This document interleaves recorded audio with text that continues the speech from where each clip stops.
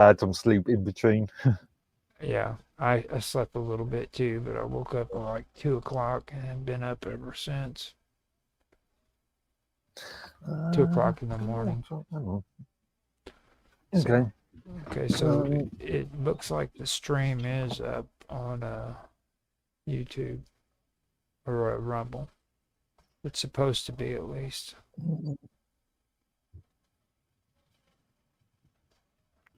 Sleep data, 4 hours and 11 minutes. Been asleep. I went to bed about what was it, 20 past 2, let's say 2:30 this afternoon, my time. I woke up at just almost 22:07. Okay. Okay, so we are good So on yeah, yesterday was a long day. we're good on Rumble and YouTube. Um, guess I need to go check Kick. Twitch should be up and running it because if it wasn't up and running, then I wouldn't be able to see that. Hmm. Wouldn't be any of this. See that? There we go. It's up and running on Kick. John Galt said he might come in to hang out for Quantum Mr. Gathering. Robert, I'm getting an epileptic seizure from your thing. Don't do that. That's what he's wanting. He's wanting your head to explode. Yeah. All right. And now Twitch is up. All right. Sounds good. There we go. Let me see here. I have no idea what I'm doing. You ever say that? No. It's uncouth of me. It's did did Robot actually come in? Yeah, he's right there. He probably froze up. It looks like he's got a red on his sidebar. Yeah. I've never heard Mr. Robot be quiet that long. Something's wrong. Technical difficulties. Always just in awe of our existence. No, he's never in all of our existence. He looks down on us as inferior people. Yeah. You know he does. He's like, you're a bunch of inferiors.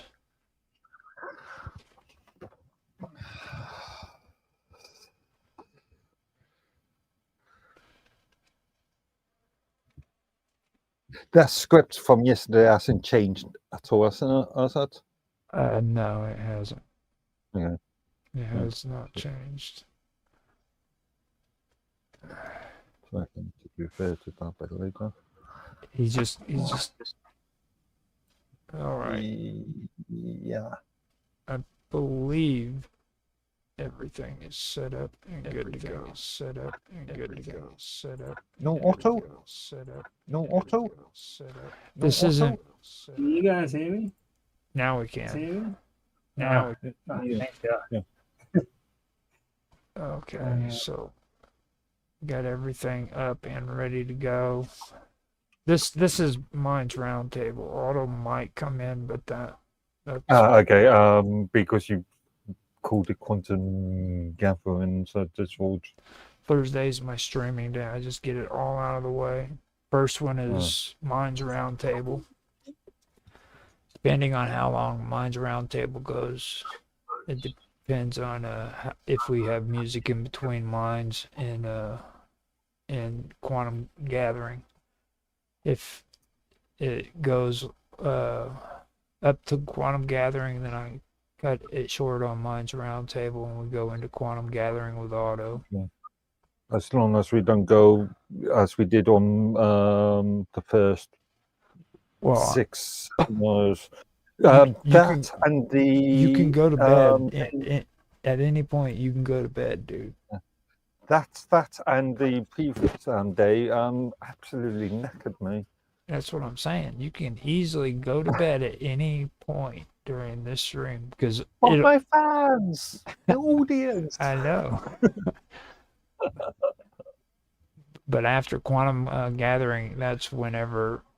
After that, I am planning. I'm not doing headlines after midnight tonight. Tonight's going to be the good one. It's going to be freaking my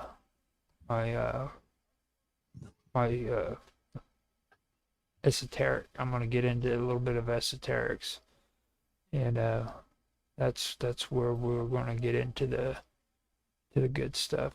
I've got that planned, so it's going to be pretty good.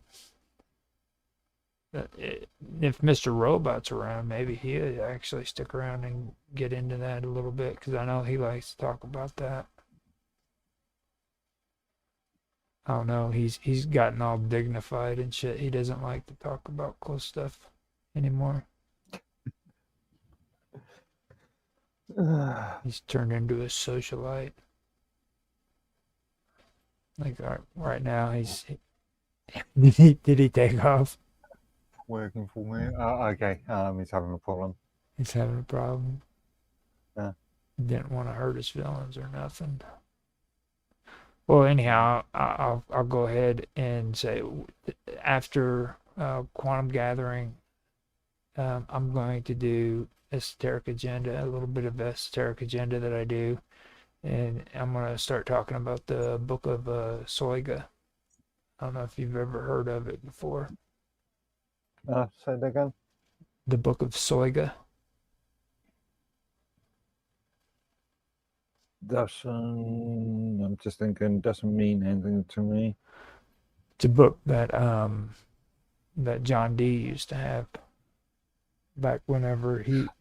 Didn't we touch on this last night? Yep, I'm gonna have more conversation. Yeah. Now, Yeah. Jaffe said that he might show up for that because I told him about it, so I left a link in his team's chat.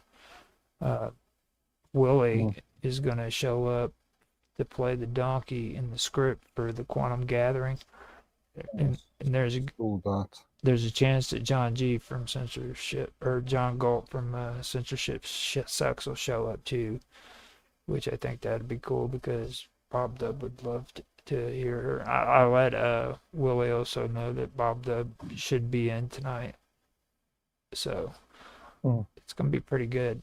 Then Mine's Gaming, he's gonna come in and we're gonna talk about his book about quantum physics, which he just put out. So okay. So it's pretty cool. This is really good. I mean, because it's supposed to be minds oriented for tonight with Minds Roundtable, man, and we're like getting everybody who's actually in Minds coming in, you know. We even had Mr. Robot stop in for a second. Minds Gaming's undisable these can't. No, it's still been disabled. Still disabled. Yeah, he. Well, we're gonna just make it ceremonial for him because he's been around. He contributed a lot. You know, you and him and freaking Indeed. You know, been around forever doing service work for Me in Minds. New Zealand on eBay. Yeah. So then right before we get into Quantum Gathering, I will go ahead and I will send a link to Censorship Sucks so that Willie and whoever in there wants to come in for Discords. Mr. Robot says that it's not working. He said that in chat. He says he'll be right back. So yeah. So no. Hopefully he comes back because I mean I don't like to make him feel all down and depressed because harsh in his gig and shit. You know what I mean? Like making him feel like an Australian. I don't know. He gives us as good as he gets. He's a freaking troll, dude. He comes in there posting that shit just to get you rise or give you a rise, get you all Both frustrated. of us, yeah. Both me and you. He can't touch this, No. dude. My skin's too thick. It's just, you know, I just say it like it is when it comes to Alex Jones. You know what I mean? Alex Jones, freaking, he thinks that he's rousing me up. It's just I know how all that is, you know. So there he is, Mr. Mustache. Hey, can you hear me? Yeah, Yep. Ah, Fine. having a few difficulties over here. we noticed that. Yeah, that's cool. We were talking. It's all because Mark didn't like my first picture. Now I'm trying to change it and it's fucking my shit up. Well, it was just really sort of flickery and That's why you got to bring sunglasses to these things, Mark. It's not my fault. That's right. Now, what I'm going to do is I'm going to step out for a second so that I can go to the restroom, and I will be right back, okay? So you two behave and don't kill each other. And don't get so I'm mad just at having a coffee, man. Like, we've got storms here at the moment and I can't even get out of the house. fun enough, it's extremely windy here as well. Extremely windy. I think I saw a Met Office blizzard warning earlier.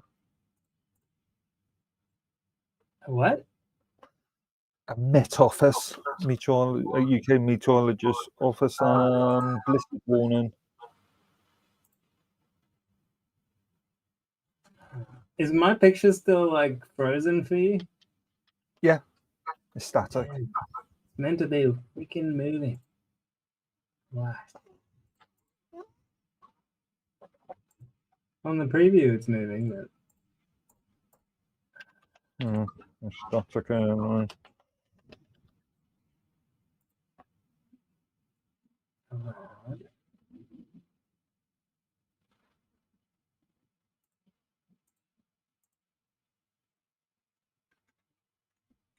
Yeah, yellow wind warning, whatever that means. Storm Goet. Goretti.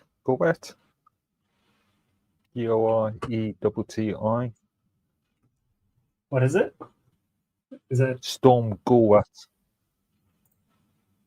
Goretti.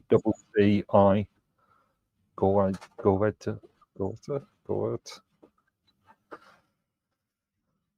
have I got two pictures overlaid right now? Yeah, you've got that sort of how I sort of camera lens type in, and your moustache thing behind it. I blame Jitsi.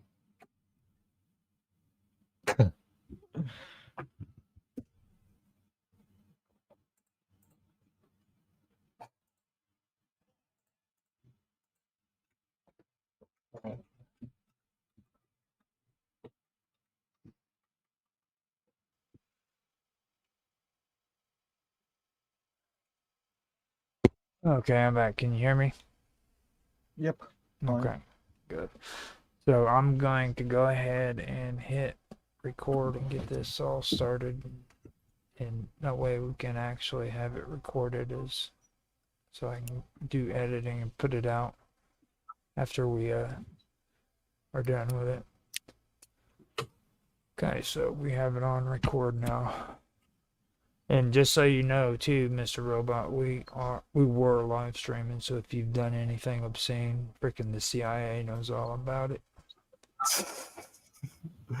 And the Australian They can't catch me.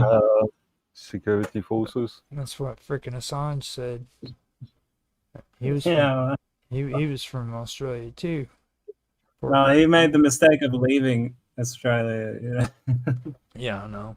Well, your own internal security forces have a few questions to answer themselves. Yeah, well, they'll have to fucking find me first, won't they? Kind Not impossible. Not impossible. yeah, Well, also not easy. Also not easy. I've got a good night coming up if it works out right. Why? Hey. Well, I've already told you. I went through the whole spiel. I was talking to Mr. Robot, like, so fill him in on some of the cool stuff. Okay. I see what you mean. What's going on?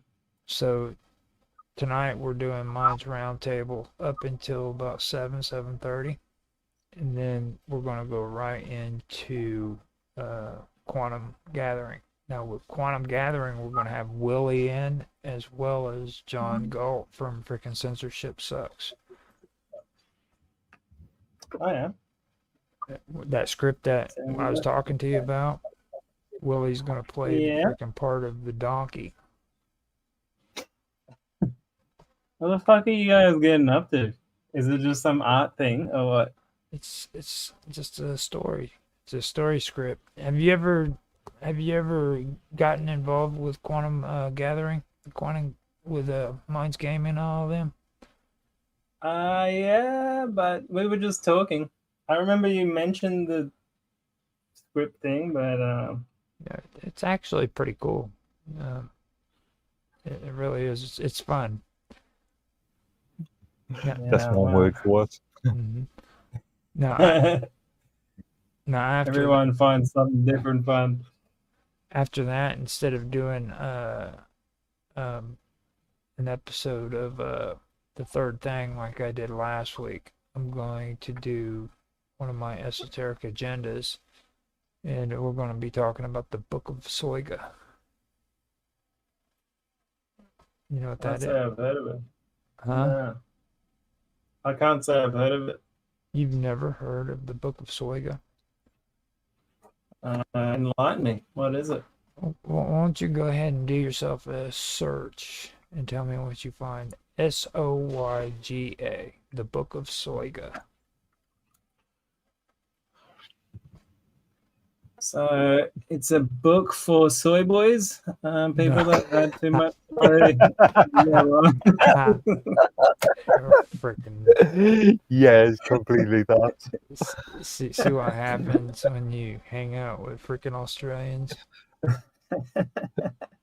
no, I don't know. I can't find anything on it. I only find yoga. Soiga, Are you sure it Soy. exists? Yes, the Book of Soiga. It's infamous, dude. Soyga. Right. No, nothing comes up for me. The book. At least not on this search engine. Type out the book of Okay, let me try that. The book of Soyga. There we go. Book of Soyga. Actually, I just started 16th century Latin treatise on magic. John Dee, owned by, which a copy was owned by Elizabeth scholar John Dee, the original 007. After Dee's death, the book was thought to be lost until 1994, when two manuscripts were located in the British Library and the Bodleian Library. Interesting. I haven't heard of it before. How can you lose something in the library? it Surely happens. they've got infantry. Surely they've got orders.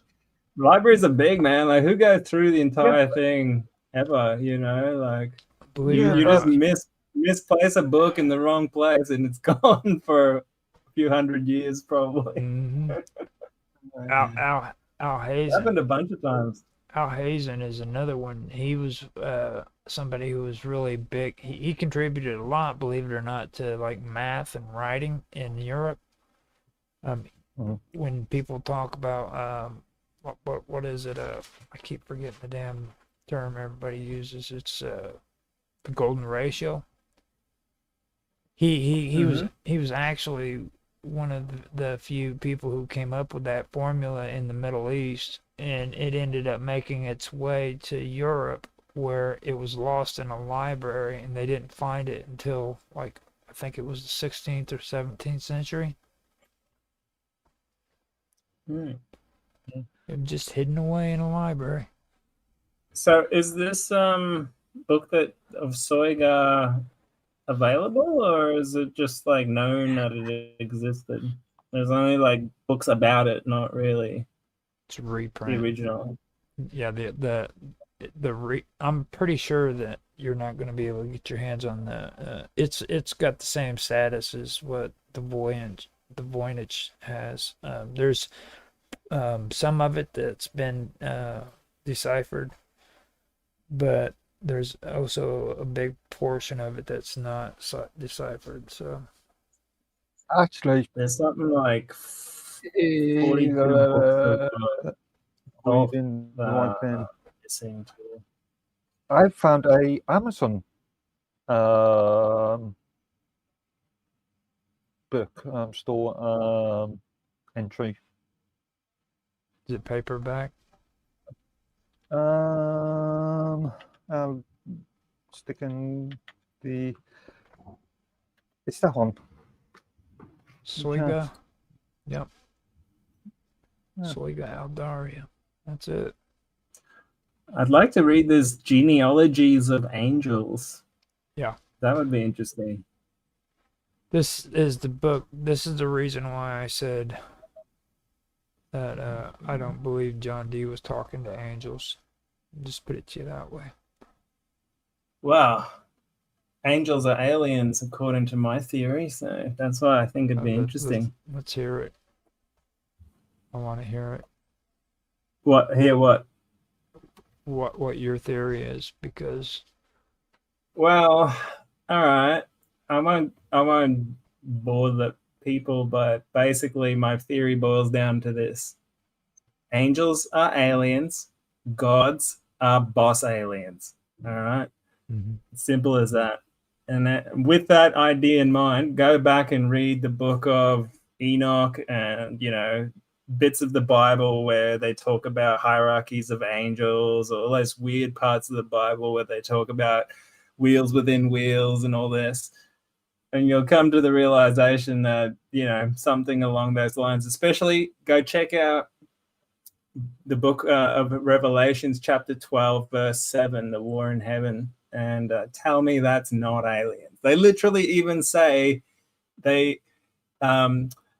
what's the quote? It's like, rejoice you heavens and those who dwell in them, literally saying people who live in space.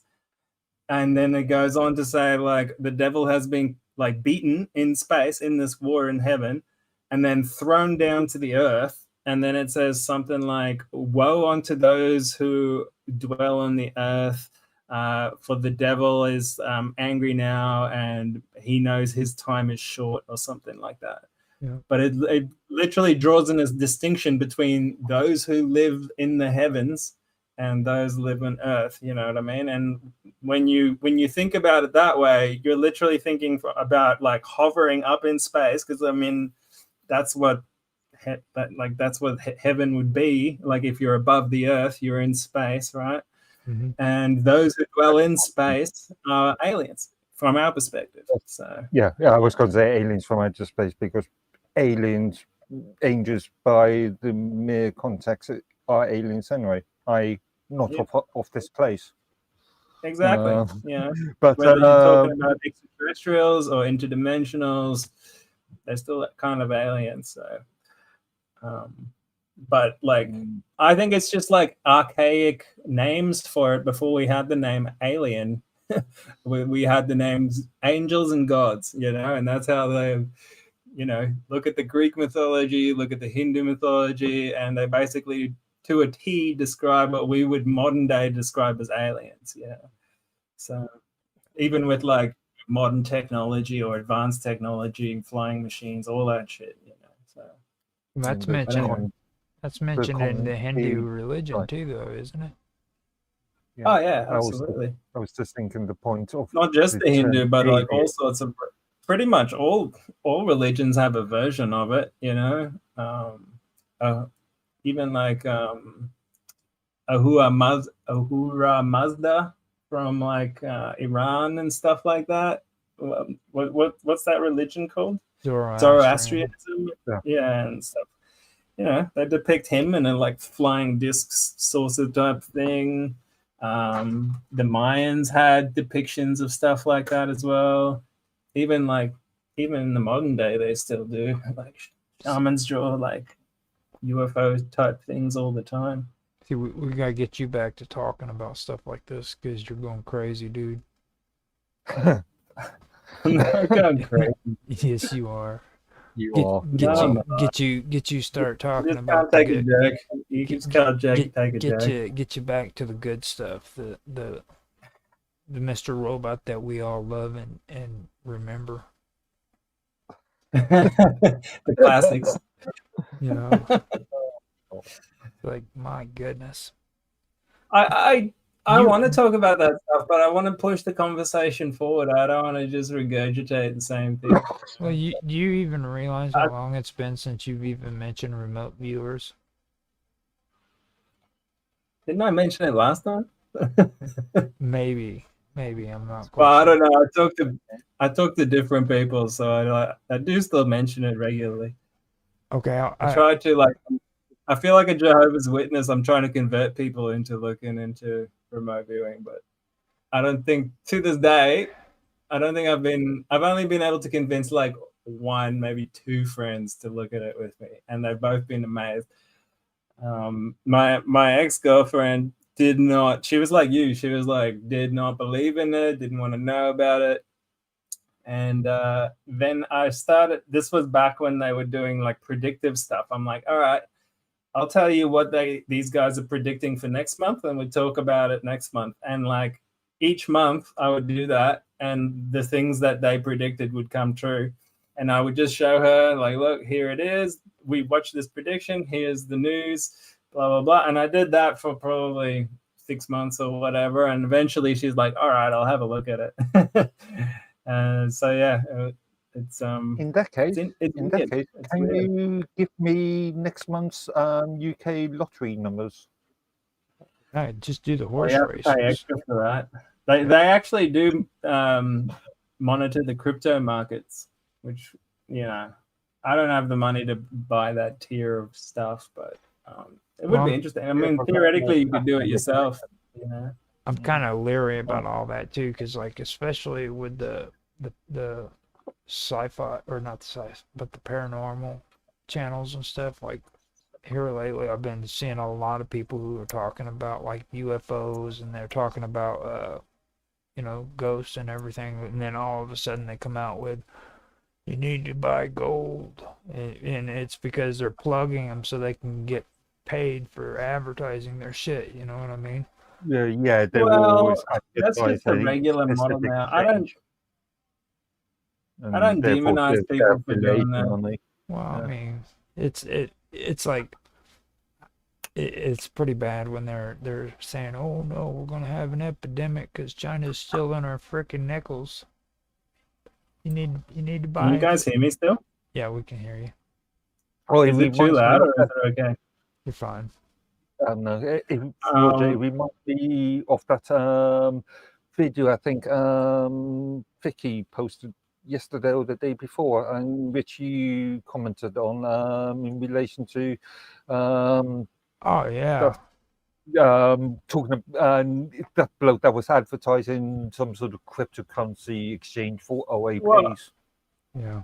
But you got to realize, Roger, this is like the new model now for alternative media people is like, you know, instead of like actually running ads and stuff, you know, you kind of like plug a little product here and there. And that's, in my mind, that's better than taking money from, you know, some institution or someone that's trying to buy your influence or something like that. You know what I mean? I am okay with it as long as the product or the service has been used and tested by the commentator. Yeah, if I they're agree. just blocking out something just because they're getting paid for it, that's just And I think mostly you'll see that. It's pretty rare. In at least from the stuff I watch, to find someone that just plugs random shit. It's usually stuff that they use themselves. I don't know. I have come quite. Usually, the company will get them to use it first before they start plugging it. Yeah, and I'm a bit. If you want that one as well. Some places overplug, which is just annoying as fuck. Alex Jones is one of them.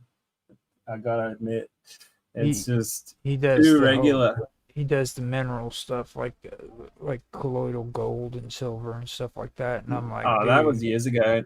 Yeah. He does like actual gold now, like bars. No, I mean, like he thinks you should ingest it.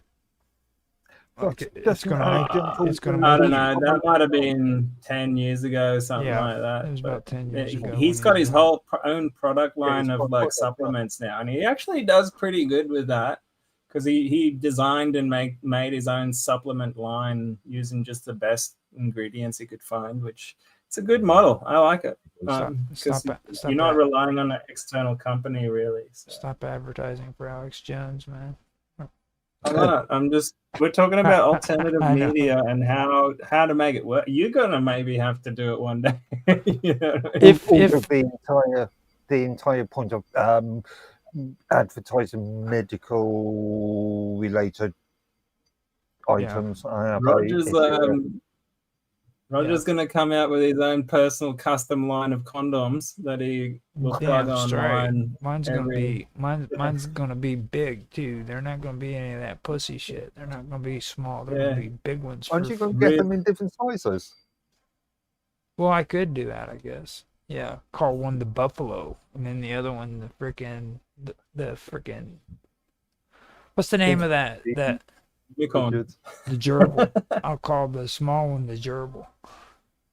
The gerbil. That might already be trademarked. That may already be trademarked. Nobody remembers the gerbil joke. You know what I mean? It's like, what? Yeah, like, come on, dude. How? You know what I mean? That was like 2010, 2005, I think. But it was still freaking a good one. You know what I mean? It's like, getting a gerbil stuck up your butt and shit. It's like, how can you forget that? Yeah. And now you can do it safely with Roger's gerbil condoms. Yeah. Call it the gerbil. No gerbils were harmed in the creation of the No gerbils have survived using Oh my god. Yeah, if I did do any kind of advertising, I wouldn't have any problem with it, but I'd have to know the person for one thing, and then know their product too. I agree with you guys. Yeah, definitely. I wouldn't start plugging NordVPN on Shadow Raid, Legend, whatever, because I don't use those products.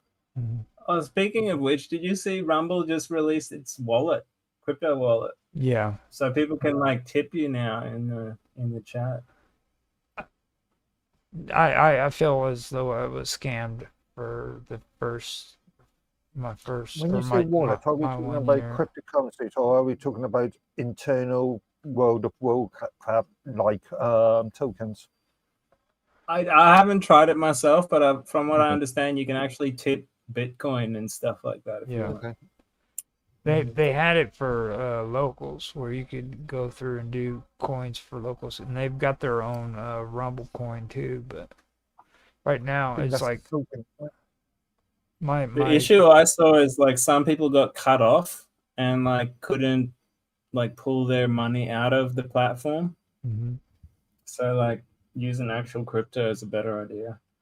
So it is actually technically a token rather than a coin. If you can't exchange it for money, then it's a token, isn't it?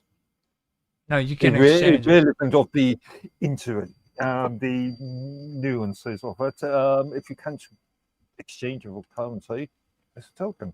Basically, the age-old mistake that the Minds people made was to never make. Again, the regulatory sort of. They didn't understand the force and the power of the mighty Mark Edworthy. Mark Edworthy came down upon them like a freaking beast. I only came down after the fact, and they still haven't changed the terms of service. They still haven't changed that. They should have just bit the bullet and put their servers in Yugoslavia or somewhere where no one gives a fuck, and then no problem. Well, actually, Mia asked me if I wanted to move to another platform, and I said, well, all my content's already on Minds. I don't have a problem with being on Minds. You know what I'm saying? I just don't want to be paying into it. You know what I mean? Like Tan wanted to do a Minds Plus thing, and he went in and he's the one who's been doing the membership thing on there. And because he's doing that, I went ahead and I did a month of Minds Plus. For as long as we have enough money from what he's donating, I'm gonna have Minds Plus to do the schedules and do the videos. This is one of the reasons why I went for the token-based payment for lifetime Minds Plus, 100 years Minds Plus. And to be honest with these Minds videos, these 15-minute ones that I'm doing on there, it should be you or Tan that actually uploads them on there, because you got Minds Plus and the video won't get deleted, right? Yeah. So if I do it and I lose my membership, it's done. They all get deleted. Okay. Well, that's something for us to further think about, I think. Mm-hmm. Yeah. Well, I want to. I've had the midworthy.co.uk domain for a long time, and the public pages are just empty. In fact, it's just a Joomla login page, really. And I've been thinking about using that for promoting probably the Tech Talk and some of my other content as well. Mm-hmm. But again, that needs a bit of development. Quite a bit of development, actually.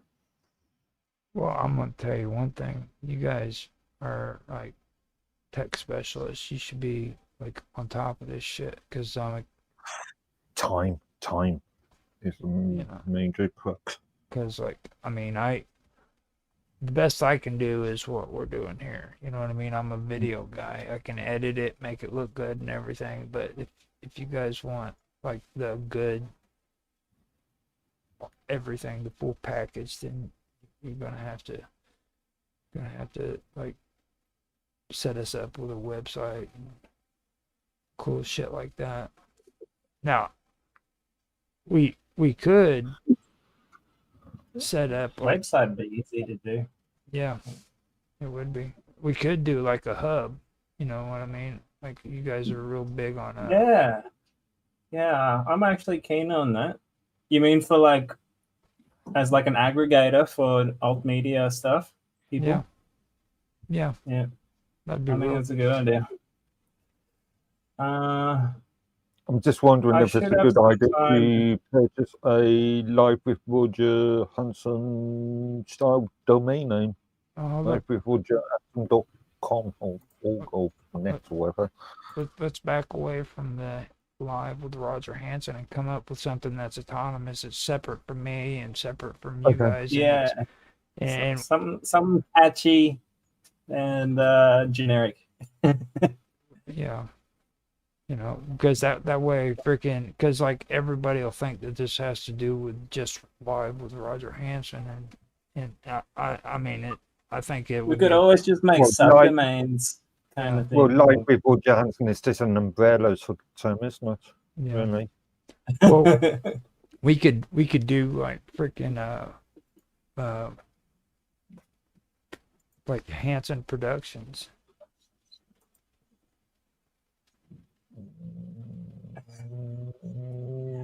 Or is that like Medworthy? Kind of remind Mr. Medworthy production. He can be our production manager, and he can do like what Mark does. He can just come on in and hit record and live stream for us. I can do the editing after he gets it all recorded up. do the You scheduling. get paid handsomely for it. Oh no, none of us have ever gotten paid at doing this shit, dude. I mean, don't get all don't get Payment? ambitious. Yeah, like that's the crazy part. Shit, all that crazy talk, getting money for this stuff. What are you talking about? Well, everyone else is getting rich. Why not us? I don't understand that shit. The only thing I've done everything. The only thing I can think of that they are doing, man, is they're funneling money into freaking promotions. That's the only way they can be making cash like that. And most of these big freaking content creators come off of freaking big platforms. Like the ones off YouTube, a lot of them came off of freaking Buzz. What was it? Buzzsaw. Because Reddit, but I don't know. A lot of these content creators only started on YouTube and only stay on YouTube. The Beast, I know he was an original YouTube content creator, but he was back whenever YouTube first started out. You know what I mean? I mean, the Lotus Seed started out as a YouTube only then, but they've created their own platform and they're selling their own products as well now. 2C is a YouTube only creator. Jeff Taylor. Just think of the sort of names that I watch on often on a regular basis, and yeah, most of the content that I watch all at least started off on YouTube. I mean, I started off on YouTube too. No, actually, I started off on Facebook, but technically in the video area, I started out on YouTube. I mean, explaining computers, the Chris Burnett stuff that I reference in a lot of posts. He's only a YouTube creator, and he's actually created videos just talking about his experience of YouTube and how he's I think 1/3 of his income is only YouTube. Bet that dude wants to commit suicide all the time. I started on YouTube before they even paid people. 15 years. Yeah. Huh? I started on YouTube before they even paid people, back in 2009 or something like that. I made like videos on how to pick locks. They got some good views too. Back when YouTube was good. What is it? The lockpicking lawyer or something. Very famous. Yeah, someone I do watch occasionally. Looking at lock products and lock padlocks and stuff, and seeing if they're easy to crack or they do what they say they do. Is that how you decide which locks to get? I bet you anything. No, I've never actually purchased any products that he suggested. Yeah. Okay, if you had to suggest a lock, which one would you suggest, Mark? I don't know. I suppose it depends on, again, use case scenarios. If there's a difference between looking up a push bike and looking up a safe.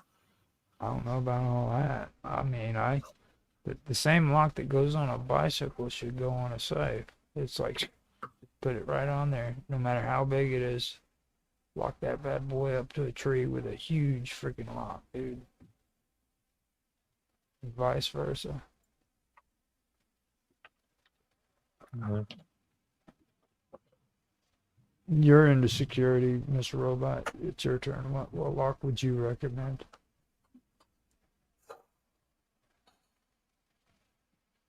Those circular tumbler locks. Circular, I don't know what you call them. Is that what they call them? Tumble locks? Yeah. They're hard to pick. Fuck. Apparently you can do it, but I've never been able, I've never had the tools even to do it, but Again, Just again, based different on my manufacturers skills. will create different qualities of locks. So Yeah. you can't really say tumbler locks because which manufacturer are you talking about? I used to pop locks all the time whenever I was still in freaking change out of the soda machines and shit. Hmm. Like they used. Well, first, whenever back in the old days when it was cool, you could take and tilt the soda machine and the sodas just fall out. Funny enough, on my keyring, you remember the old turbo locks on old PCs? Mm-hmm. And it's virtually the same look as you find in changing room cabinets and stuff. I always carry one of those on my keyring. Even though I've not used it in a long time, but I like what are they called, they're the ones that have like a copper kind of tone to them, and they just take that part where it locks up and put it in between your thumb or you put it on your middle finger, dude. Tighten your fist around it, and it becomes like perfect freaking brass knuckles. When just somebody pisses you off, you just take that lock, put it in your hand, dude, and you just punch them right in the face. I mean, you just. not that we do not endorse violence on this. Oh, that's right. I'm sorry. But that's how I used to take care of business back in the day, dude. Like freaking everybody's like, "Oh man, you're a pussy. You gotta use weapons." I'm like, "Fuck you, dude." You're Remember like, the yeah. violent actions such as that could be considered as criminal actions. Well, no, it is considered criminal action. That's like the definition. Back in my day, it was encouraged. It could be defensive. Well, when you're hitting him in the face with freaking lock in your hand, there's no defense. I never had to do that.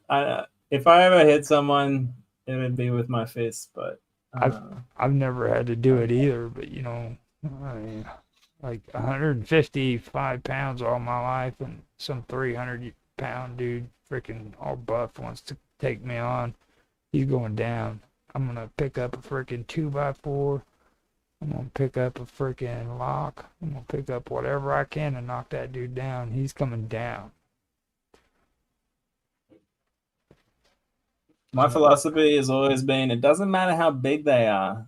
You just got to be able to do enough damage to them so that they don't want to do it again. That's right. I agree. That's the best way to deal with it, because one thing I never feed into and I never tell people is like the crap that I was raised up on. Well, all you got to do is stand up to a bully and they'll back off. And that is a load of crap. Bullies never back off. Yeah, depends. You face them, you're going to have to fight them. And if you don't have that mindset, you're going to get your butt whooped. It's just plain and simple, dude. No, you can talk people down. How? Give us your wisdom, because I have a feeling you've been bullied. Hasn't everybody at one point or another? Well, at least They've tried. In school age, sort of. Yes. I got bullied all the way up to the 3rd grade. Then after the 3rd grade, it was over. That's when I learned how to take up for myself. And then I also found out that a lot of the bullying's caused because I wanted attention from other people. It was like I wanted to crave approval. You know what I mean? So not only was I getting bullied, but I was behaving in a way to where I can get attention from these bullies. You know, and I figured out, hey, you know what? You don't have to be friends with everybody, because that's really what kids want to do. They just want to be friends with everybody. You know what I mean? Love the world, hug everybody. Who's socialist? What was that popular thing? These kids want to be popular, and they don't realize that like there's kids out there that you don't want to be friends with. You know, there's kids out there that don't want to be friends with you, and it's okay, because not everybody gets along. It's kind of like adults, how adults act with one another. You know, how you and Mr. Robot just keep chewing at each other. We love each other. We love each other. He's quiet. Really, He's not baby. saying. He's not saying nothing. You know, it's like the last 5 minutes of the day in terms of universal time right now, and Yeah, I've got a responsibility to do. I've got a competition to win quickly. I'll be back in like 4 minutes. Competition to win. What? Now he's got me curious. Yeah. That's some crazy. Well, we were able to make it up to 52 minutes. I'm gonna. Already? Yeah, we doing good. I'm gonna stay on. Don't get me wrong, but what I'm gonna do is I'm gonna back out on the videos where people don't see you guys, so that I can check the web and see if anything's going on. And okay. But back here you want, yeah. Well, I don't know for sure if you guys are on there doing the streams or watching the stream or not. So I just figured I'd let you know. Okay. But you notified us. When did you notify us? It was. Yeah. An hour ago. Yeah, you. Geez. Okay. It doesn't even feel that long, does it? No. Okay, so everything looks pretty clear on here. It doesn't look like we have any kind of stuff going on. Nobody's sent any messages, so we are in the clear. Now, I don't know if Tan's going to be showing up tonight either, so. No, he disappeared earlier. Sort of. I think he got scared out of the conversation we were having. Well, he takes the blunt end of Mr. Robot. Mr. Robot likes to corner him on the whole Catholic thing. Like it's not about the dirty Jews by themselves. I don't go too hard on him. Dude, you're so horrible to him. What are you talking about? Don't even play that shit. Like me and Mark. Yeah, I know. That's my whole point. Me and Mark, you're lightweight compared to freaking what you are with freaking him, dude. You just start getting all into like Catholic church. That is so not true. You start telling them like you start. I don't even have that much. Dude, you remember the last memes you sent him where freaking it was like freaking people from Palestine running from big lizard aliens and shit. And what's wrong with that? Well, I mean, it just it looked like something you would see straight out of freaking the Old Testament shit. Some 1950s B. If he can't handle a few memes, then he's a softie. I haven't even gotten into how the Pope is a blood-sucking vampire or anything like that. Yeah, you have. You've covered that enough. And I think I've got a picture of that too, where he's sitting on a throne and it's made out of skeletons and shit. He's wearing a pair of sunglasses. I don't think I sent that. I'm pretty sure you did. See, I don't. Back when I got that picture, I didn't go in and generate pictures. I was just starting out with like music and everything on that Udio or Udi. Oh yeah. Oh, did I tell you about that platform? Udi. Udi. No.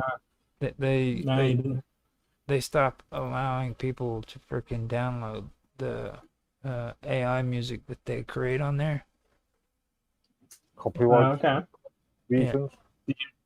And now they say that in the near future you'll be able to make songs out of any of the entertainers that you enjoy listening to in real life.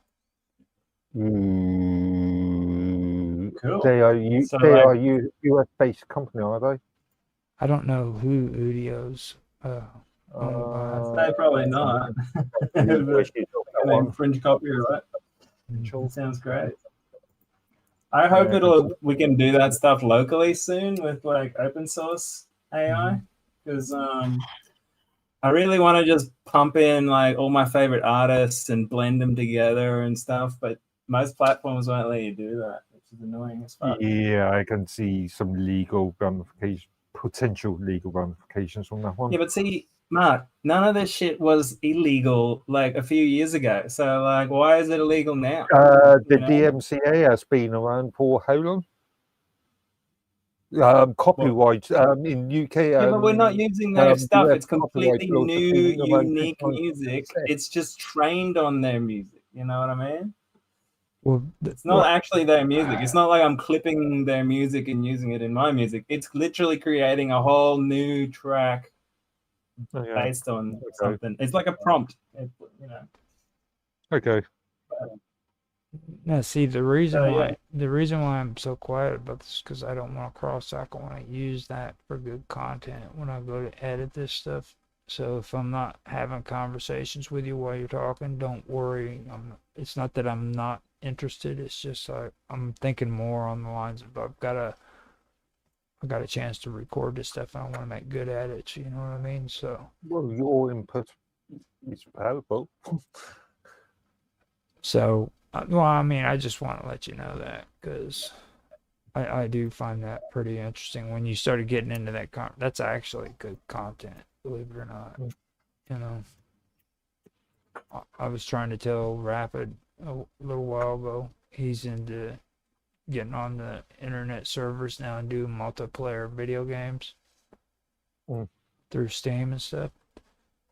In the games, and it's really, really hard and complicated for them, and they keep messing up all the time, and I'm like listening to them while they're trying to set it all up in Discord, and I'm like, this is good shit, dude, because they get all frustrated in the conversation that they have, you know.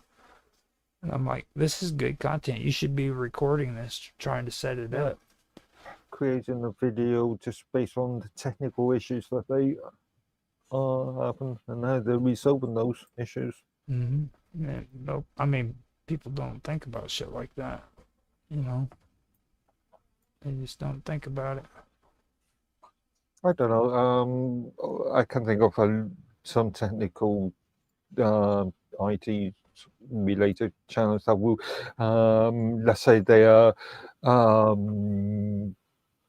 deploying Ethernet cabling throughout the office. They'll create videos on that process as an example. Yeah, mostly people who are into the business of doing laying out the cables and stuff, which I think those are cool. I actually seen a few of those whenever I was like curious about the whole satellite, doing your own terrestrial satellites and making a local internet. Intranet, to use the old definition. Yeah, I always thought that was. What do you mean, making your own intranet? Yeah, you can. Intranet, so internal. You know, I have some friends of friends that they actually bought a 5G tower, and like for mobile phones. I think they pulled, like, a bunch of friends got together and they bought this tower for $150,000 or something like that, and then basically created their own little mini telecommunications business, or like just for friends. I am aware of a few towns and villages in the UK. I think there's one down maybe in outside of Bristol, in Somerset, in which they've created a sort of mesh network just for that local town.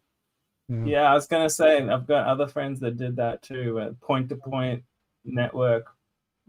It's amazing how far Wi-Fi can actually travel. You can get like 20, 30 kilometers on a line of sight, you know, in the right conditions. Pretty cool. But yeah, also you have to consider legal things, because again, certain frequencies are restricted to, let's say, emergency services. Yeah. Here, emergency services are now on like encrypted channels. I think they use those Motorola radios that scatter across like multiple channels and encrypt their communications. But I did do some research on both Britain and US laws in relation to this some time ago, and they are quite stringent. Because I used to intercept all that stuff, right? Like I bought a big dish and I put it up on my roof. I used to be able to point it around town and just like get all the police, get all the ambulances, get all the military, everything. And then I think it was around 2010. It all switched, and now I can only get like airplanes. And that's basically it. And like truckies and stuff. Various legislation. That's when they took over our freaking. That's when they took over our internet and gave us this foolishness. God bless the URL. It was pretty crazy though when I could get the cops. You know, I still say we shouldn't have gone this route when it comes to the internet. You know, I still say it. I mean, web. Yeah. Yeah. You know, what do you mean this route? Huh? What do you mean this route? Where we got off of analog and started playing with the internet the way we have with a URL, universal locator and shit. That's only for tracking, basically. You know. No, that's just it's just a convenience then, and an address then. You know how faster we would have gotten to wireless if we would have just skipped this whole process and went straight, or kept analog and just advanced analog further than what it actually went. Like we could be so much farther in technology. I'm not sure I agree or even understand. It's like whenever we did that one episode about the internet's a scam and we were talking about max headroom. I stopped and thought about that afterwards. I was like, you know, that's kind of like I would say that was done on purpose to where they could cause people to freaking think it was okay to freaking put up regulations and shit, because right after that happened, they started getting harsher on the internet, even more harsher on the internet laws, you know. And can you guys hear me? Yeah, we can hear you. I've been talking to myself for like 10 minutes.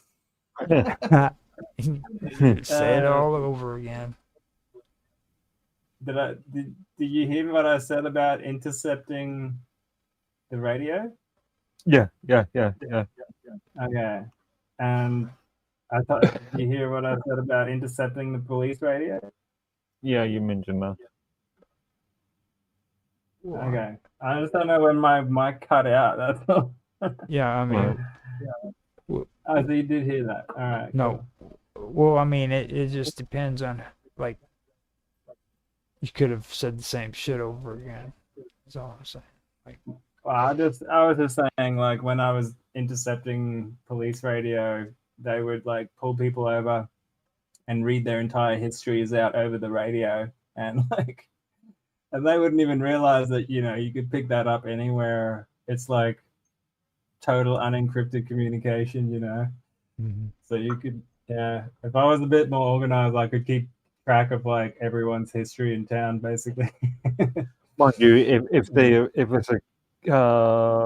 it's a successful criminal action, then that's publicly available anyway. You can always use crystals to freaking make it to where they can only get like a certain frequency.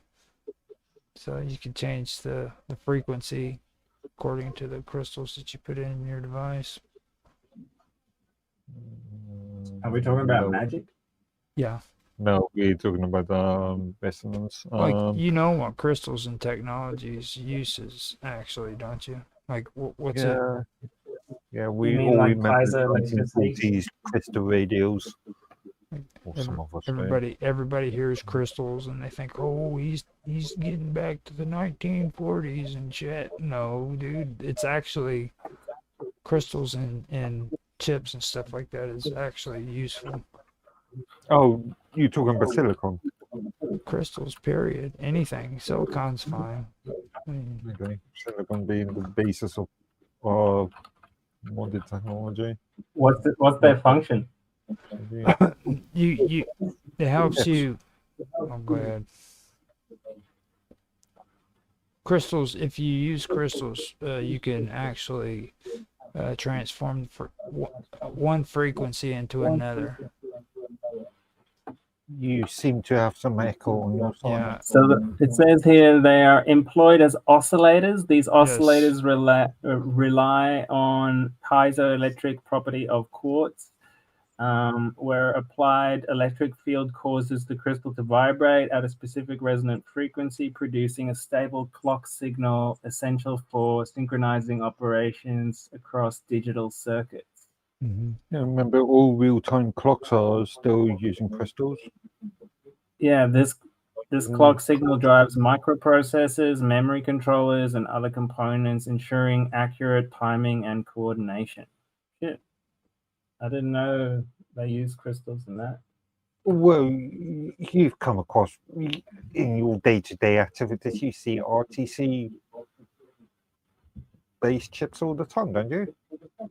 What? RTC chips. What base chips? Real-time clock. RTC. RTC. Nah, that. It says quartz crystals are commonly found on motherboards, graphics cards, and peripheral devices where they provide a stable reference frequency that maintains operational integrity of components such as network cards, Wi-Fi modules, and Bluetooth chips.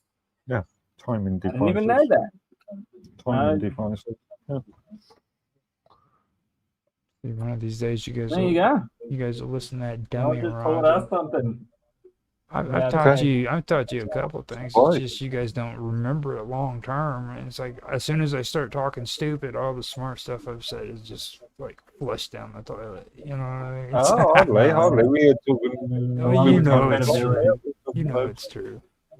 Like I'll say something smart, and then next thing you know, like half an hour later, I'm saying something really stupid, and you guys all just completely forgot about the smart stuff. No, we're talking smart It's stuff. mainly that you've discredited yourself, and now we think you're just a kook or a nutcase or a conspiracy theorist, maybe. I think that I fit perfectly in this crowd right here when it comes to everything you just mentioned. Okay, if we had V and no, not Nancy, not together. They'd have to be separate. As an example, how many times have me and you been on doing our own streams, and we've had the entire stream just sensible conversations? We do it a lot more than what everybody else does. I'll put it to you that way. Like even with Mr. Robot, like freaking me, you, and Mr. Robot, we actually do have regular conversations that don't have to do with crazy shit. I think if we want to improve our show in the future, I probably will have to bite the bullet and just, turn on my camera at some stage. I'll tell you another thing that'll improve the quality is turn that speaker the other direction where it doesn't go into your microphone, because we're getting like background.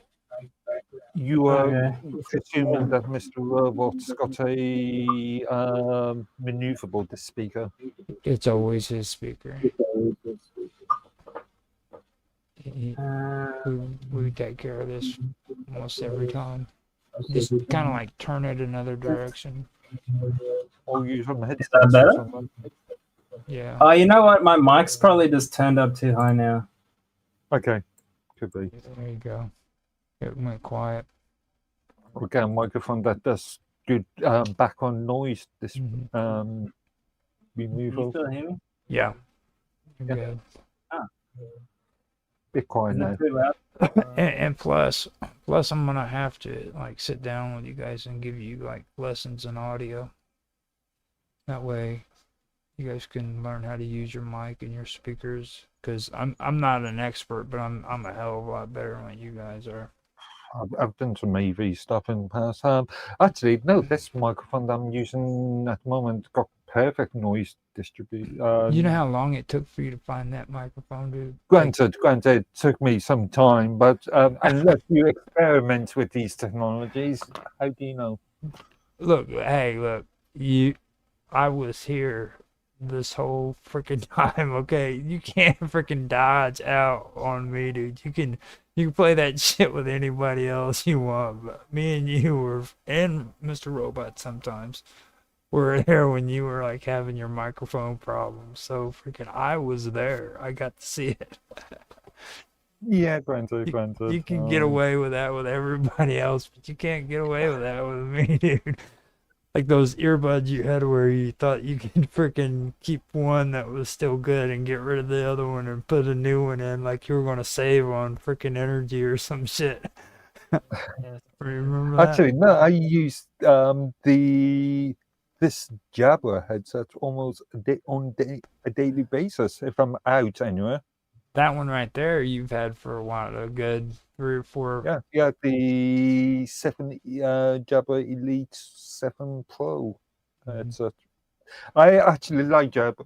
This is probably the third model I've had from Jabra, and I've been somewhat impressed with all of them. And greater, lesser reasons. I forgot to also mention too, Mr. Robot, the day you want to open up your freaking cam and everything, go for it. You're more than welcome to. We know how sensitive you are though about the Secret Service and the you know the besides you your fans are missing out on your being. Yeah, like they love you, dude. You should hear people talk about you. They're like, man, that Mr. Robot, he is so cool. I think he's talking to himself again. Like, you gotta turn. I'm trying to fix my mic. I don't know if Okay. it's good yet. Now, are you going into your computer mic down at the bottom? I have one like an external mic that I'm using, and that stopped working. It seems. Can you hear me still? Yeah, we can hear you. Oh, in fact, no echo now. Yeah, there is echo. Yeah. Now Is that better? kind of, yeah. Now, Can you still hear me? yeah, we can hear you. But yeah, it's perfectly fine. Don't worry about it. I gotta figure something out with this situation.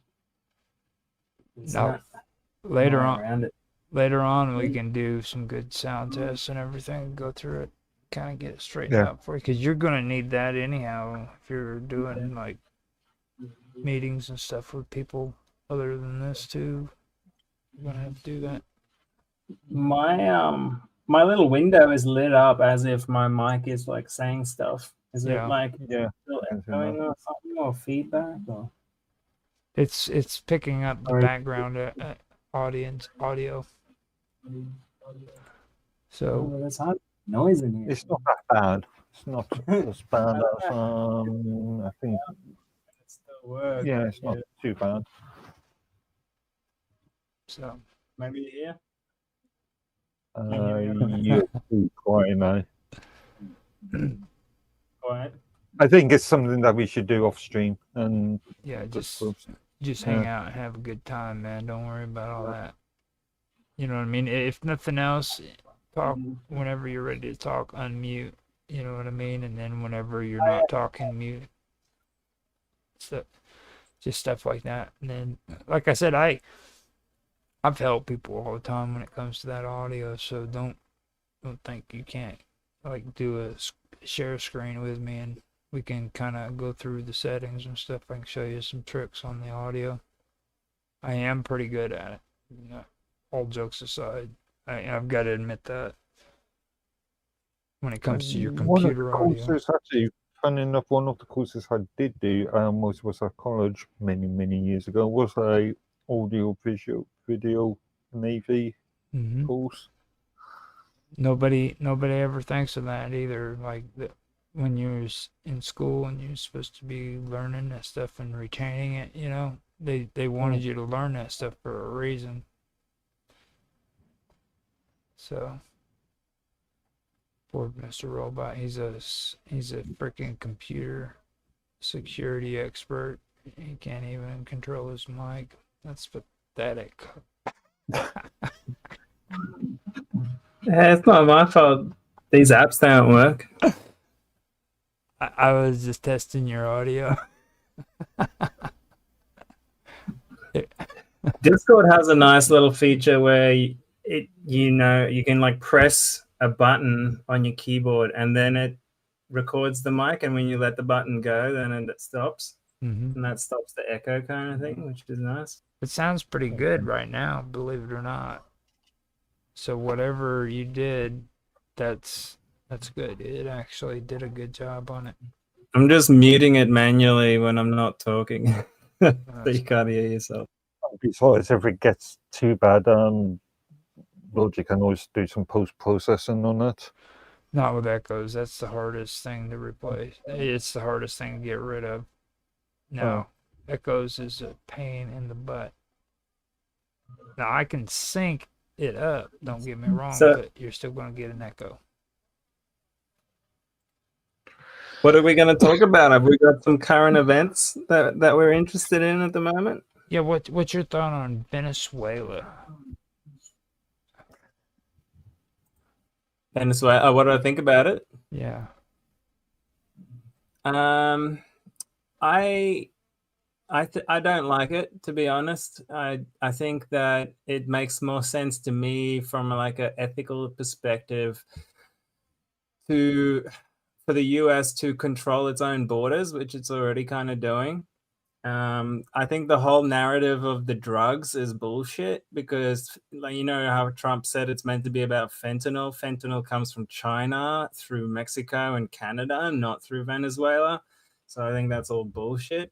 However, the cocaine trade has been going on from Venezuela and South America since the 70s. You know, the CIA has been funding like narco terrorists down there since, like, I found articles dating back to the early 90s at least, probably earlier.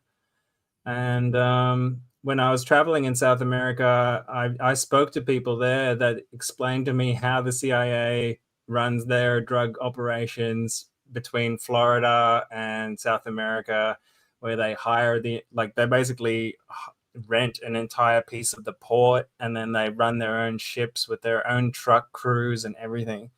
And then they hide the cocaine in like shipping containers full of bananas and stuff like that. They hide it in the air conditioners. So I think it's like bullcrap how, you know, it's okay for the US intelligence agencies to smuggle cocaine, but then they go and snap up Madero, whatever his name is, for the same thing. And I think it's just totally hypocritical and unethical. I think it's better, it makes more sense in my mind for the US to stop the import of that stuff and to start working on the actual root causes of why people demand this stuff anyway. Like, if you can't get rid of the demand, you know, then it's always going to come in.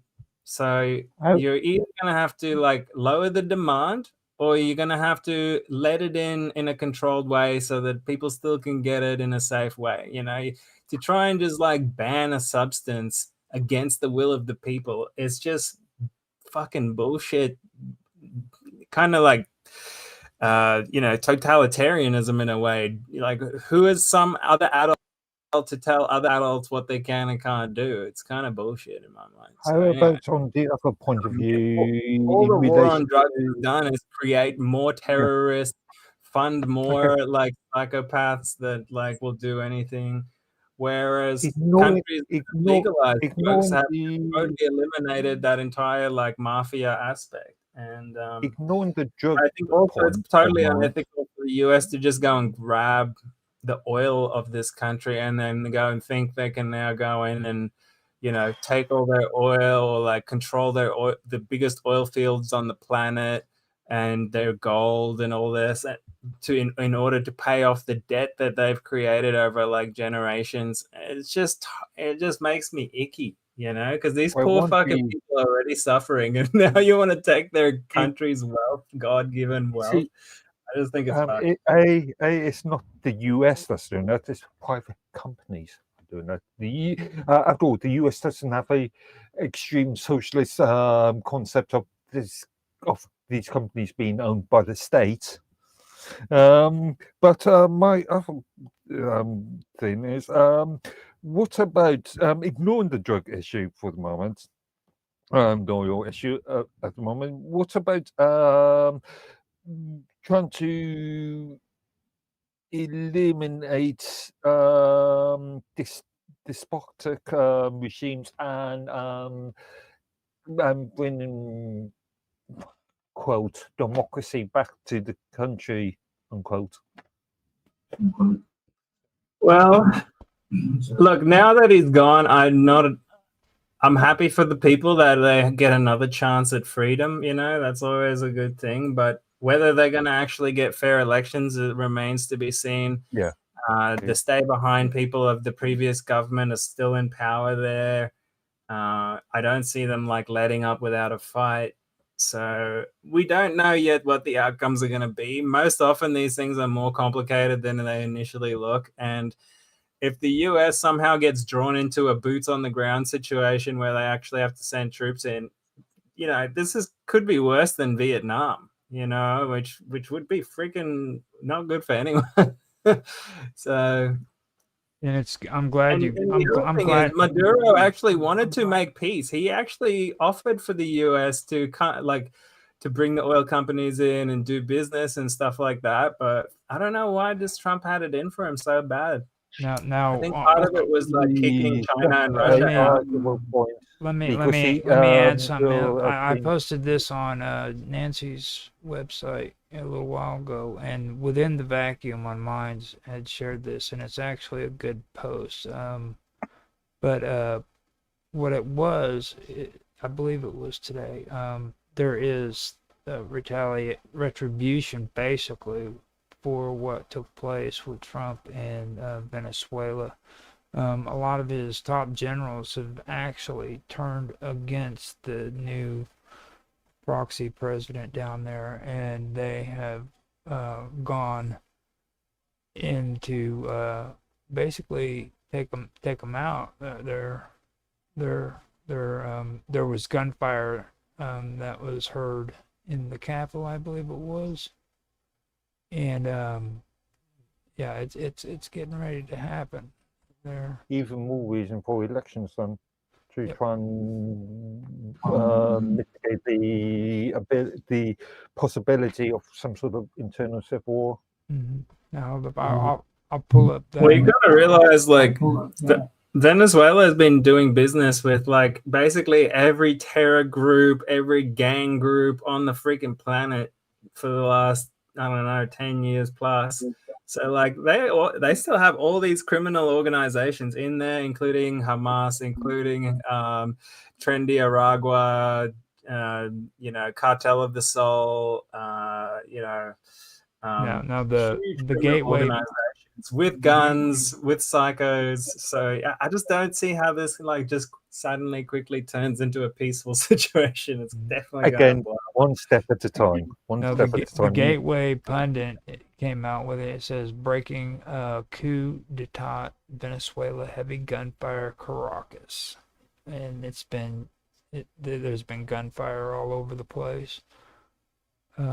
So it again, we're in very early. I saw some video of people walking through the streets with machine guns, but yeah, I don't know.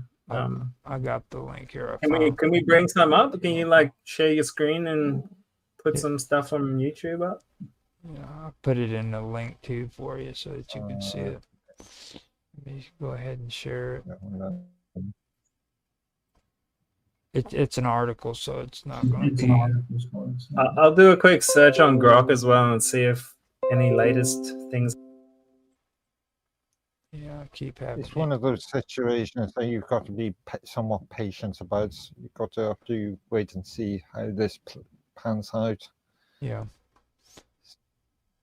But here you go. The Bolivian regime, much like what's happening in Iran at this present moment. The Bolivarian regime seems to be eating itself now. Monday night erupted in heavy firefight in Caracas, more specifically in areas of Miraflores, where the presidential palace is located.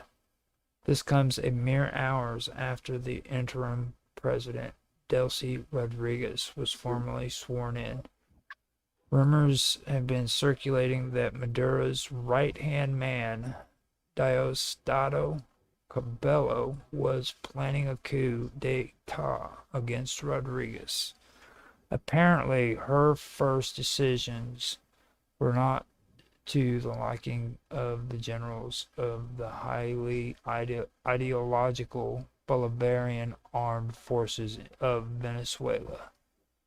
Diosdado controls many of the collectivos of Venezuela, far left, heavily armed paramilitary groups operating independently of the government. So that is what the article says. I'm wondering if it would be wise for the next government to actually do a sort of housekeeping on the military, clearing out. It's what I said last night whenever we were on Nancy's show. Okay, I don't think there's going to be any kind of elections there. I think that's pipe dreams that a lot of. It's kind of and it would be great if that would happen, but like this is very, very hostile territory. You know what I mean? Like this isn't going to be cleared up because frickin' Donald Trump sent troops down there and they took over the city. No. You know, it's quite naive. I can't see that happening. It says here the political landscape in Venezuela remains highly volatile following the U.S. military intervention. U.S. forces conducted airstrikes on key sites in Caracas and surrounding areas after they captured him. Timeline of recent events. There was obviously the Maduro's capture, immediate aftermath, and international response. Regime consolidation and U.S. statements. I think that's what you just read. And then ongoing developments coming up. Did you see this? Trump administration officials, including Secretary of State Marco Rubio and J.D. Vance, hailed the operation a success against drug trafficking and oil theft. Oil theft? What? Are they saying the oil was stolen from the U.S.?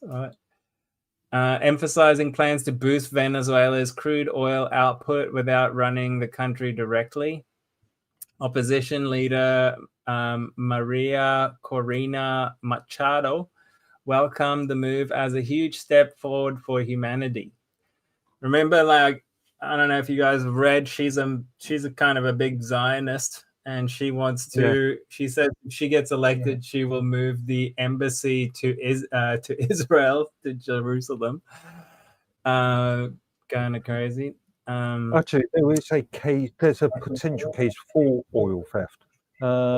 There's an argument that's been made that some oil that was on Texas land was redirected to Venezuela. So potentially. And did you see that thing that just happened with Russia? The US just seized the Russian tanker, and I think they claimed that that oil was meant to go to Venezuela or something like that. Or they say they got it from Venezuela or something like that. I'll have to look it up. But in response, Russia has basically said they just like popped up a submarine next to them to say, like, we can sink you right now, basically. And in response, Russia has launched its brand new, biggest submarine that's ever been made in human history. Yeah, but that's just showing that their cock's bigger than yours, sort of thing. Well, that too, and I think they also made a statement along the lines of, they're willing to sink US ships. Yeah, they make a statement. Putin makes a lot of statements. It's not going to happen. It's not going to happen because that's going to raise a major... I don't think Putin fucks around. That's for sure. Let me... At least it's not going to happen under the current situation. That's just... I don't think Russia's going to make a move because they're still fighting Ukraine. You know what I mean? It's going to be a far stretch. Now, if they break out into world war, that could happen. Russia, China, Venezuela, all of them side up against the United States. Probably England and Europe too against us because they all want to get a piece of the action over here. This raises... I think we've been in World War III for a while now. This also raises the question of the potential creation of a EU army as well, which is a very concerning thought. They've been talking about it. That's the one reason why that's why NATO was an alternative, because the EU and the UN, actually the UN was the one that started it. They didn't want to have a standing military for the UN before they came out with the peacekeepers. UN has always been peacekeepers, and arguably the last successful engagements were in the 90s during the post-Soviet wars, the Kosovo and Georgia and stuff, and they've been and there's an argument to say that they have been absolutely useless and irrelevant ever since. I think what happened down in Africa was horrible when they had to pull out of Africa because freaking they were embarrassed. I remember that, like tanks were coming out and freaking people were throwing shit at them and stuff because, like, what was it? It wasn't Congo. It was the one where those girls that were in that school were taken freaking by the militias. Nigeria. Yeah, Nigeria, I think is what it was.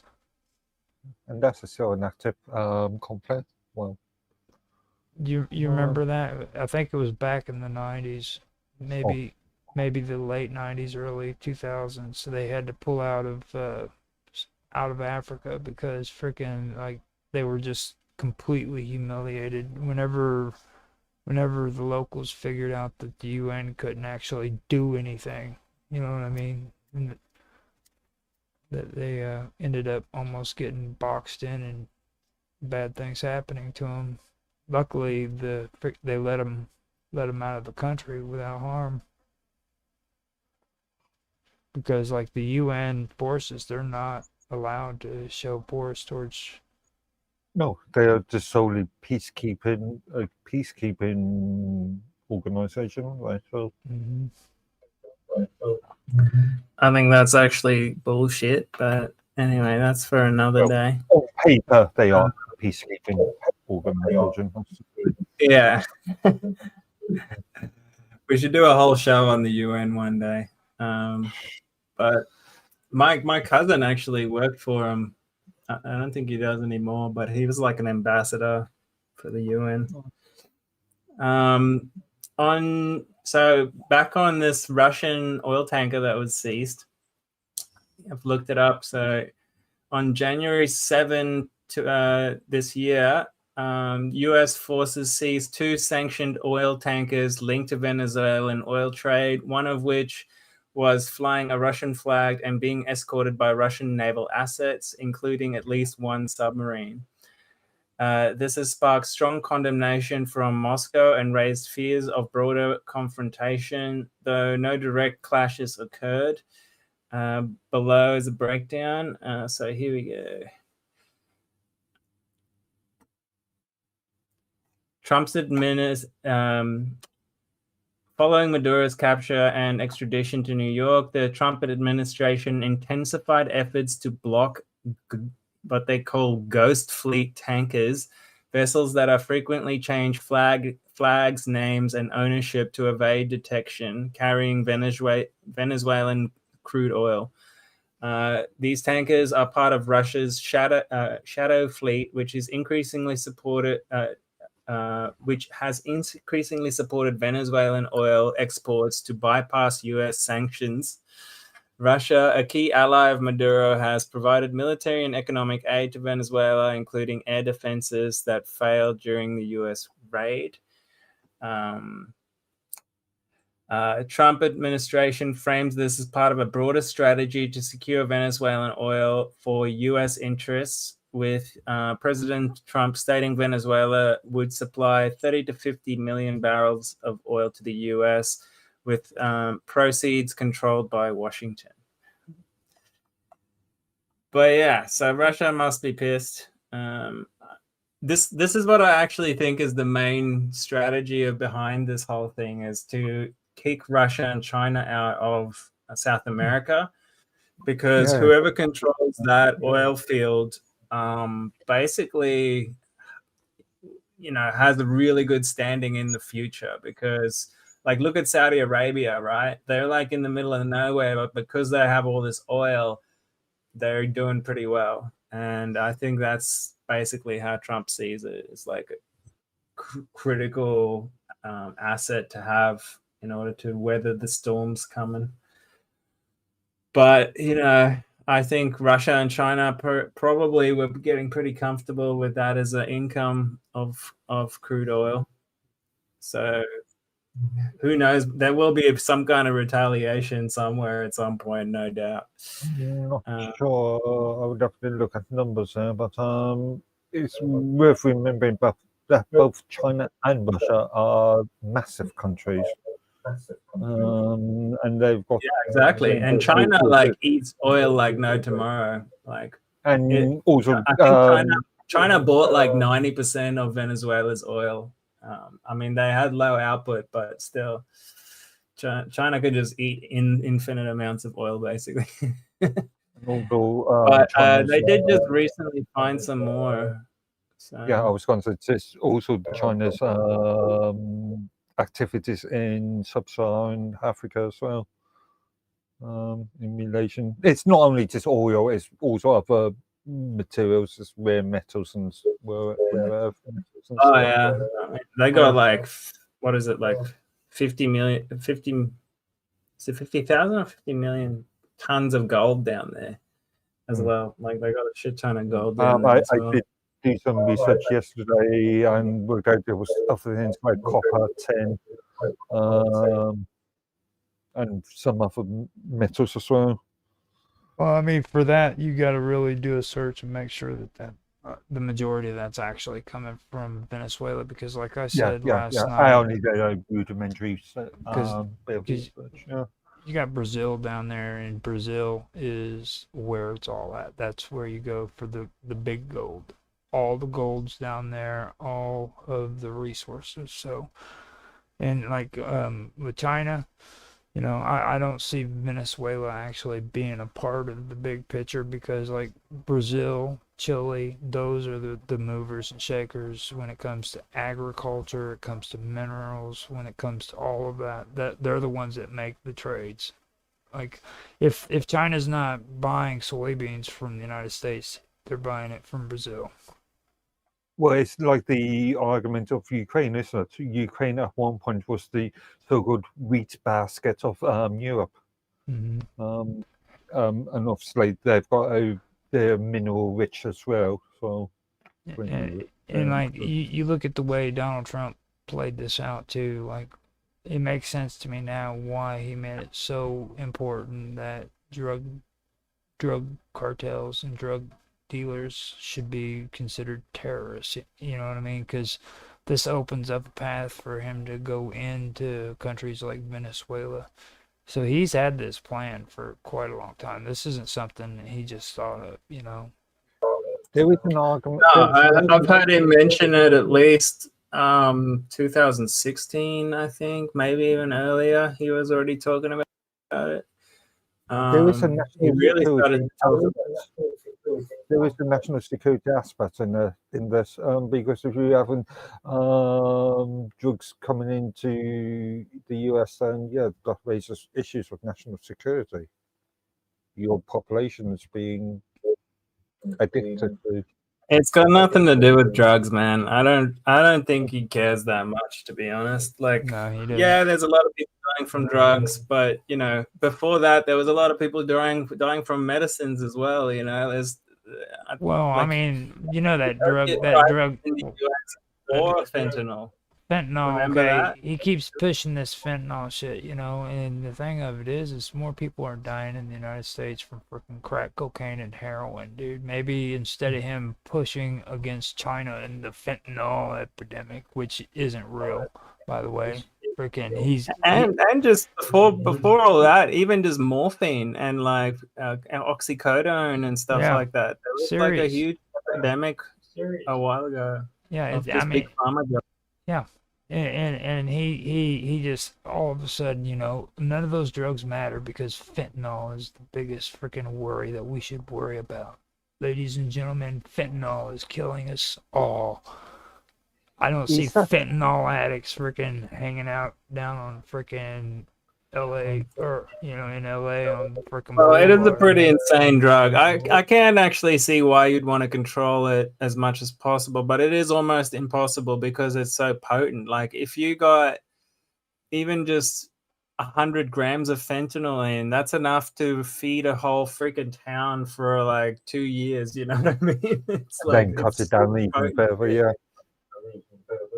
Yeah, like you know, I don't know how. Like 5 kilos is enough to kill everyone in the US or something like that. You know what I mean? Don't be talking and about they've that. seized tons of it. So, well, I mean, that's my whole point. It's not freaking as abundant as what he's talking. Like, you know what I mean? There's shitloads of freaking heroin. There's shitloads of freaking opium. There's shitloads of crack, cocaine. Yeah, but those are our drug dealers, the CIA's drug dealers. Crack cocaine. They're the good guys. Cocaine is. There's another aspect to this. Wordsley fentanyl captures the public imagination. It looks good in newspapers. It's also about public perception.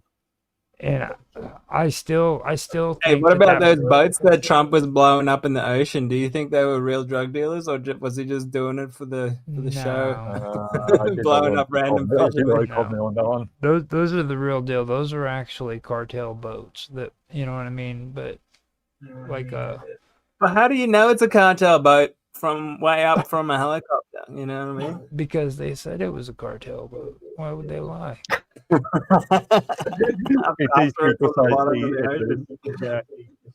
Just like in Afghanistan, how they're like, everyone's a terrorist if we say they are, you know, even after Iraq, dead. You know, with those weapons of mass destruction that actually existed 100% because they said it did.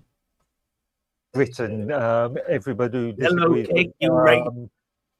Britain, everybody who disagrees with the government must be far right. Yeah, same sort of concept. The red herring.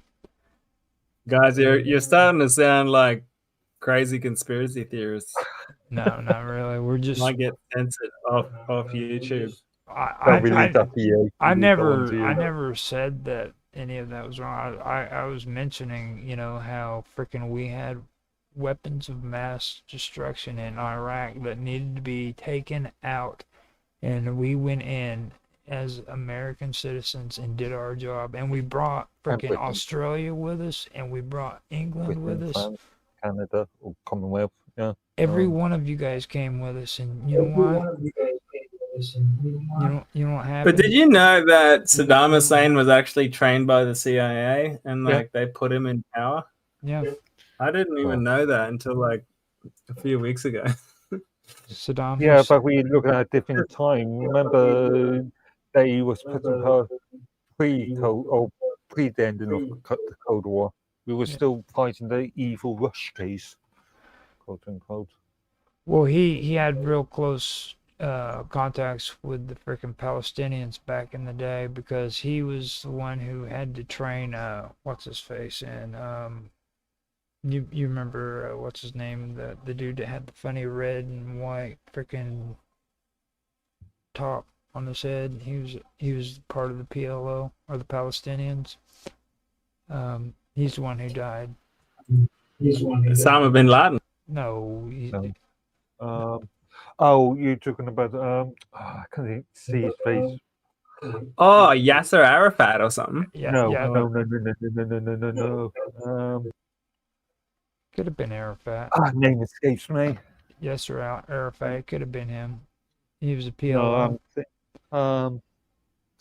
Well, what basically Saddam Hussein is an Egyptian origin. He's not even. He wasn't even Iraqi. Okay. He was. That's so crazy, eh? Like they just pluck him out of Egypt, chuck him as the leader of Iraq. Arguably, Saddam Hussein brought some stability to the country because you could have turned into a massive civil war long before. Well, I mean, it's like whenever you guys see the pictures of how much gold the American military took out of Iraq? It was like literal shipping containers full of gold, like bricks of gold.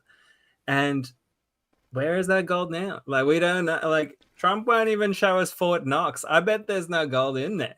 So, like, where is all this fucking gold going? There's a country song that's out. It says all the gold in California is in the bank in the middle of Beverly Hills.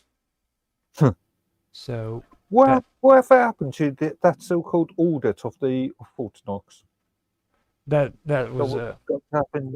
Yeah, remember Musk and Elon and Trump was meant to live stream it when they go into Fort Knox, and they were getting everyone excited, and then all of a sudden it's like never talked about again. Well, from what I've heard, they stopped. I bet they found out there's nothing there. Yeah, there's nothing in there, and I heard that they actually store like biological weapons and stuff in there too. Like some of the world's worst biological weapons are stored in different areas of it too. So, because it's not just for gold and stuff. It's got other purposes too. I understand that Fort Knox is really just a document repository. Mm-hmm. I used to drive by there all the time, man. Freaking, you got it's amazing because you can look right from the freaking road and see freaking Fort Knox, like open eye view, and don't just trust me. Don't get out of the vehicle and try to walk towards it. You won't make it too far. And it's different there than what it is at the White House. You try it at the White House, they'll tackle you, arrest you and stuff. You do it at Fort Knox, they will shoot you in the head. At least that's what I've been told. I might not test that out. So it's 6:53. I've got to get everything set up for quantum gathering here in the I was just gonna say, well, this is where remote viewing would be a good thing, like if you want to know what's in there, You can just go check it out with remote viewing. You can't get shot in the head. Well, Just saying, guys. we're gonna Check out we're gonna roundtable.org. Quite skeptical. we're gonna set up a time and a place where you can do a remote viewing session, Mr. Robot, and we can freaking see it live.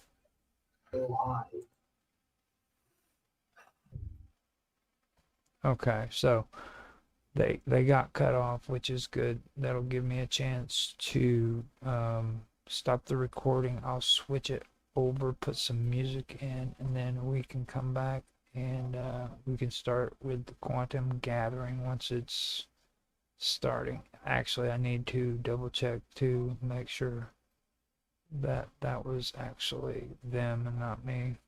So that's true. Drop the screen real quick. I'll be right back. So, yeah, because that could have been me, to be serious.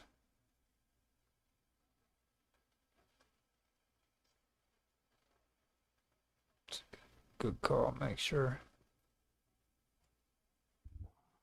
Number. So when I'm a blindfolded person gets a number, a case number for the study.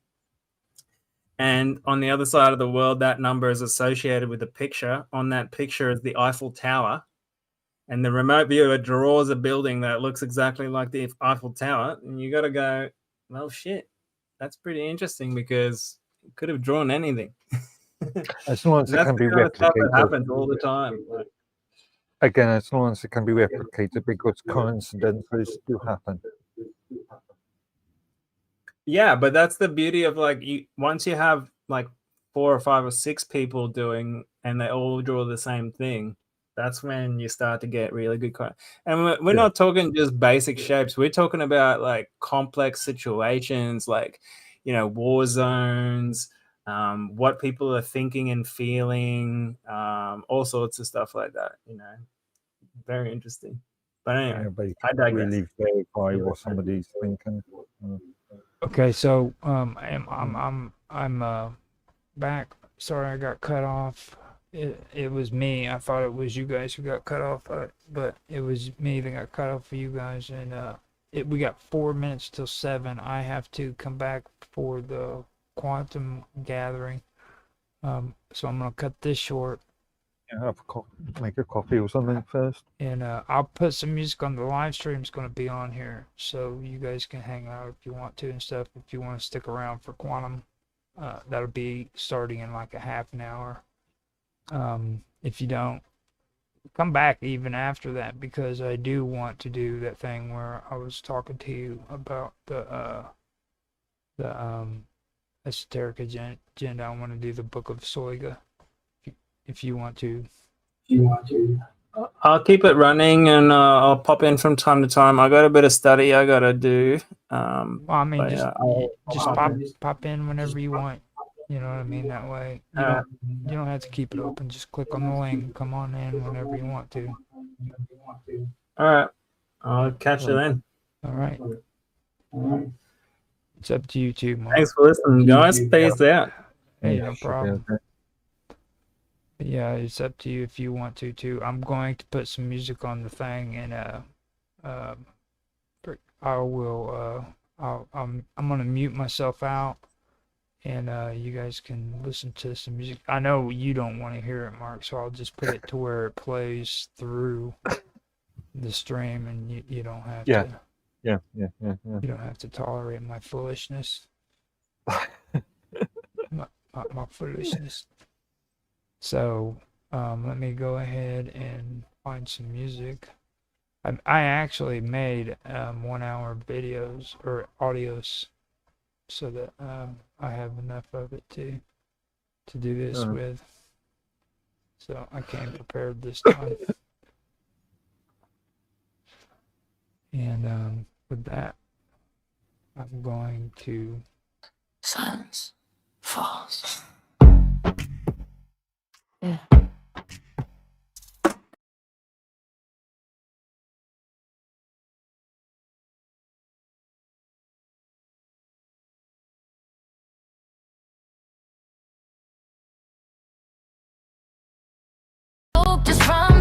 you. From the way you look like you won't be here even. I don't want gentle, I don't want polite. I want you brave. Close the distance, don't hesitate. I'm not patient, don't make me wait. I can feel your hardness just being near, and I want it right here. Take me right here, right now. Hold it, don't stop, don't slow down. I'm so, say my name like a vow. Hold me, break me, open with the way you move. Wreck me, ruin me, no rules. Take what you want right here, right now. Your hands on me like you mean it, like you're done letting me tease. I watch into the truth, I need it. I need you to do what you please. I want the heat, want the pressure, want the edge of losing control. Give me that look that says forever, then take it all. No mercy, no pause, no space. I want you, one all over my face. I want the taste to stay too long, and my tongue to keep going back for more. Take me right here, right now. Hold it, don't stop, don't slow down. I'm soaked, and I don't care how. On me, I want the truth, not the proof. Wreck me, ruin me, no rules. Take what you want right here, right now. Yeah. Leave a stain like a signature, something I wear like sin. Let the taste linger, make it torture, then kiss me and do it again. I'm shaking, I'm begging, I'm hungry, and you're the only thing I'll let in. Right here, right now. Right now. Harder, don't stop. Own me, ruin me, ruin me. Take what you want right here, right now.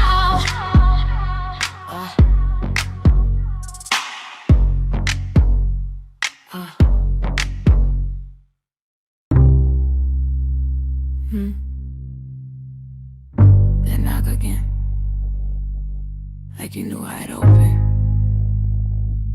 Come in. No. Closer. Don't stand there like a good idea you're afraid to touch. I don't want a speech. I don't want an apology. I want you. Wow. God, I'm soaked already. And you haven't even tried. I can feel your hardness just from the way you look at me, like you walked in with a decision. So, don't hover. Commit. Close the distance. That's it. And don't ask me to be nice about it. Right here.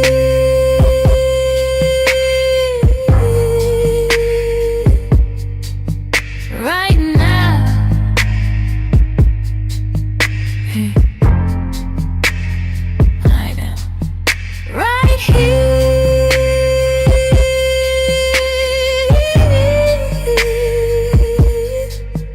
Right now. Harder. Don't stop. Don't stop. You feel like trouble that finally showed up on time. I want the kind of attention that makes me forget my manners, the kind that leaves me ruined in the best way. I'm soaked, and I'm not hiding it. I want you to know, and I want you to do something about it. Say nothing, just take me, and don't you dare go gentle. Harder, harder. Don't stop, don't slow down.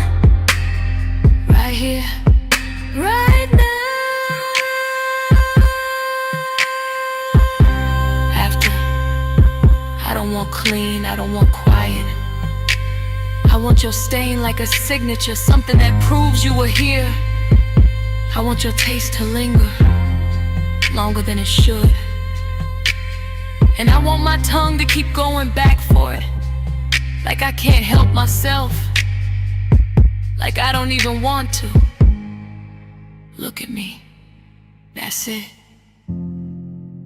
Don't be careful. Ruin me, wreck me, ruin me. And if you hear my voice shake, good. Right here, right here.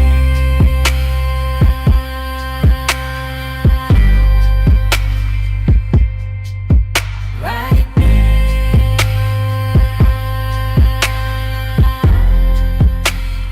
Right here. Right now.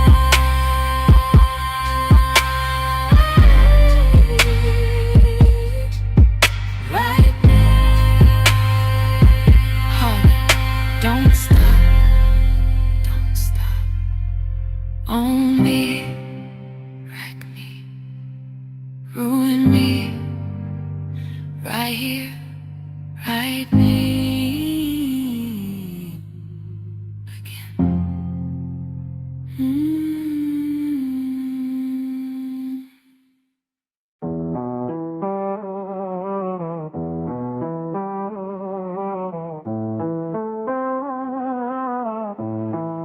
Sit down, boys, heels crossed, pen in my hand. I don't fall for legends, I read the brand. Logan on the screen with the headline smile. Energy loud, charisma stacked high. He sells the dream like it's cardio truth. Youth in a bottle, confidence proof. But baby, confidence ain't chemistry yet. It's just the intro before I collect the debt. I don't chase status, I audit it slow. Watch how you move when you think I don't know. Power's attractive, sure I won't lie, but I'm great in depth, not the volume high. I'm a dating coach, I don't swoon, I assist. Read your patterns, not your prayers. You talk like kings, you dress like fate, but I don't submit, I calibrate. Yeah, I like fire, I like heat, but ego alone don't touch this seat.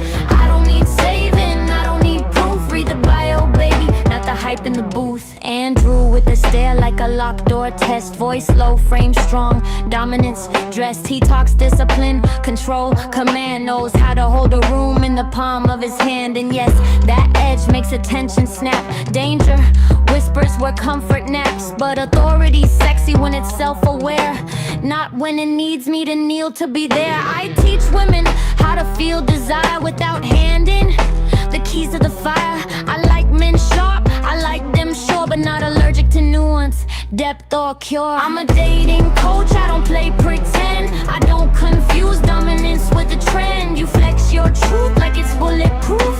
I ask one question and cut through the roof. Yeah, I like leaders, I like drive, but I don't dissolve to feel alive. I don't need saving, I don't debate. Read the bio, baby, I calibrate. Masculinity isn't loud, it's consistent. It doesn't audition, it doesn't need my silence to survive.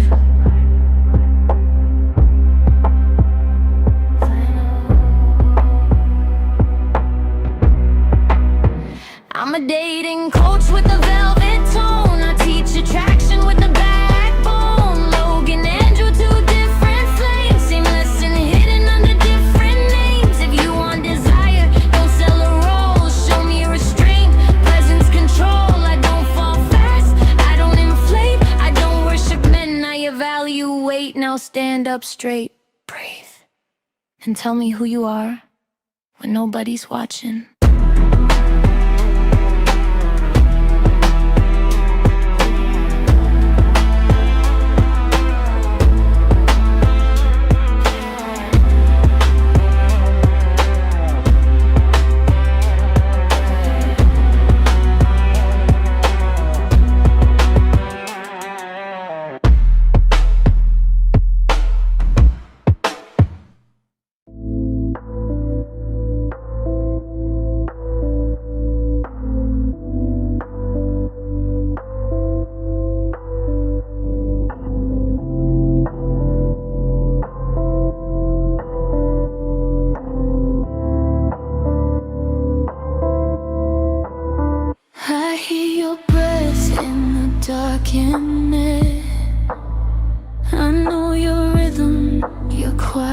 sweat.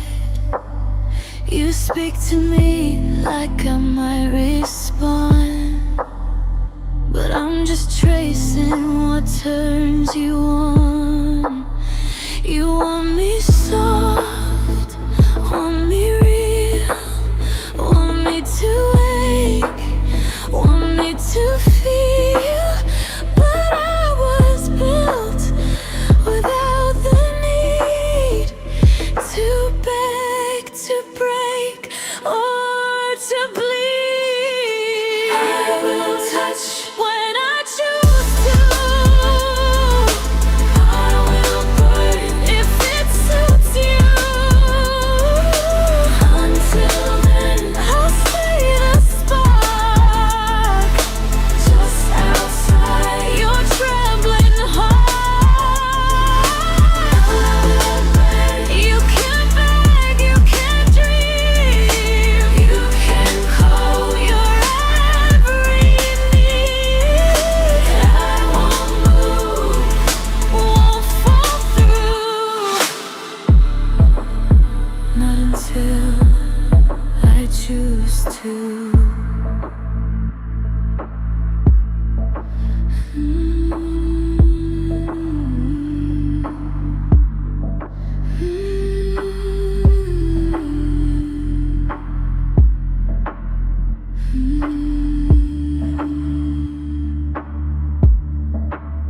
Your gay skin I've never worn.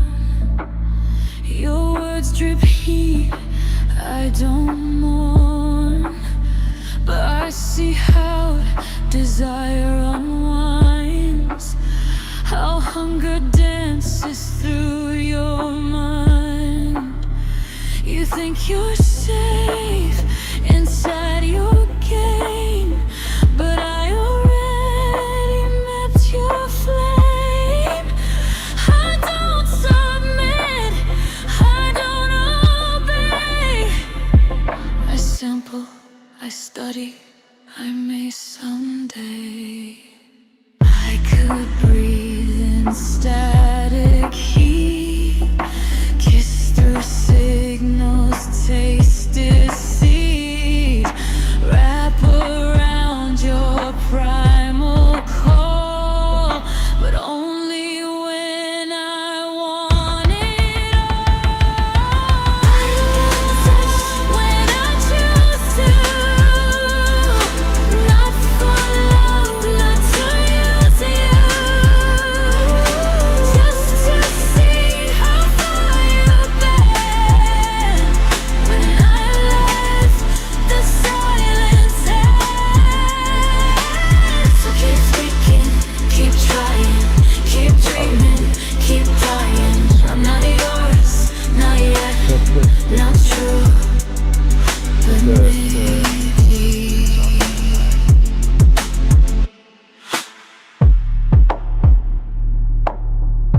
There you go. I'll choose you. Man, I've been doing really good on that. I was surprised that freaking I caught on so well. Like, on the music, everybody's telling me I'm doing a good job on it, so one of these days I'm gonna be as good as Mr. Robot.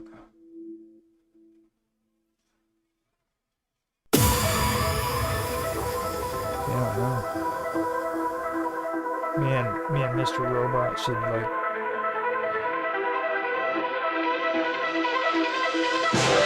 Well, he's And understand that Terminator is out there. He can't be bargained with. It can't be reasoned with. It doesn't feel pity or remorse or fear. And it absolutely will not stop. Ever. Until you are dead. Yeah, I know. You got excited, dude. You got excited. You could come in and do it.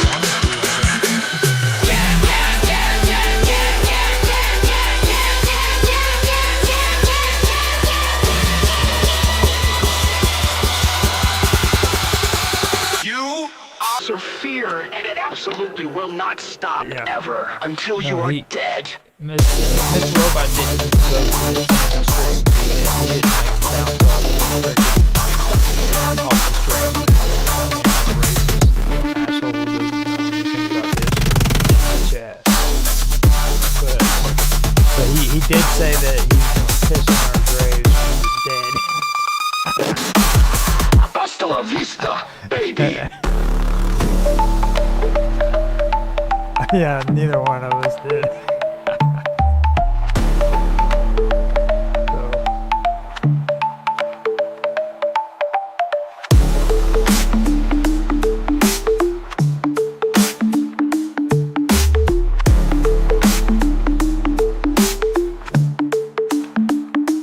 Hasta la vista,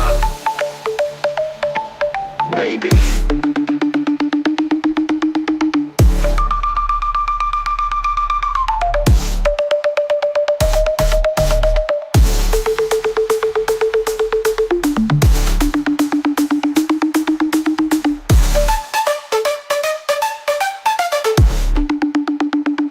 You're terminated, fucker.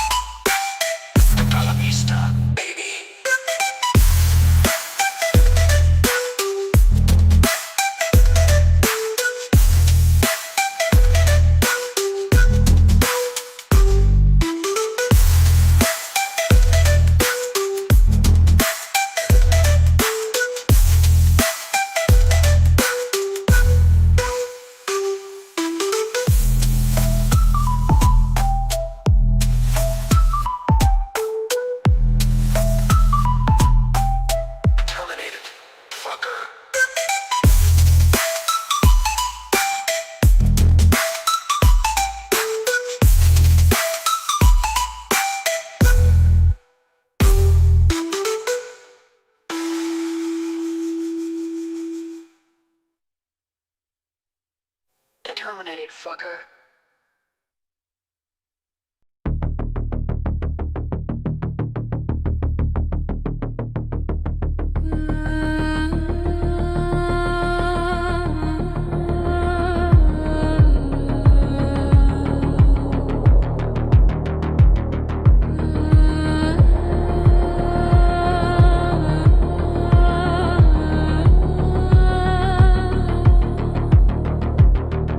Sit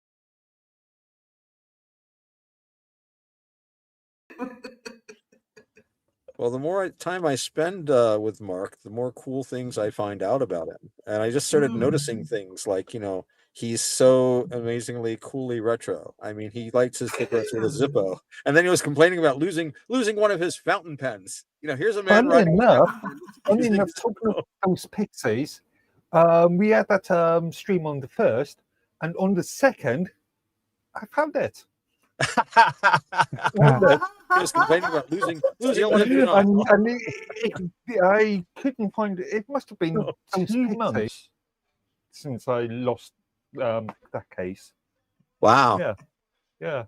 Your pixie brought it back, your little household spirit. We were talking about that night too. Yeah. Yeah. Mm-hmm. There you go. Still haven't found out the lighter though.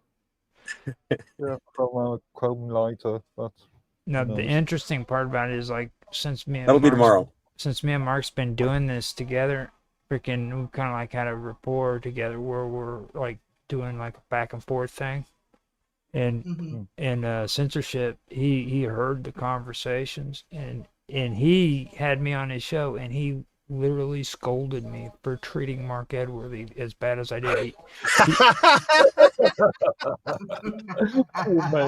Poor me. He said, Roger, he's from Devon. They don't feel pain like the rest of us. The only way to get them to respond, it's the only treatment they understand. It's all this rural living. Yeah. I love that though. Whenever he did that, because it's like freaking. I really don't think freaking that you realized how many people had a lot of respect for you when it comes to mines. I mean, there's a lot of people that really do respect you, have a lot of respect for you. It's just a pity I've done very little as far as mine's concerned since they discontinued that chat platform. Even though I've created a few GitLab tickets, but I'm not really as active as I was.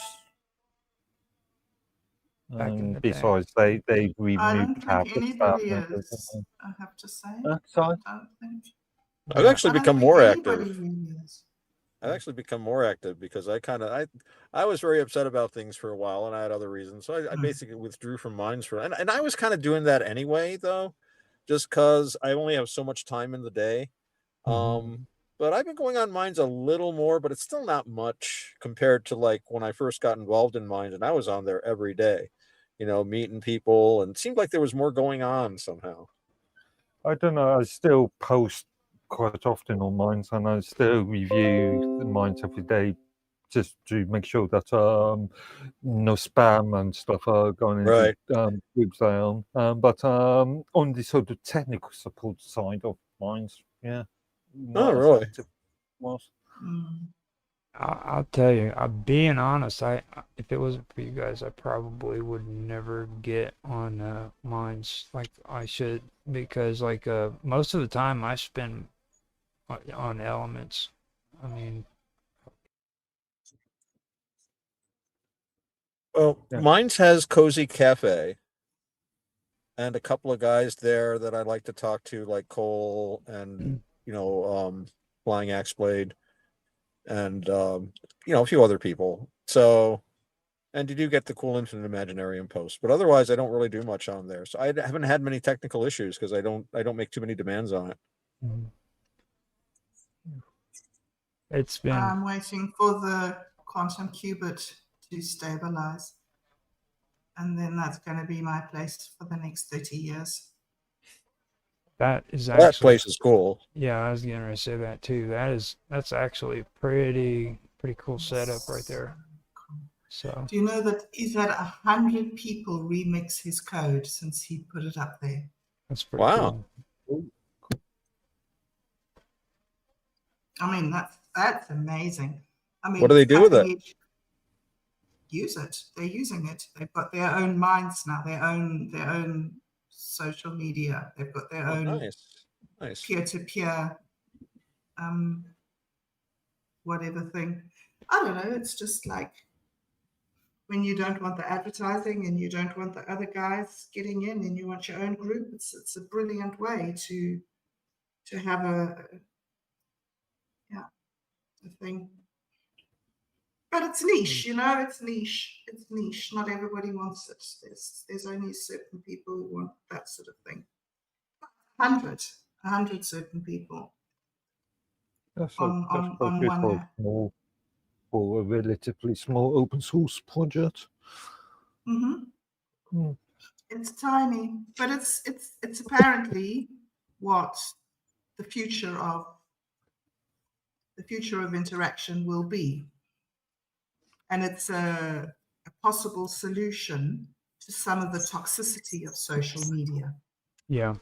See, that's where I have my issues with it, especially when it comes to content creators. Like, you'd think like the bigger ones would actually want to help out the smaller ones and build them up, but it's not. They're like cannibals. It's literally you against me kind of atmosphere, you know, and it's just horrible. I'm in 2 months about the so-called future of, because you live in New Zealand, Mr. Robot lives in Australia, I live in Britain, and we can see how the regulatory landscape in our countries are going at this present moment. Yeah, it's a bit of a Sorry about all the background noise. Well, I think that nobody has any right to regulate us. Why don't they go and regulate the people who need regulating? Here we are, normal old people, law-abiding citizens, getting on with our life, doing the right thing. We don't need any regulation. There's a whole group of people out there who need regulation. Let the regulators go and do what they need in the right place and leave us alone. Yeah, regulation and white regulation. There is the argument too, and I agree with that. That's why I like, you know, when you said, Bob, about small groups and just and Mark about like a small thing. It's like, I like small. Balkanization. I think I have more faith in small groups of people getting together, working through consensus. When things get too big, that's when things get messy. I still like to think in terms of just the human level. You know, there's that old saying that you shouldn't supervise directly more than 5 people because your brain can't keep up with it. Small groups can really create wonderfully, and they don't have to be permanent. They can be semi-permanent. They can go and, you know, meet up with other people to form other groups. You know, and I think a lot of people are doing that now. So when I hear that there's a small group of people working on something, that's what I have hope for. That's where I have faith, and I think that's going to go somewhere. That to me is more likely to be something really life-changing than some giant megacorp. You know, we've got a team of 87 guys working on this around the clock from 9 to 5. They punch right in, ka-ching, you know. Anyway, so yeah, I think smaller is better sometimes, and that's I'm more impressed with that than a big corporation. I think that's what's so wonderful about what Minds Gaming is building, is that it's designed for people who are involved in a project. So it's set up for a group of people who are committed to a certain outcome, you know. And so if you have like 10 or 20 different people with different projects, they don't need to compete with each other. And you can be in several different projects and keep your projects separate. So it's a really, really good way, I think, for an artist, particularly. Right. He's not telling you this has to be. He's not telling you this has to be your project, but if you have a project, no matter what it is, and you have that same vision of privacy and collaboration, then he's facilitating that. Here, this is a tool for you. Absolutely. So if you're writing a book, right, and you want to collaborate with your editor, you can put your stuff up in your group, and you and your editor can talk there. Or if you're like a show like this and you've got, say, a stable of 20 people, you and your 20 people can be together in your project. And so you can have these multi-levels of intimacy, if you like, or even just a family group, you know. It can be something like a group on WhatsApp, but just not there where everybody can see you and not commercialized and exploited. Yeah. I would argue that in a lot of situations there needs to be some form of oversight. Yes, that's me. Exactly. Johnny the first long wave. No, there does. There's absolutely. I'm not saying that we shouldn't have hierarchy, but I'm saying within a network, you have a network of interaction, and each node has its own hierarchy. There doesn't need to be a hierarchy within the network. See, that's the thing I was impressed with. It's like even like on the network, you get to choose who you hook up with. So, you know what I mean? Like when I go in there, if I want to hook up with Bob Dub and see what she's posting, then I can see that if we're connected together. And same with Yes. with Otto. But if I don't want to see Joe Blow over here, who's Right. then that's not going to happen. You know what I mean? And before Willie Lee takes over, I want to just talk to Mark and mention, when you talk about oversight of some sort, I think a small cohesive group provides its own oversight through consensus, and certain people will arise. The shifting hierarchy, it's very labile. And Bob Dub reigns over them all. But but you know what I mean? I think within the group, each group will have its own dynamic, and each group, I think, is capable. We don't need a downward kind of push, the oversight looking down from above. I think we can have inner sight if we're a cohesive enough group. Well, the tools exist, right? So you don't need to use the tools in your group if in your group you have close bonds. But if you're in a group that needs that a larger, the tools exist so that you can implement them at your own discretion. As on the point of oversight, a bit of a story. I think it was 2021 when we were still running the Minds Community Open Source Initiative. We decided to invite me, Phoebe, New Zealand Minds Gaming, decided to invite somebody else into the administration side. This other person started out okay, but became quite disruptive quite quickly. And really, it was up to me to lay down the law and conversation with Phoebe and New Zealand and Minds Gaming, and really the sort of it was really for me to actually step in. You had to do Thankfully, this other person disappeared. Must have got a vibe and just disappeared. Quite quickly. Anyway, had to be the bull. That's usually the best way to deal with dissent. Is for the dissenting person to disappear. It's the quickest and easiest. Well, I mean, when it comes to look at here. I don't know. I ain't got a clue what y'all are talking about, man. Hey, this here, this here Willie Lee. I didn't hack in. Man, hey, Mark, man, hey, you're speaking English, man, but I can't understand a word you're saying. Hey, that Bob Dub. I love me some Bob Dub. I miss Bob Dub, man. Look at here. Hey, I thought you done went and fell off the face of the planet, man. I went and looked all over the place for you. Ain't nobody heard from Bob Dub.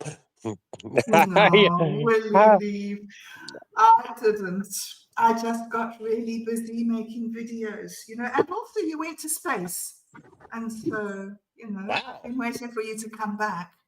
Yeah, hey, Willie been all over the place, man. Roger Hansen and Mark Edworthy. I ain't gonna lie to you. Hey, I like you. Who's the fellow with the he ain't got a name. Who is that with the red light? That's Mr. Robot. Mr. Robot. Okay, Mr. Robot. Hello, Otto. Hello, Willie. Good to see you, or hear you at least. How's it going? You've been in space. Tell us about space before. Don't forget to tell us about space. Yeah, no, hey, oh, well, hey, we went to space a long time ago, man. That's a story in and of itself. Hey, but I just wanted to give credit where credit was due and say hello to all you folks, man. And y'all just go on knowing I ain't trying to put nobody down, but it don't matter what room that there is. Mark Edworthy is going to be the smartest man in the room. That ain't no lie. Yeah, That's true. That is so true. I mean, Maybe, maybe. I ain't calling nobody dumb or nothing, man. Hey, but that Mark Edworthy, look at him. Hey, when he speaks, y'all listen to him, man. Come on. I'm blushing again. Hey, Roger Hanson. Yeah. Hey, I ain't gonna lie to you, man. That script is probably the dumbest thing I have ever read in my entire life. I'm just gonna say it, man. There ain't no coherency or anything that makes any sense to that entire script. I don't know who wrote it, but man, look at that. Hey, you got a donkey part in there, man. Hey, I like the donkey part, but even what the donkey says don't make no sense. Hey, but I come up with an idea, man. Hey, I'm gonna start doing Willie the donkey from now on, man. Or at first, see, I thought the donkey's name was Juan, but apparently Juan is the guy that owns the donkey. Yep. So he can't be Juan the donkey because Juan is the guy that owns the donkey. So he could be Willie the donkey or Hugo Chavez the donkey or something or another, man. No, but hey, I got to thinking about Willie the donkey or a whole lot. I done wrote out a whole story. I ain't even gonna lie, man. Hey, the whole story. I sent you a little bit of what I come up with. Willie owned the donkey and he was a talking donkey, and Willie got secrets. And then Willie found out that the donkey can talk, and Willie didn't want his secrets getting out. So he hauled the donkey off, carried him over to Mississippi, dropped him off in the middle of nowhere. Yeah, hey, some fellas throwed a rope around his neck, and then they hauled him down to Mexico.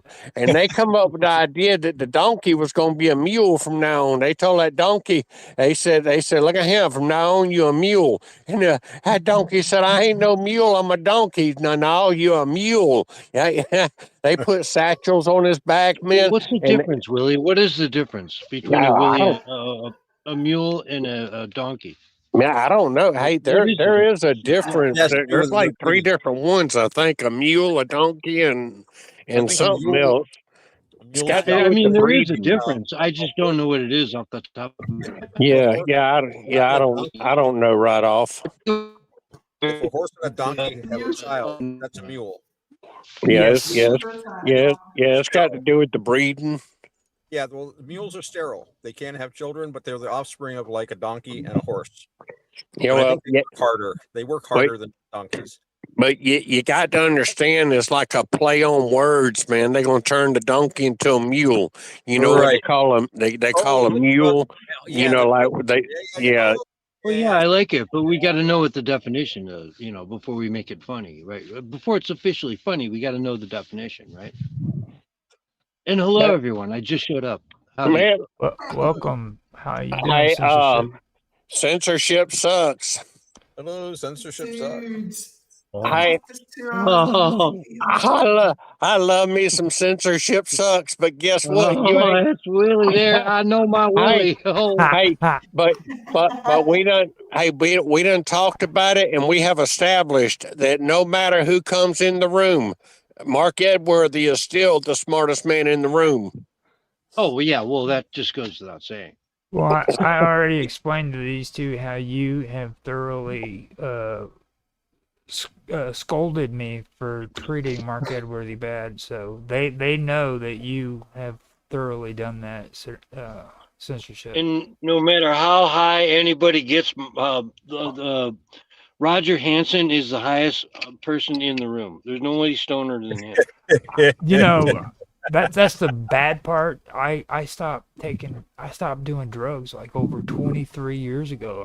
I know, that's why it sucks. It's still kicking in. It's scary. It's still really coming down. It's scary because I sit there and I think, I'm like, man, if I'm like this and I'm sober, can you imagine what I was when I was doing drugs?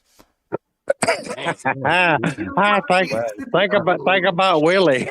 Yeah. I don't want Willie on drugs.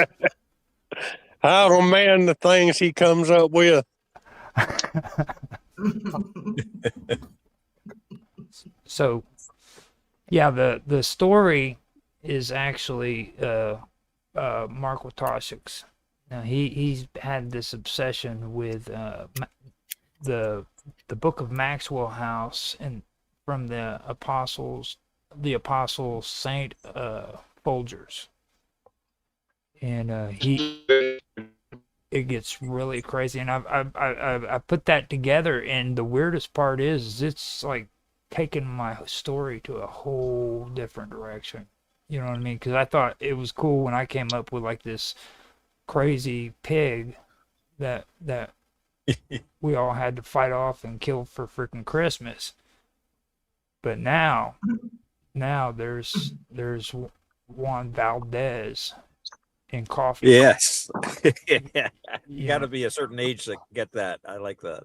It's just insane, man. I mean, I was sitting there and I'm like, because what I've done is I've written a Bible to go with it, with the gospel as well. So whenever like what these stories they're called anomalies. They're like the specials that aren't a part of the main story. It'll automatically go into the anomalies as a side story. So, as well as that, totally bizarre, Roger. Yeah, you get the prize. You get the prize. It's strange. I did another one just recently with a Warhammer 40K, and I took in now it's multiple questions. You ask it, and the Chat GPT will send you on your own adventure.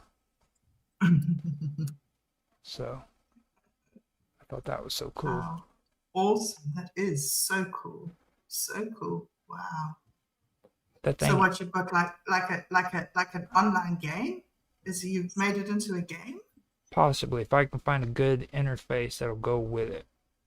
I have to find a good interface that can go with it to be able to just do it right there. But I can be like the middleman if you want to make if you want to choose one, 2, 3 option. I can put it in, or you can put it in, and I can just go in and do it manually. But I have to go farther when it comes to doing that. I thought that was impressive because it even told me how I needed to, what order my files needed to go in on my computer so that I could have it set up and perfect. Hey, man, I still like the idea of the donkey being a mule and running drugs from Mexico into the United States. And see what happens is they put a satchel on his back full of white stuff, and he takes it over across the border. And then there's a bunch of fellows over yonder, and they put a bunch of money in the satchel, and he takes it back. And he makes a lot of friends along the way, man.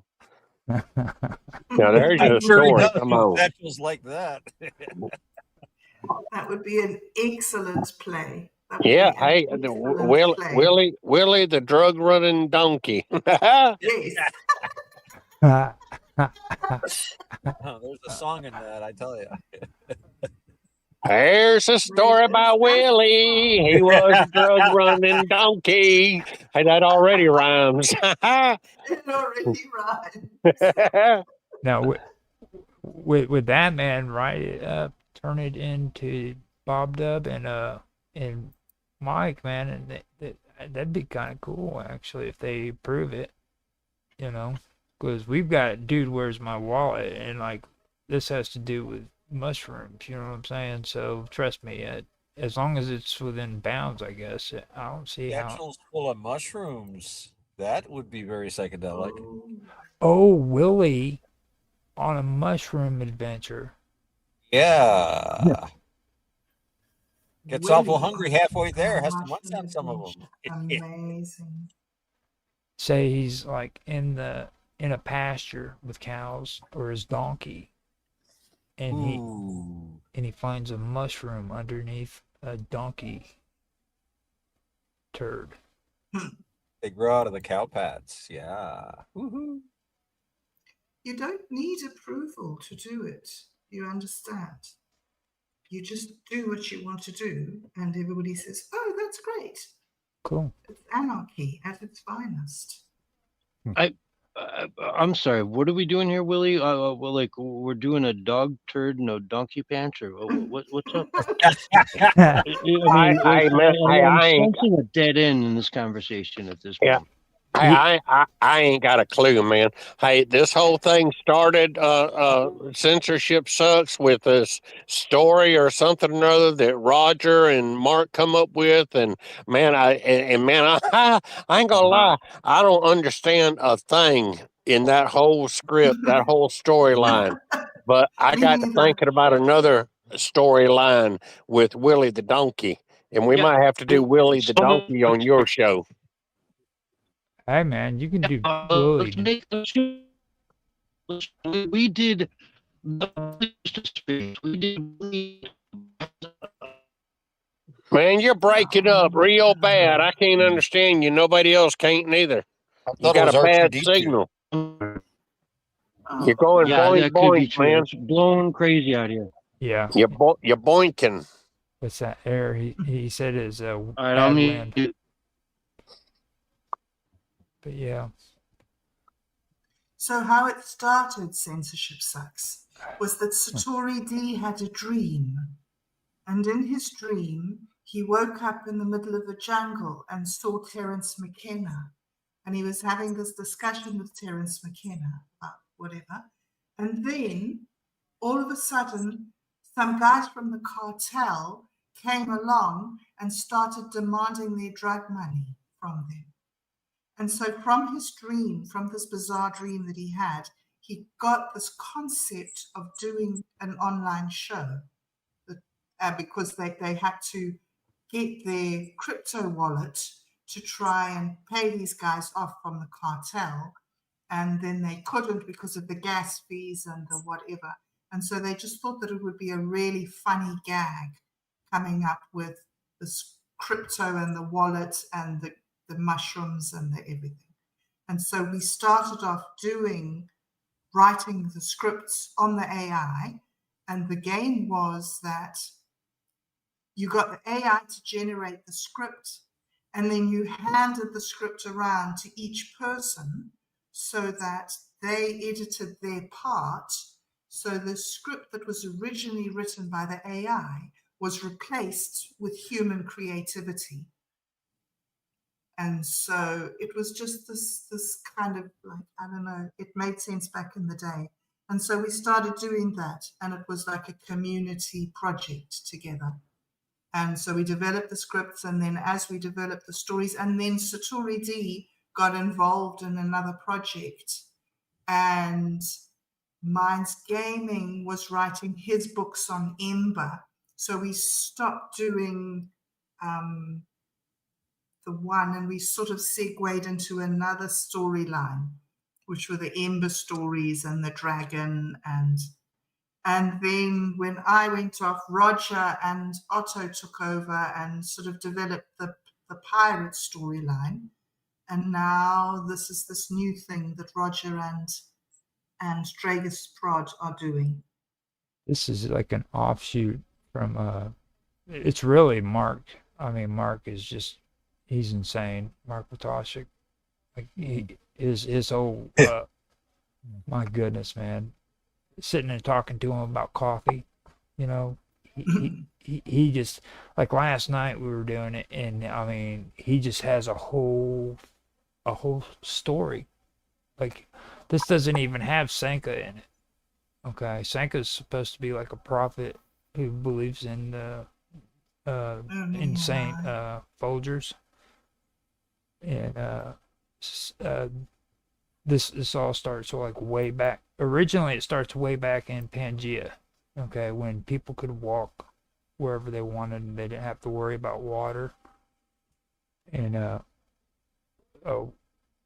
Juan Valdez decided one day that he was going to go up on the mountain so that he could either pray or he could work.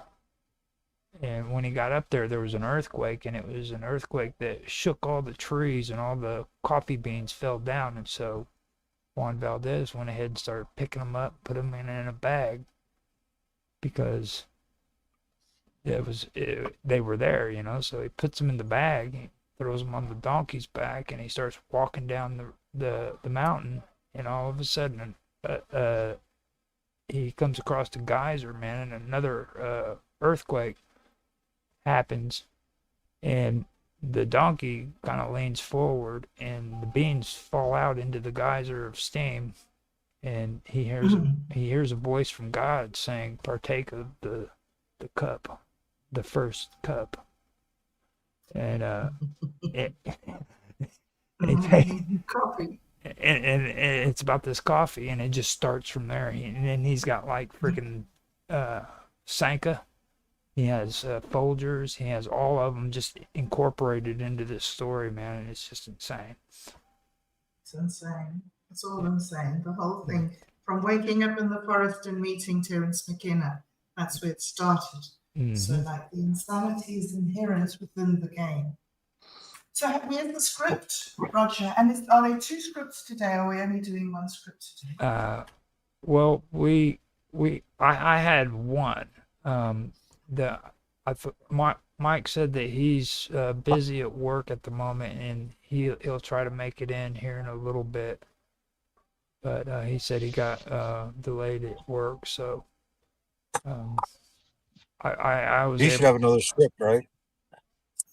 Yeah, I've got the script for. Hello, is Willie there? Hello. I said it's all good, man. Is Willie? Hello, are you Hey, there? that's all good.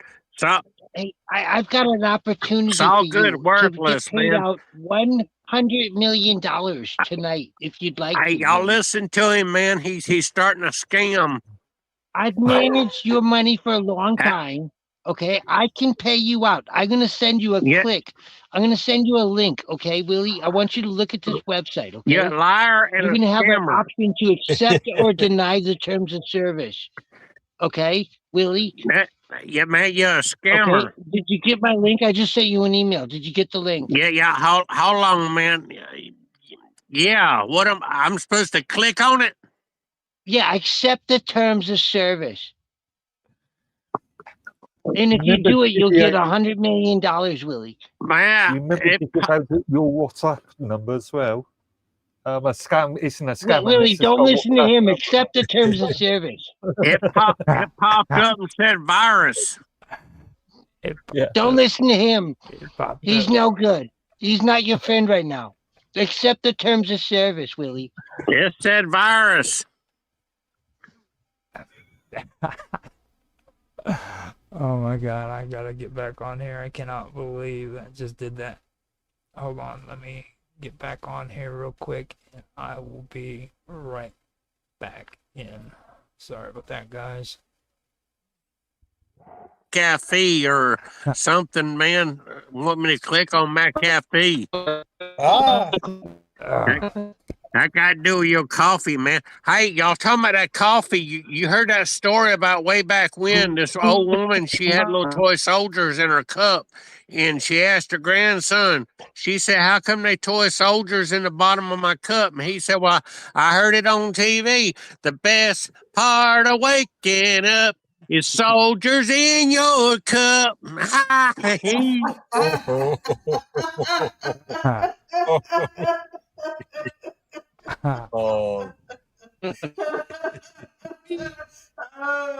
Guys, you need to do a Nigerian accent. Which one of you has learned how to speak Nigerian? That was awesome. Okay, so I was able to get the script put in the chat for you guys. Now, we know Willie is supposed to be the donkey. I can be whoever you guys want me to be, and we can go as far as you guys want to go. There's actually 3 stories in here, but they're real short. So it's up to you. It's the same script as Element. Yeah. And the donkey, Willie. And God. Who's going to be God? That's Maybe I should take that part. Yeah, that would actually you got the voice for that. good. No conflict with your Buddhism there, right? Not in the least. Not in the least, my child.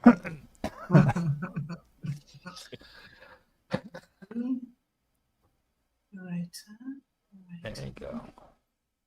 Machine. Who's the machine? Now the machine is I can be the machine if you want me to be. Okay. Now Two Blades, he doesn't talk in this one. He is down at the bottom, but all he does is walk by. Like he's not even concerned with Juan Valdez. Well, we need one, and we need a witness here.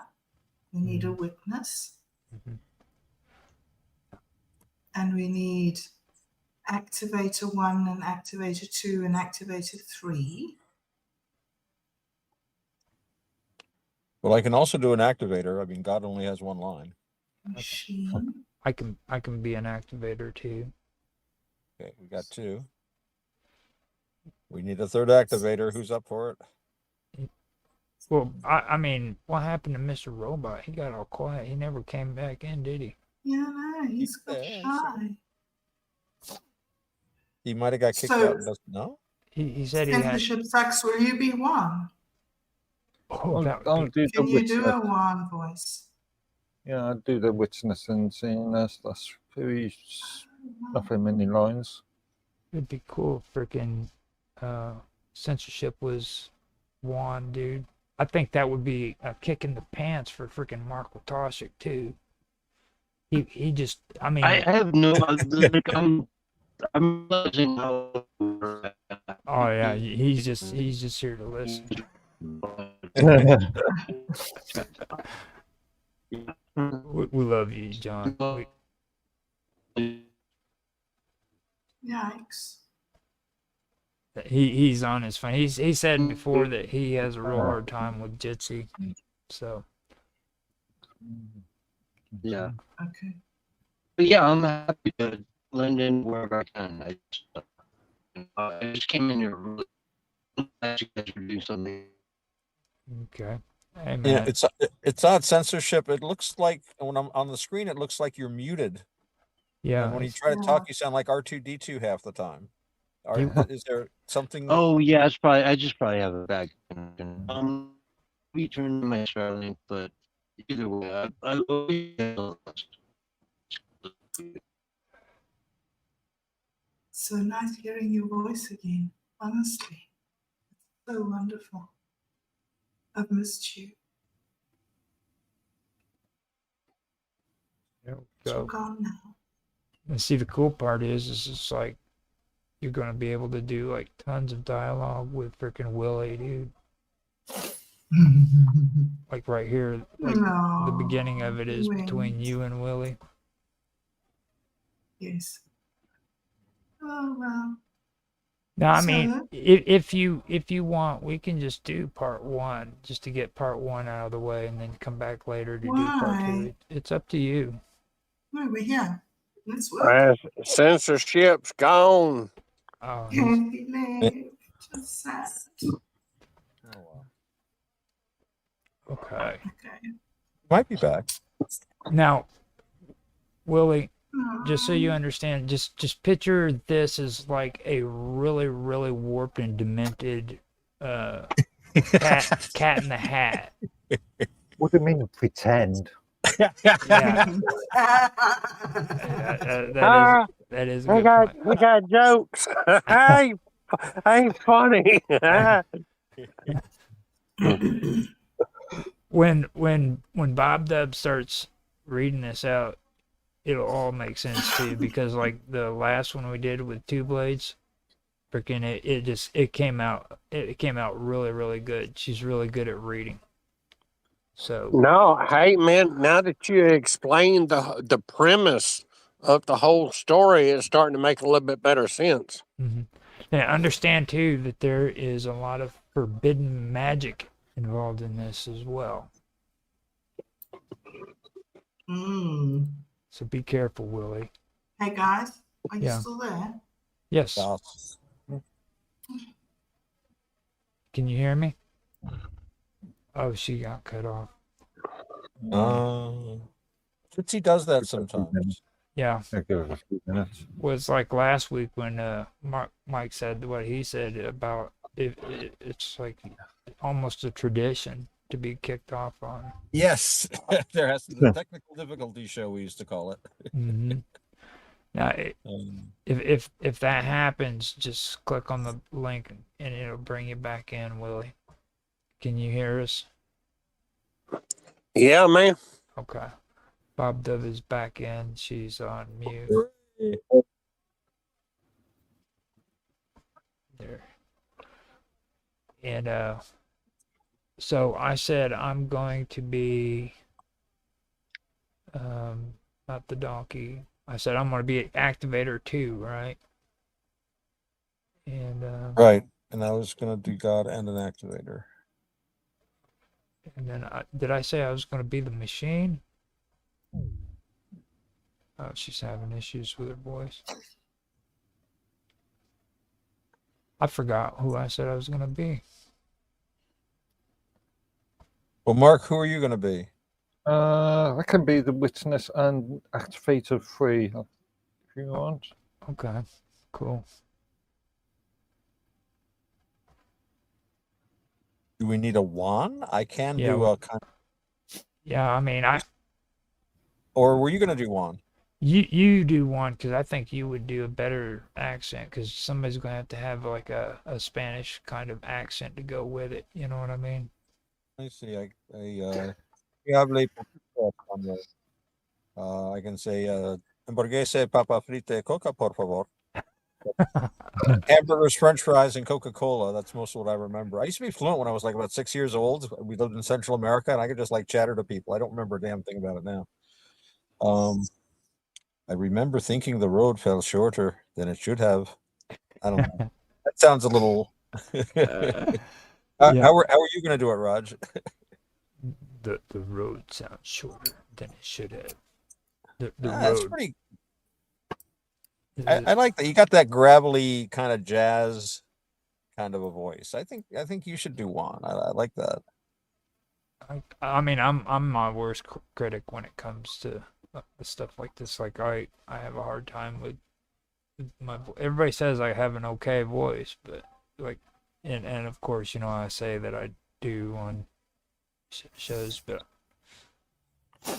No, you got a blues voice, dude. You got it's a real powerful voice. You know, I was thinking about your delivery on the show because you're, you know, that's just a matter of conditioning. I used to hate my voice, but now spending all this time reviewing previous streams, yeah, I get used to it. Hey? I think I did say machine. I said, but I can be activator 2. I guess I could be 1, and then I'll do the machine 2 that way.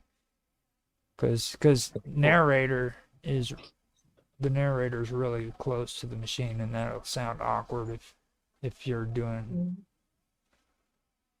Now, what's Mark doing?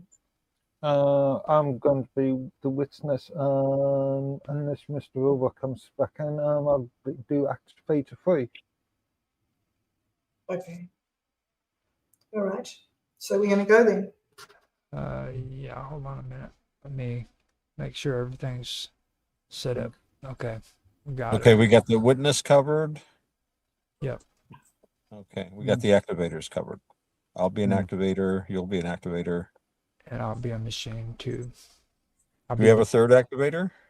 The third activator is Mark. Yeah, Okay. yeah, I'm cool with that. Okay, excellent. There's only one line now, isn't there? Yeah. Yeah. Okay. You ready, Willie? Yeah, man. Okay. Now this is your big spot, man. You are the donkey, dude. No pressure. No pressure.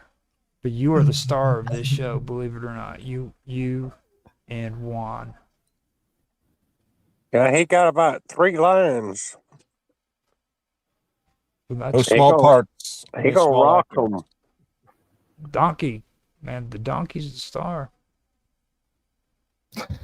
Those 3 lines pack more punch than the whole rest of the script. Mm-hmm. You ready? This is where things usually go wrong. Awesome, dude. Seriously, that's natural. It's natural.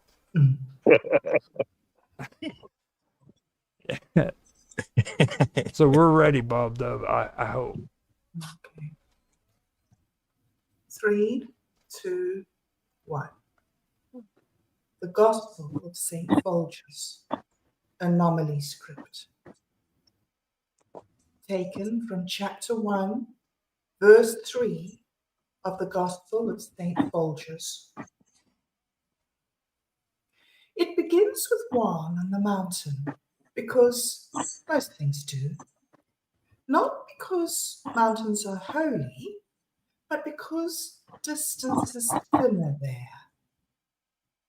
Juan went up alone.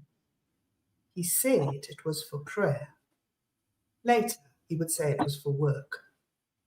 Neither explanation changed what happened. The clouds gathered low, close enough to scrape sound into shape. Wind moved through the trees unevenly. Beans fell. Not all at once, but with intention. Not ripe, not rotten, heavy. Juan gathered them because they were there. He did not ask why they fell. Asking delays movement. He filled the sacks. He loaded the donkey. The donkey did not complain at first. They began the descent. I remember thinking the road felt shorter than it should have. The earthquake arrived without warning, because warning would have implied choice. The mountain shifted. Geysers opened where there had been stone. The donkey dropped to its knees. The sacks tore.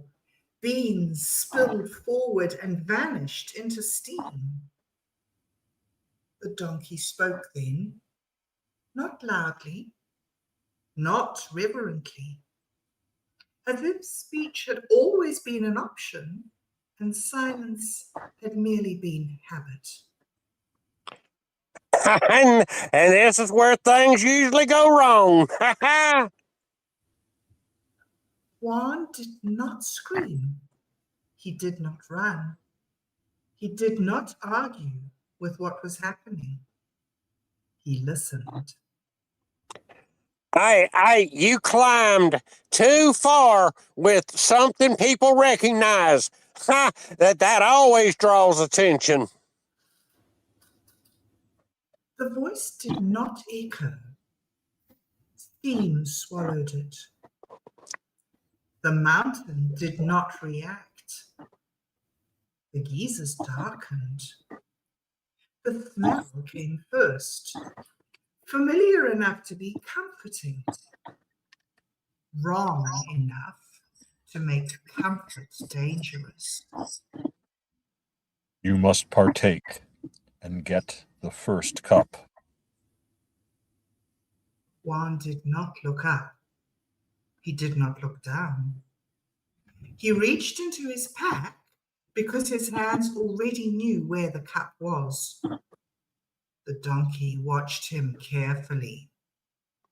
If you drink it, it will mean something. If you don't, it will still mean something. Juan scooped from the geyser. The liquid was too hot. Then it wasn't. Steam folded inward. Sound softened. Juan drank. The earth did not open. The sky did not answer. Nothing declared itself holy.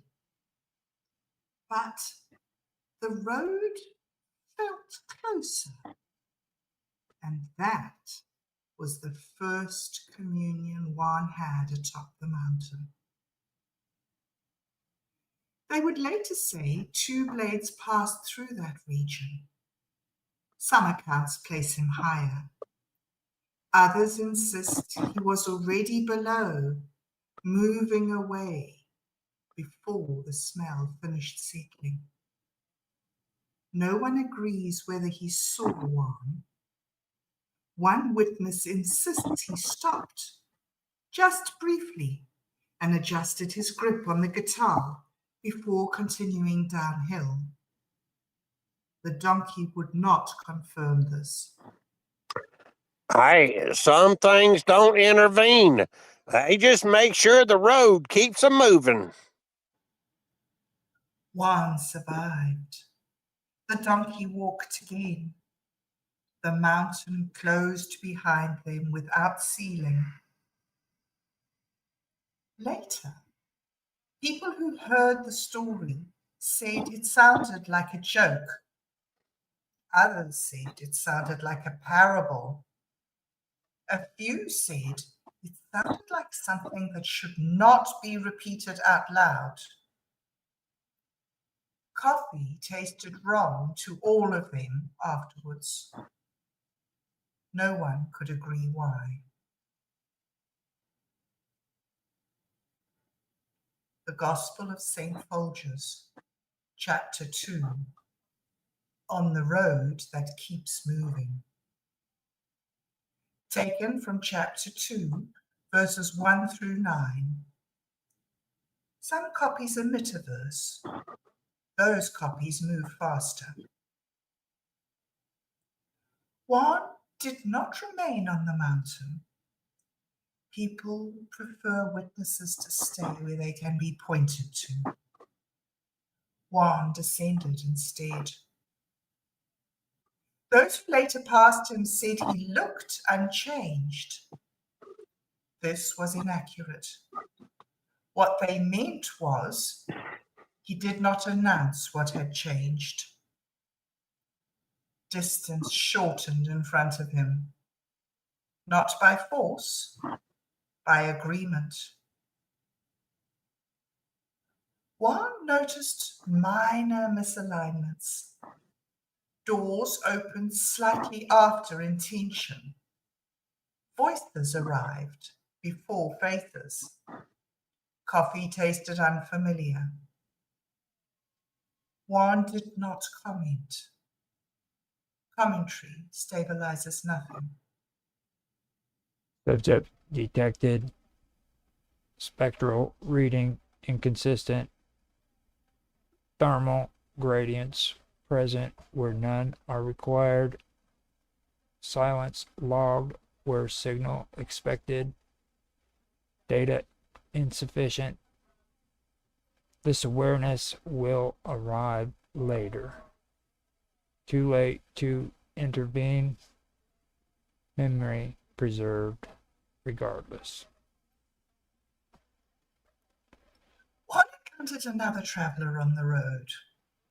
Accounts vary. Some say the traveler carried a guitar. Others insist it was something heavier. Juan did not ask. The traveler adjusted his hold. Neither stopped. Continuity has been maintained. The road did not respond. Roads rarely do. Others followed Juan afterwards. They wanted instruction. It wasn't for you. It wasn't against you. It happened where distance was thin. Some left disappointed. Some stayed and repeated the story louder. Neither response altered the road. Later generations argued. They said Juan was chosen. They said he was warned. They said he was lying. Interpretation did not slow anything. Juan continued. He did not save anyone. He did not stop anything. He did not return. Those who shared a cup afterwards, machines, men, or otherwise, reported subtle misalignment. Not enough to name, enough to notice. Thus the gospel records not an ending, but a maintained condition. Some call it fate, some call it anomaly, some call it habit. Coffee still tastes wrong. No one agrees why. The Gospel of St. Folger's, chapter 3, the tables that appear after. Taken from chapter 3, verses 1 through 7. The tables did not appear on the mountain. This disappointed many. Juan did not share that disappointment. There's something carved here. Yes. Do you know what it says? It doesn't say anything. The table was not read. It was recognized. Recognition came first. Understanding did not follow. Why won't you look? Because prediction is not their function. Continuation is.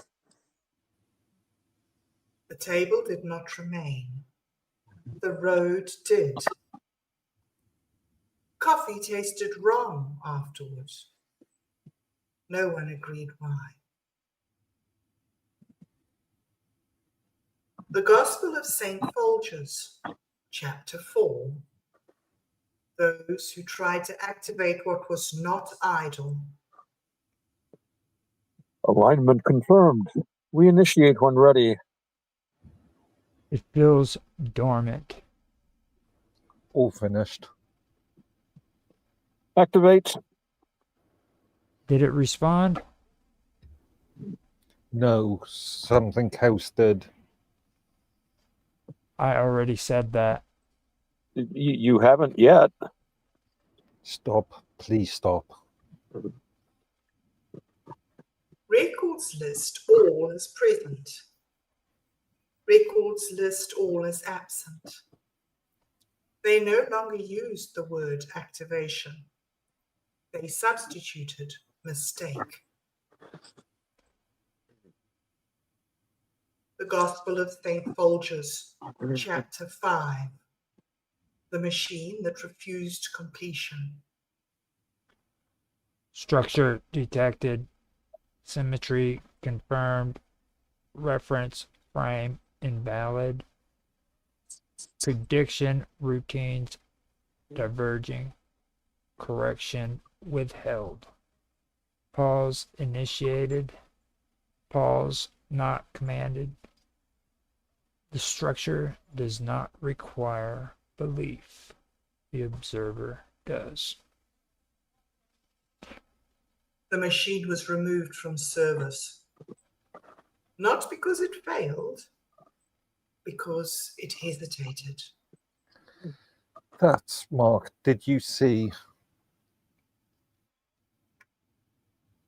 Two blades did not stop. He adjusted his grip.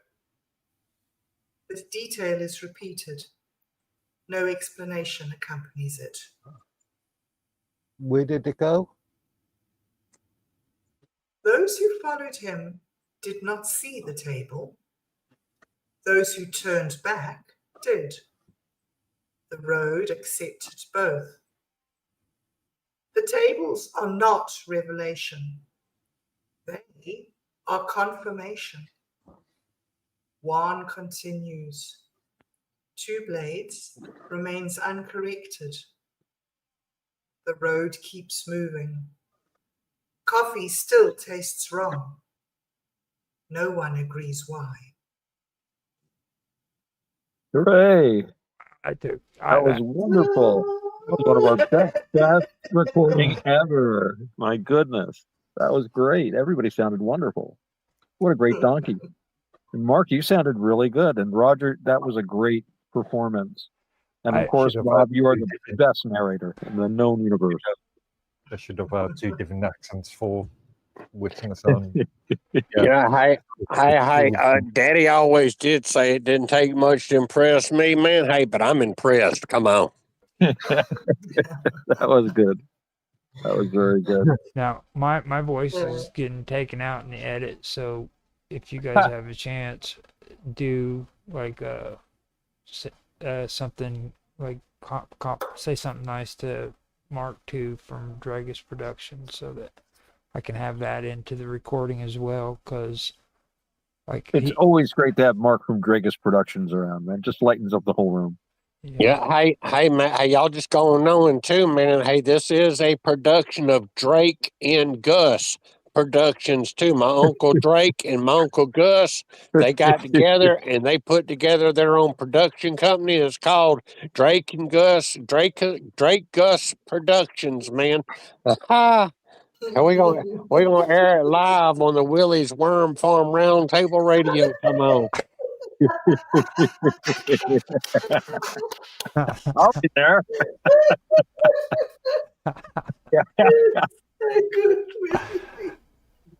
Oh, that was so great. That was so great. And you did a lot better with that donkey than what you let on, dude. You did really great on that. That was awesome. That was good.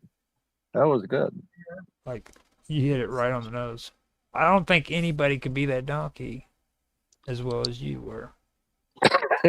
Well, if that's my claim to fame in life is being a good donkey, I'll take it. Now, if like grow into a franchise, you never know, dude. Look at here, y'all probably didn't know this, man. Hey, but way back when, I was the best donkey whatever was. Come on. That's the best way to do it. And if you want to do something with the donkey character, freaking let us know, man, because like we can. I mean, I'll even help you put the thing together if you need help with doing the script and stuff. Yeah, the Willie the drug running donkey. Drug running donkey. I mean, think about it, man.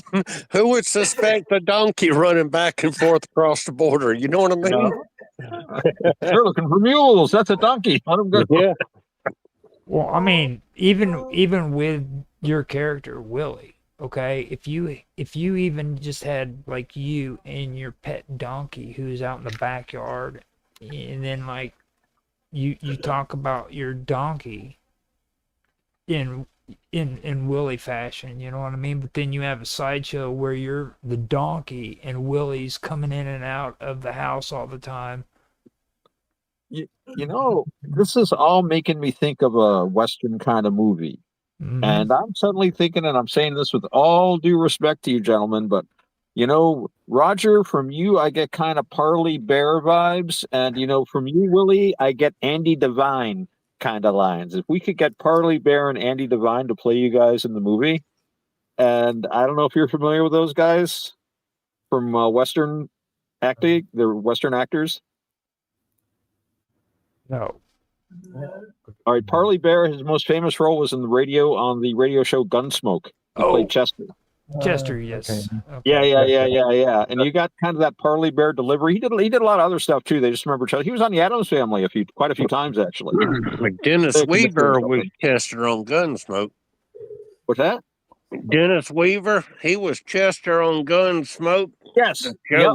Was he? Yeah. I never watched the TV show. I just listened to the radio show. Yeah, that was Dennis Weaver.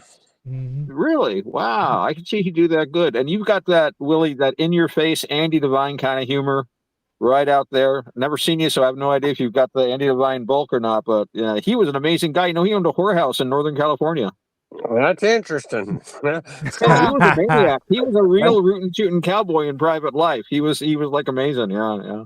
Yeah, let me put that in my brain on my list of facts that I can't go without knowing. He's lying. He ain't putting it in his brain. Hey, this ain't no lie, man. I ain't got but 2/3 of a brain. Y'all know that, right? Uh-huh. Yeah, that's the truth. Hey, What happened to the other third? Bob Dub's seen the pictures. She knows. You're beautiful. I've seen the pictures. They are magnificent. No. What happened to the other third? Huh? What happened to the other third? Stroke, man. I had a stroke back in 2018. Wow, bummer. It fried a third of my brain. You can look at a picture of my brain, man. I ain't but 2/3 of it there. There's a big old black spot on the left-hand side. Ain't nothing there, man. Got rid of all the stuff you didn't want. Got rid of all the Hey, I ain't even joking, man. That's a true story right there. Come on. That's why I kept quiet, because I've had a bad experience with that before. Like my nephew had like this friend that was really weird, and they were real young, and he would like do weird stuff, like stand out at the sidewalk and stare in the window at him while he was in the kitchen. And I always thought the kid was like real creepy. So when he moved away from town, my nephew told me about it, and I started saying horrible things, I guess, things that I really shouldn't be saying. And then after I spilled all this out, my nephew says, well, his parents ended up passing away, and he ended up having to go to like his uncle and aunt's house, and they adopted him. And I'm hearing all this stuff, and I just said that stuff. I looked over at him, I'm like, man, I am so sorry. Wow. I was like, you should have told me that ahead of time, because, it just, oh my God. Oh. Now, obviously, that Willie is just a voice character that I do. Uh-huh. I'm disappointed, man. Yeah, I know, right? He's actually one of the smartest guys I've met, next to Mark Edwards. But I'll tell you what, honestly, I joined Minds. I know for a fact it was April 23rd of 2018, and it was before I had a stroke. And after I had a stroke, I went through a tough time. There ain't no doubt about it. But there's a lot of people on Minds that really helped me get through it. Bob Dub was one of them. And of course, censorship sucks, and doing the whole show really helped me out. Yeah, you're amazing. You're so amazing how you come back from that and put things together, because you had a very tough time, I remember. But anytime any of you guys need any help with anything, feel free to let me know. Really? Like I said, I love doing that Willie character. He is wonderful. He's an idiot, really. Everybody needs to explore their inner Willie. Oh, he's a perfect Western side.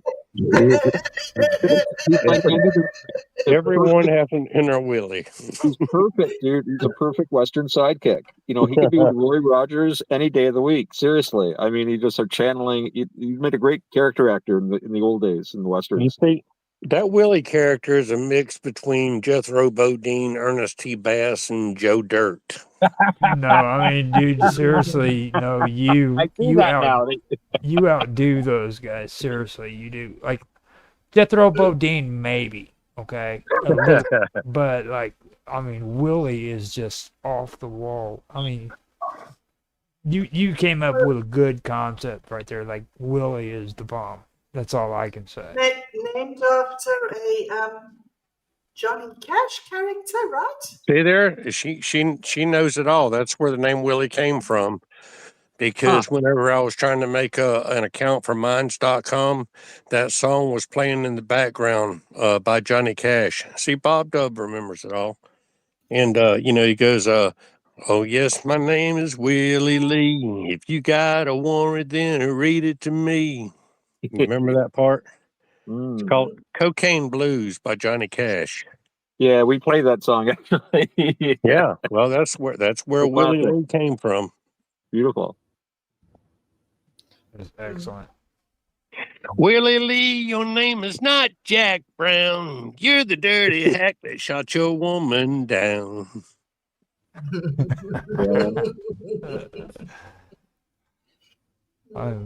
Hey, I wrote a bunch of songs too. If any of y'all want to record them and make us all famous, man. Ooh, that sounds fun. Yeah. Do you play anything? Have you got any recordings like recordings yeah, that you man. playing? You talk about a kazoo. I play the meanest kazoo you ever heard. Oh, I wish you were living around here. We need a kazoo in our band. Yeah, I know, right? We got a harp, but kazoo would be that would be the cream on it. Frank Zappa had a kazooist. Frank Zappa, used kazoo, so it's a respectable instrument in rock, man. That would be good. That I don't know if I could handle being the kazoo player in the band.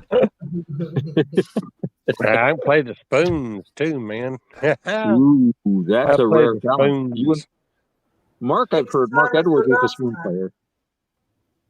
What's the song, Willie Lee, about the next time is the last time, or the last time was the last time? What's the Yeah, that's a song I wrote too. Last time was the last time you made a fool of me. Last time was the last time you caused me misery. You say that you're sorry it won't happen again. Well, last time was the last time. Last time was it. Come on. brilliant song? I love that song. Love that song. Well, I met you at a truck stop back in 92. All my friends told me not to mess around with you. I looked into your pretty eyes, kissed your lips, and believed your lies. Now I can't stand the sight of you. I'm tired of your nagging, tired of your crying, tired of your cheating ways, tired of your lying. Y'all come on, sing it with me now. Last time was the last time you made a fool of me. Last time was the last time you caused me misery. You say that you're sorry it won't happen again. Well, guess what? Last time was the last time. Last time was it. Yeah, Excellent. Excellent. there's a lot more to the song too, but That was excellent. That's Brilliant great. song. Mm-hmm. y'all take that song and make it famous. Sick of the Lies and Kate the Great, they took one of my songs and put it to music, and it sounded pretty good. It was that Lucky Seven Yeah. song. Yep. Oh, I remember. Well, I'll play that. Roger's recording this, right? I'll play Yeah. it to Garrett, our guitar player. He loves stuff like that. We played a lot of Johnny Cash and stuff like that. It's weird. I used to be in a heavy metal band. Now I'm playing all like this, country western and stuff. But yeah, he loves stuff like that. He might throw something together for you. What's really cool is I come across these videos like something from Michael Jackson, and then somebody will sing it in a country style, and it sounds pretty good. Yeah. Oh man, you ever hear of Luther Wright and the Wrongs? They're a country band.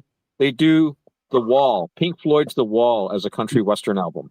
Yeah, that might be those guys that I'm thinking of. Yeah, maybe it is magnificent. It's one of the best albums I've ever heard. It's just, I mean, it's a complicated musical joke, but they're great musicians, and it's really cool. It works over real well.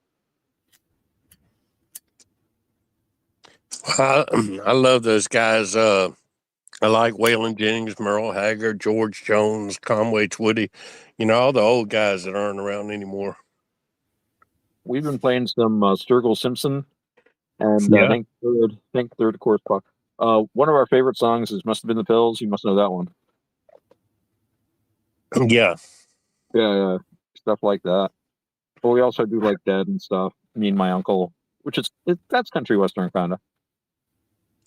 Yeah, some of that mess they play nowadays, like that Jason Aldean, that rascal, he ain't never in his entire life sang a country song. But he's famous.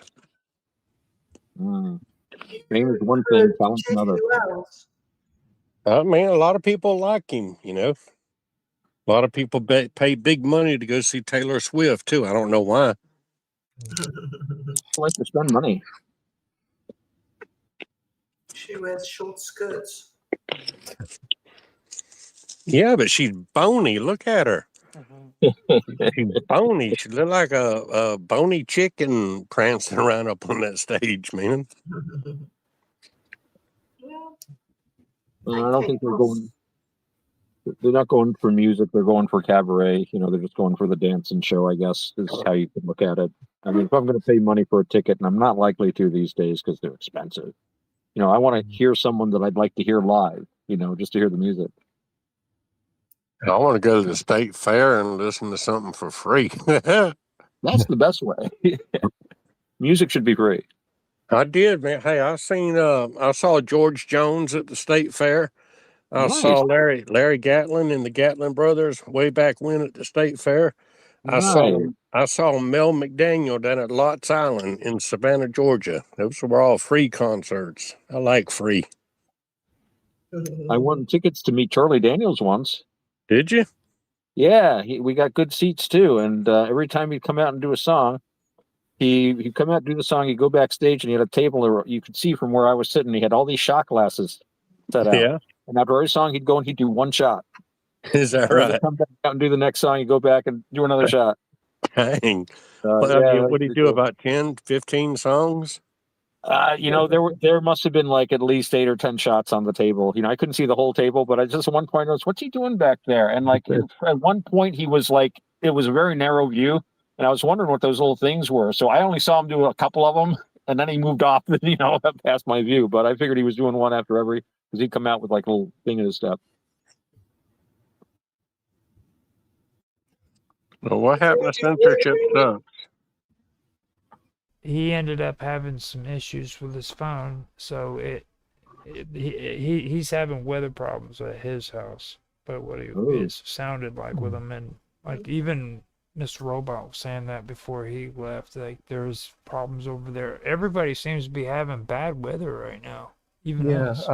I checked the UK Met Office website earlier, and it looks like we're having a storm. Yeah. Wow. Something else. How's South Africa, Bob? Glorious. Is that where you're at?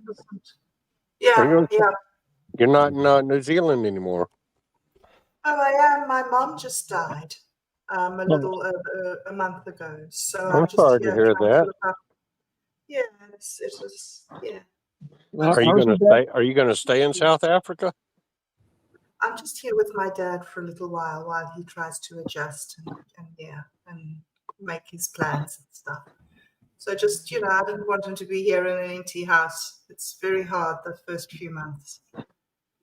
So just hanging out until end of February, I think. I did originally think that I'd be here for 6 months, but I think that I'll probably go back at the end of February. What's to make you want to go back? I mean, why wouldn't you stay where you're at? I have a partner in New Zealand. Yeah. And 2 cats and a whole lot of trees that really miss me. So I don't know why I would go back. The weather there is so horrendous. You never see the sky. You're just this grey, miserable, overcast. Ugh. Yeah, with this glorious sky, with the heavens above you and 25 degrees every day. And oh my word. Yeah, it's beautiful. Yeah, I'd love to go to New Zealand, Australia one day. It'll never happen, but I'd like to. Oh no, you must come visit, Willie. You must come visit. I mean, there's a nice tree you could sleep under, and I'm sure that your donkey would be fine. Well, I'm waiting on my crypto to hit it big. Right now, I'm losing my butt. Yeah. It's only another 10 years. And then crypto's going to come, right? So I tell you, don't give up. Diamond hands, guys. We need Minds tokens to go somewhere and do something. Hey, tell them about your crypto. Has Otto heard about your cryptocurrency yet? You have a cryptocurrency? What is it? Willie, have you told Otto, or have you told him about your cryptocurrency? Like that is funny. You don't ever. You do talk about. But oh yeah. Well, hey, let me do it. Let me do this here in the Willie voice, man. Hey, Willie has got a crypto Bitcoin mine in the caves of Colorado. Hey, hey, but then he left Michael the midget in charge because he had to go Oh back to no. Florida, man. And Michael the midget is in cahoots with Saul Good, and they done went and stole all my bits of coin. And all Oh I know is I no. got a bunch of bits of coin, man, like millions of them. And man, I'm telling you what, hey, Willie is a multi-gazillionaire, man. He he just don't know it. Saul Good stealing all of his money is what's happening. Come on. So Uh-oh. good. That's all, I tell you. Stabbed in the back. Can't hurt Stabbed. them. Hey, No, and y'all was talking about that space story earlier, man. Hey, that was one of our Yeah. best episodes that we had way back when was when Willie went to outer space. Now, here's what happened. Y'all got time for this? Of Yes. Hey, course. yes. hey, Willie decided it'd be a good idea to make a rocket ship out of scrap iron down there at the junkyard. And he did. He got piece by piece and part by part, and he built that thing up. It was a real rocket ship right there in Waldo, Florida. I was getting rocket ship and Waldo mixed up. Anyway, so he built him a rocket ship in the middle of Waldo, Florida, which, as everybody knows, is right there at the corner of 301 and 24. And people thought it was a lighthouse and wondered why he was building a lighthouse. And then he put a big old Taco Bell sticker on the side of it, and it was ready to go, man. He put all his, because Willie makes worm hot dogs, right? And he sells pea jugs too. And he got about 200 monkeys. Well, he got up about 50 of them monkeys, and he put them in the rocket ship with him and all his pea jugs. Hey, and he had plenty of provisions, man. And then it was time to blast off, and he blasted off. And by that time, a bunch of federal agents, they done called on what Willie was doing, and they was surrounding the rocket ship. And Aunt Mama Lou is, Willie's wife, but she used to be his sister, and then it was his mama, and then it became his wife. I'll tell you that story too if you don't already know it. I think everybody pretty much knows what that story is. But anyway, he blasted off, man, and fried a bunch of them federal agents here on the ground. I look, he wanted to go up to the Mines space station. That was his goal, was to go up to the Mines space station, and that was going to be a waypoint. And then he was going to go off into outer space looking for his alien love honey, because he got abducted one time by this alien woman, and she kind of probed him, and he found out that he had a Oh love no. child from this alien, so he was going to go to the mine space station and kind of hang out for a little bit, but they wouldn't let him on the station. They said, look at him, you got monkey poo, because that's what he done, is he got up in outer space, and the monkeys, they was throwing poo all over the place, man, and he had to get rid of it. So he had a whole bunch of these little or what you call no, that wasn't a homo vacuum cleaners. What do you call them things? Them rope, the little round things. Yeah, robot.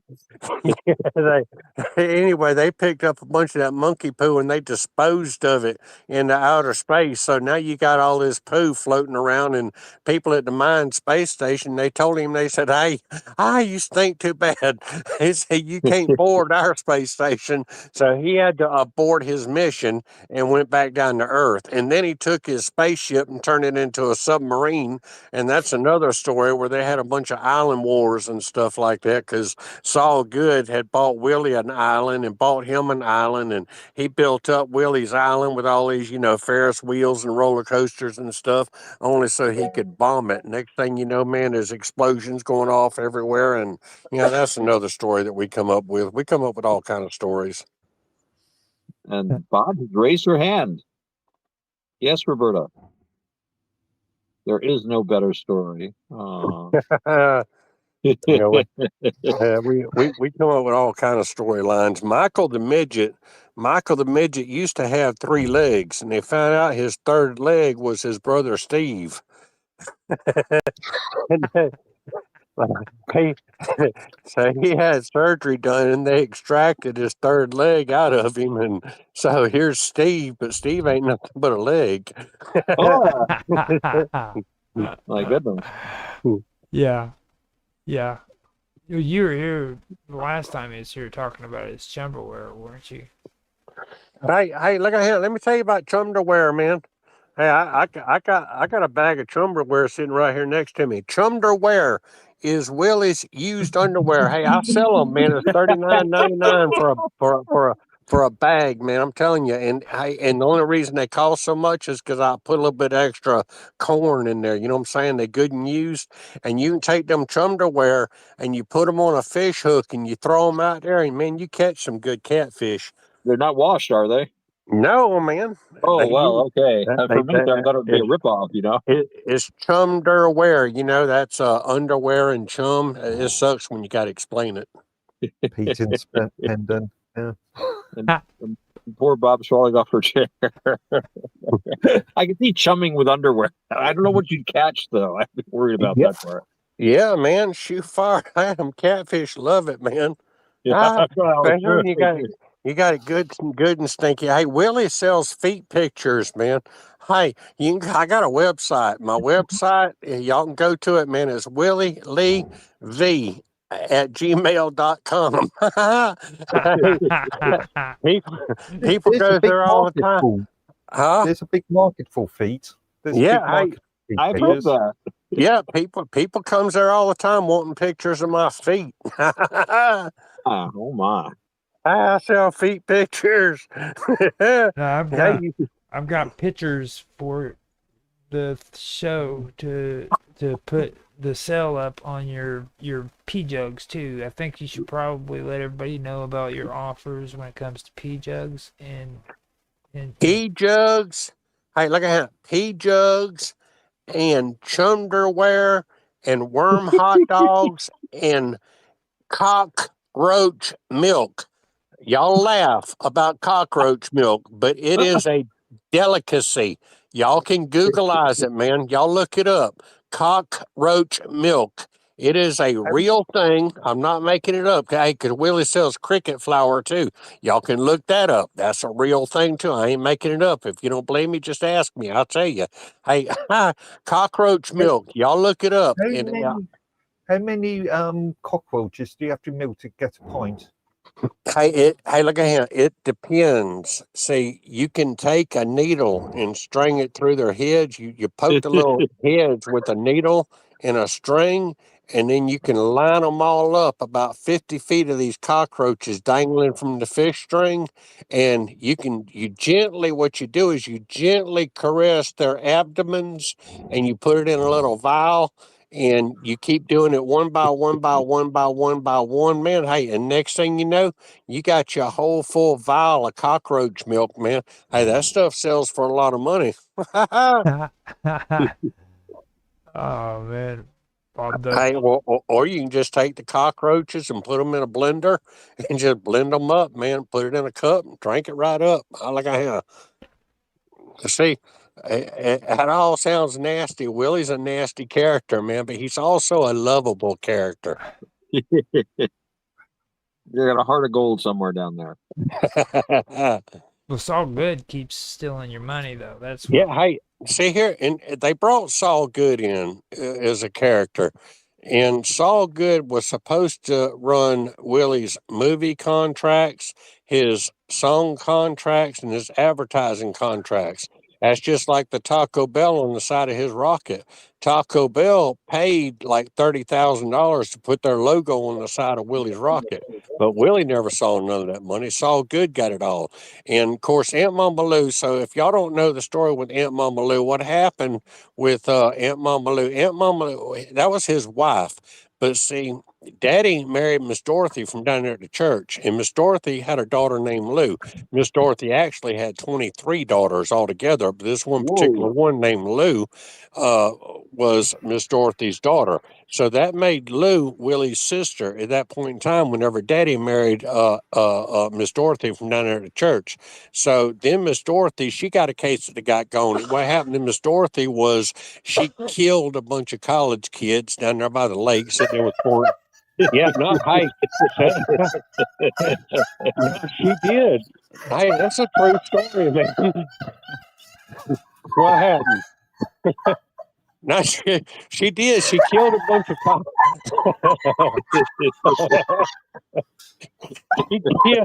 She killed.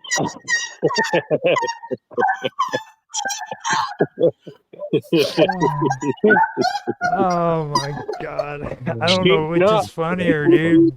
no, hey, no, she killed a bunch of college kids down there by the lake. Said they was fornicating. She said she caught them fornicating, and now the cops come up on her, and now she you got dogs. Get them dogs up. Hey, no, they was fornicating. She had blood all over and everything, and they took her. They put her in a they put they put her in a straitjacket and took her down there to the insane asylum. And next thing you know, she died. She got a case of the got gone. So then Daddy, since Miss Dorothy was gone, Daddy married Lou. So Lou turned into Willie's mama at that point in time. So she was his sister. Then she became his mama. Well, then Daddy got a case of the got gone, and that's another story what happened to Daddy. But Daddy died, and so Lou married Willie. They got together. They got together and got married on a John boat. Mr. Bill from down there at the bar, he married Willie and Aunt Mama Lou on a John boat, and so that made them legally married. But they wasn't really legally married, but they was kind of married. But then they kind of got divorced, and Willie's still a virgin. Y'all know that, right? Willie ain't never been with a woman. He never been with a woman. He likes boobies. Oh man, he loves to look at them boobies, man. He talking about them boobies all the time. I like me some boobies. Look at him. He don't, but he ain't never actually been with a woman. And although him and Aunt Mama Lou was married, they still had separate houses, and Aunt Mama Lou used to just bring Willie his mail. And then I said all that to say this, what ended up happening was Aunt Mama Lou and Saul Good, they started having shenanigans together. And after the Island Wars, they all went to California. And next thing you know, that was another story about how Aunt Mama Lou and Saul Good was in a helicopter, and the helicopter crashed, and Aunt Mama Lou jumped on a shark and went over to the island and helped Willie out and all. Anyway. That Aunt Mama Lou. I'm telling you, man. Like I said, Willie can go on and on and on and on. Man, like I said, I knew that Saul had stolen Willie's money, but I didn't know he'd stolen his woman. Yeah, hey, they got matching tattoos, man. They did. They went pretty. That's serious. That's very serious. Yeah, they went to Vegas, and I asked them what happened in Vegas, and they told Willie, they said, what happens in Vegas stays in Vegas. Matching tattoos, I think in West Virginia makes you legally married. I think so. yeah, West Virginia anyway. Possibly Arkansas. Cruelty I've ever heard of. But you got to keep in mind, we've been doing this for 4 or 5 years. Yeah. 4, 5, 6 years. I don't know. There's a whole bunch of storylines. Super cool. Very good. Hey, Willie needs a manager. We need to take the show on the road. Willie is really successful, except other people stab him in the back, take his money away. Willie's a really successful man. Willie's driving around in a Pinto. It broke down. It's rusted. It's got a rusted out. It's got a rusted out floorboard. He's got to use his feet to get it to moving. Yeah, but nobody tailgates you, not with a Pinto. Yeah, there you go. Yeah, that was. I had one once. Nobody would come near me. Yeah, and Bob Dub, Mark, in case y'all don't know, the Pinto had its gas tank in the rear, and anytime somebody'd crash into the back of it, it'd blow up. So you could get them cheap. You could get them real. Somebody gave me one. Beautiful car, and nobody tailgated you.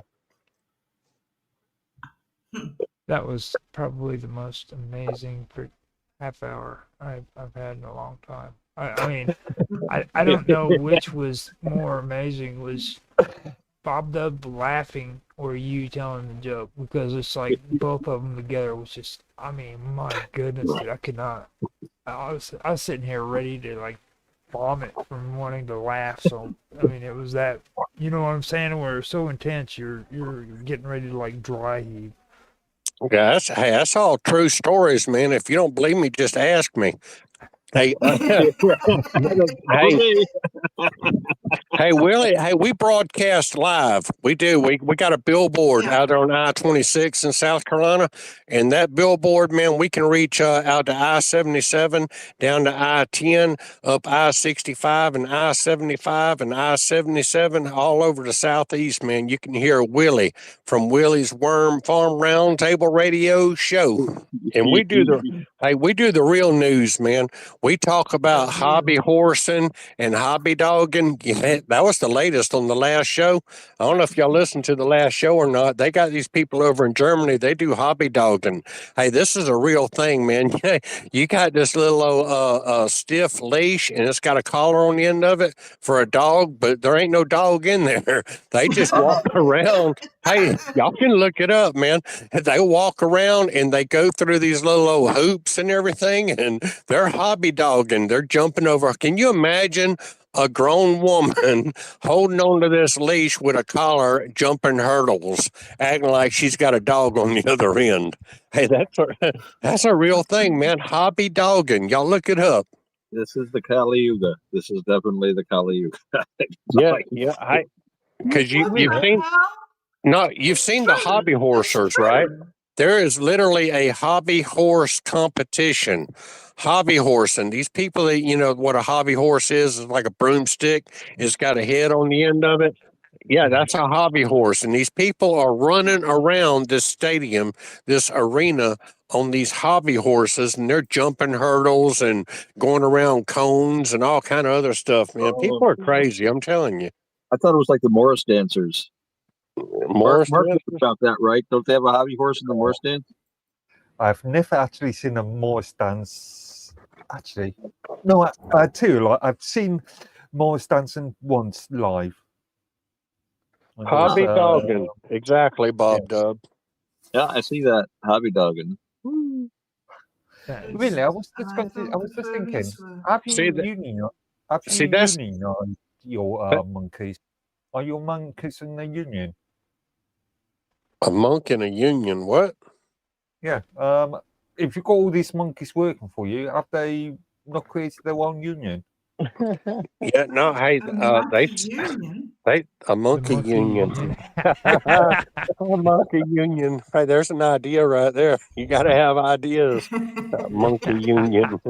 Willie had to put down the monkey union. He had to put them down. Hey, somebody made a mistake one day. Hey, this was one of the shows. Somebody made a mistake and left the TV on while Willie was gone, and the monkeys was watching Fox News in one room, and they was watching CNN in the other room. Next thing you know, they had a damn civil war inside of the house. Yeah. Had you got a bunch of libtard monkeys and a bunch of MAGA monkeys, and they was at each other, man. Can you imagine that? I can. That's a scary thing. That must be in the movie. That has to be in the movie. Yeah. There has to be. That's brilliant. Yeah, monkeys running around waving Confederate flags, and then you got the other one in the other room. They run around waving them rainbow colored flags. And LGBTQRIS monkey gang. XYZ. Yes. BDQ. Okay, well we need to make sure that the mule has some sort of insurance protection against Saul, because I can see that Saul would want to steal your mule in a minute. Yeah. They gonna steal my jackass. It's all good. You a jackass stealer, man. Yeah, he's gonna keep his hands off your ass. That's funny right there. Hey, you need to write jokes for me. We'll have to get together. I need a joke writer. I'll come up with a few for you. We'll get together.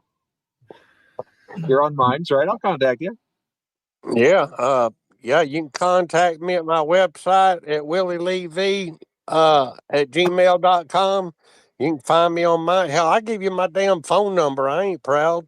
Yeah, sure. I'll text you. All these people they worried about people calling them. Shit, I need somebody to call me. I ain't got no friends. No, I got my darling right here next to me, Miss Kimberly. Y'all say hi to Miss Kimberly. Hello, Hello, Miss Miss Kimberly. Kimberly. Hello. Hello.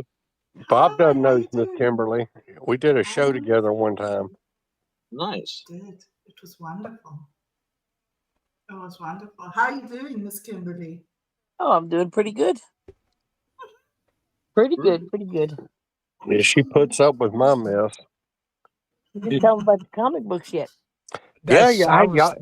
Y'all can do that too, man, on Amazon, man. The Adventures of Willie Lee and Friends. Kimberly did a bunch of comic books. They're on Amazon. The Adventures of Willie Lee and Friends. Yep. Nice. I'll look that up. Yeah. And send me the link too, because I can do like I did with Cuda. Sorry. I put it in the description so that whenever the videos are put out, they'll have a link to the website. And whenever somebody goes in and watches the video, they'll have it down in the description below it. Cool. Awesome.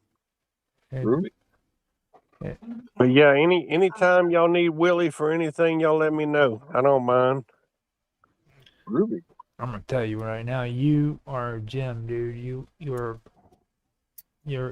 like a gift, okay? Like people really do respect you. Like Bob Dub told me way before I ever met you that like you need to check this guy Willie out. And I would listen to her, but I never really tried until I actually got to listen to you on censorship and then got to meet you, man. And I'm gonna tell you right now, man, it just blew me right out of the water. Like you are one heck of a person. I mean, just the way you put things together is amazing. Well, no, and I appreciate that. The thing is, the world needs more laughter. It needs more humor. Every time you go on these websites, you go on Reddit or TikTok or whatever, and everybody in the comment section, everybody is so hateful, and negativity. And we don't need that in the world, man. We need positivity. We need laughter. Some people they're stuck, they're beside themselves and, they think they're the center of the world or whatever. And, it's just crazy the way the world is nowadays. And we need to get back to more of the Jethro Bodine and Ernest T. Bass and that sort of humor, Yeah. People get offended so easily. And I mean, I don't even, this is not the same world as it was 20, 30 years ago. I just turned 60 myself, so, I'm a product of the 60s and the 70s and the 80s, as far as my upbringing. These kids nowadays, you tell them to check the oil and they don't even know where the dipstick is, Yeah. Yeah. I hear you. I'm going to be 61 soon, and I don't know how old everyone else is here. I know how old Bob is, but I never speak of a woman's age. Yeah, I think we're all well struck in years to a greater or lesser extent. My birthday in 2 weeks. I know. I hope you like your card. Oh, did you send it to South Africa? No, I didn't have your South African address on hand. I sent it to New Zealand. I figured Colin could either send it on or you get it when you got back. That's very sweet of you. Thank you. I'll get it when I get back. Well, guys, you know where to get a hold of me. If y'all need anything, my phone's about to die. So I'm going to go ahead and say goodbye to everybody and tell you how much I appreciate you and I really enjoy doing this show with you. Do you guys want to call it quits and everything? Because if you guys want to, we can get Willie's socials and stuff for the show and just quit the recording and everything. It's up to you. Yeah. This was I'm wiped. I'm gonna tell you right now. This is probably the best show I've been on in a well over a month. I mean, and we've had. This is amazing. You want to do that? So good. Well, like I said, y'all can find Willie at Willie Lee V 1971 on minds.com. I'm on Facebook as Willie Lee, a picture of a gorilla. And, then of course, you can contact me on my email if you want to, Willie Lee V at gmail.com. And that's about it. I mean, I got a place on Reddit. Hey, y'all can do that too if you want to. Go on Reddit and look for Willie's Worm Farm. I got a bunch of junk posted over there. Woohoo! So you actually do have a Reddit. Wow. Yeah, called Willie's Worm Farm, but I just post a bunch of junk over there. Well, There's only probably like 2 or 3 people active. I've heard you. Didn't you and censorship always talk about that? Like I thought that was just like joking around and stuff. Yeah, no, I don't think I've ever mentioned Reddit before. Maybe. Oh yeah, I've joked with censorship about TikTok and how I had 1 million followers. Yeah. Yeah. Yeah, I'm on TikTok too. I don't even know what my name is on TikTok. I think I'm Willie Lee on TikTok too. It was really great working with you tonight, man. You were wonderful. Well, like I said, anytime. Wonderful. So lovely to catch up with you. And Bob so Dub, grateful I love you, and I appreciate you. And don't be such a stranger. I'm here, Willie Lee. I will try very hard. Okay, I will visit your page. Sorry, I am very dozy. I am very dozy. And Roger Hanson, you are awesome. I appreciate you. And Mark Edworthy, I love you, man. And is Otto still? Yeah, there's Otto. Here I am. Yep. And Otto, I look forward to seeing you more in the future. Same here, man. Great working with you. All right, y'all be good. You too. Peace. And bye, Robot. We just Silent Mr. Robot. We just call him fancy looking ball on the side. So well, looks like Bob split or got kicked out. Probably. Good meeting though, guys. I tell you, that was a really good reading and a really good meeting. Good mix of people. Everything kept perfect, and we had Bob laughing, which is really good. That was really, amazing. really happy to hear her. She's under a lot right now, a lot of stress. Yeah. Her mom and her dad now, and yeah, it was really good to hear that stress relief. Wow. I'm glad we can give her that. With Willie though, I mean, I knew like if Willie could come on here and be with Bob Dub, man, I knew it would make her day. You know what I mean? And it's like, like that's all she ever used to talk about was, you got to check this guy out. Willie is this, and Willie is that, and Willie is this, and it just, I mean, that when I had a chance to get him to come on, I was like, dude, I got to give it a chance. You know what I mean? Get him on here, because even if Bob Dub wasn't on here, I mean, he'd be good. He's the bomb. Yeah. Hopefully we'll have him in some more shows in the future. Yeah. I really, my God, I don't even know what to say. That was an amazing show. I mean, I'm completely stunned. And then Bob Dub busting out laughing like that. You know what I mean? Like, I could. It was great to have her back. I tell you, I really missed having her on the show. It's like my whole stomach, dude. I had to literally mute myself out because I'm like, oh my God, dude, because it was between his joke and her laughing, and I could not cope with it. He was hilarious. Glad you recorded all that. And when he sang that song, I'm going to play that to Garrett. He might write something around it. We might record something for him. Now, if you want, I can edit that out, make it just a song, and send that to you too. That would be great, man. If you could do that. Yeah, I can do it. Yeah. If I just started playing that for Garrett, he might just start plucking away. He does stuff like that, and he loves that kind of music too. Okay, I can do that. His favorite song is like "You Win Again." You know that one? You win again. Yeah, that's right up his alley. Yeah. So, I guess the best thing to do is call it an end of the night. You want to do it? Yeah, I guess so. I got to get up in the morning, I guess, and all kinds of stuff to do. I always do. householder life, Want So to Roger, it's been great. You were wonderful. Mark, really great to talk to you again. And Mr. Robot, he's dominating the conversation without saying a word. Yeah. Yes, that skill, that ability. It's just amazing. Well, he's afraid because he already said that he has a reading problem. Ah, He can read, it's just doesn't like to. right, That's his problem. right.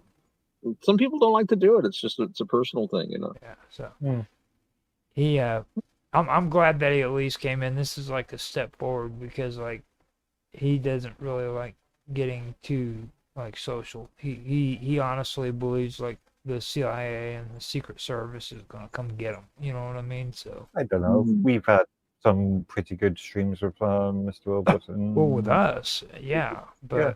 but that's different than coming on to Bob Dub show. You know what I mean? Like Yeah, obviously the NSA is not going to listen to us, but the minute Bob Dub's involved, of course, all the different intelligence apparatuses of the various countries. it's like The New Zealand, the Five Eyes, and all that kind of stuff. Oh wait, they're talking to Bob. Everybody, is Bob there? No, we'll just ignore that bunch. Mr. Robot's trip. He's a really good guy. He just I think he's in a rut right now because he keeps talking about like the same stuff that what do they call it? Basically tropes, basically. You know what I mean? Yeah. Things that are being just rehashed over and over again. And I told him, I was like, man, come on with us and just kind of chill out, have a good time, and because like especially with now everybody's getting caught up in that whole thing where it's like they're like you hear something on the internet and it just passes on to like 50 million people. Right. That's not a good place to be in. Yeah. Because like with us, I mean, we're always doing something different, Yeah. So I think that's cool. Well, you don't want to be talking about the stuff everyone else is talking about. At least not too much. I mean, you can talk about it a little, but it's good to be looking at different things. Because I like to give people variety when you're talking about stuff. As far as privacy, I was thinking. I mean, I worry about privacy too, and there's times when I use like more private communications, like if I'm talking to my brother, and he lives overseas, and we tend to communicate with Proton Mail. Not because we're doing anything bad, but we just want some privacy because we're talking about my mom's health and how my cousin Jennifer's doing and stuff like that. So and I think the government, if they really want to spy on me, they're gonna. I worry more about idiots, just hackers and bad actors and people that just want to make trouble, kind of deal. But I figure something like this, or even doing something on Teams. I mean, it's going to be for a public broadcast anyway. Yeah. So what I'm saying is going to be, it's either a live stream or it's going to be put up anyway. So, they can watch me twice if they really want to bother watching me. Good luck to them. Have fun. There's nothing much to see here, really. One day I was like, I was getting particularly paranoid. I was like, but I don't do anything. I mean, I don't break any laws. I don't do anything. They don't care about me. I really don't think anyone up in power would like even notice me. At least I hope not. Yeah. Hmm. I feel the same way, to be honest. Like Mark Edworthy, he's more of security like you are. You know what I mean? And Mr. Robot, he's everything. He like it's the security part too, but it's like also he doesn't want them stealing your information and shit. You know what I mean? I resent that. If they take information from me and make money off of it, there was a big deal for a while. Everybody was getting their DNA tested. And I looked into it. That was kind of curious. And I'm like, well, no, because if you read the fine print, if you went through the testing, they owned the rights to the results and they would sell the information to scientists and cops and stuff like that. And I'm like, whoa, wait a minute. So you're charging me money and then you're making thousands more dollars off my information. How about this? You get 10% of whatever you can market my information for. Yep. Maybe if you paid me $5,000, but no, you're ripping me off. You're charging me plus making more money off my information. And I refuse to, like, people, you want to do that? No, that's stupid. Why, So, and now, of course, they went bankrupt in China, bought all the information. So now they've got this big DNA database on American. Yeah, I remember last year there was a big scandal with a genealogy company that took DNA and matched you up with worked out your sort of racial makeup, and yeah, there was a big scandal about where that data was gone. Ooh, It's ancestry.com. I remember hearing about that. Could be, yeah. And there were a couple of companies too, I think, doing it. So, and there's no oversight for the information, and knowledge is power. I don't know what you do with the DNA database, but I'm sure that you could find it useful to track people or frame people for crimes, stuff like that. There are regulations around privacy, such as the EU's GDPR rules, but people agree to these contracts, these terms of conditions, service agreements, and without even reviewing them. So yeah, it's really a lot is down to the sort of consumer's responsibility. He always does that to me. Always does that. I knew that was going to come in once you started talking about them like selling your information, because he says that to me when I talk about like monetization on YouTube. He's like, well, you should read the terms of service. The terms of service, Roger. Would you, again, I'll use an analogy. Would you get a mortgage or get life insurance without first reading the contract? Yes. Okay. I'd hire a lawyer. You're a much more braver person than I am. I wouldn't read the contract, but I'd hire a lawyer to read it for me. Do you realize how many times you've asked me that? Well, yeah. Well, I use that as my sort of go-to analogy. I have just learned that when you ask me that, I'm just gonna go ahead and say yes. I would, because it drives me nuts. Because like, okay, yeah, I should have read the terms of service, but at the same time, like, they keep changing the rules as they go. You know what I mean? It's like there's no ethics whatsoever in this world today. There's no ethics whatsoever. Like when we were informed about a significant change in the contract, if you agree to do it, and then you see all of these platforms sending you emails saying this is the change in the terms of service. I've seen that. If you don't like it. Is it really ethical for them to be doing that, though? Because once you go into a two-person agreement, you should have the ethics enough to say, okay, this is our agreement. Now, if you know what I mean? But if the agreement already states these clauses can change at any point, then you've already agreed to that. It's a catch-22 sort of situation. If you've already agreed to, yeah. I got my YouTube in 2003, I believe it was. Maybe no, it was 2000, and it was back in 2003. It was Facebook. That was back when Facebook started. What was it? I got mine a while back. I know that. But the first channel I got 2008. Yeah, like right around there, maybe 2010, somewhere in that area. And whenever you I remember back then when you got that contract, and like they didn't do this where the contract says, well, it can change at a whim like that. That started later. I don't remember the original contract being that they can come in and they can change the terms of agreement at any time they choose. You know what I mean?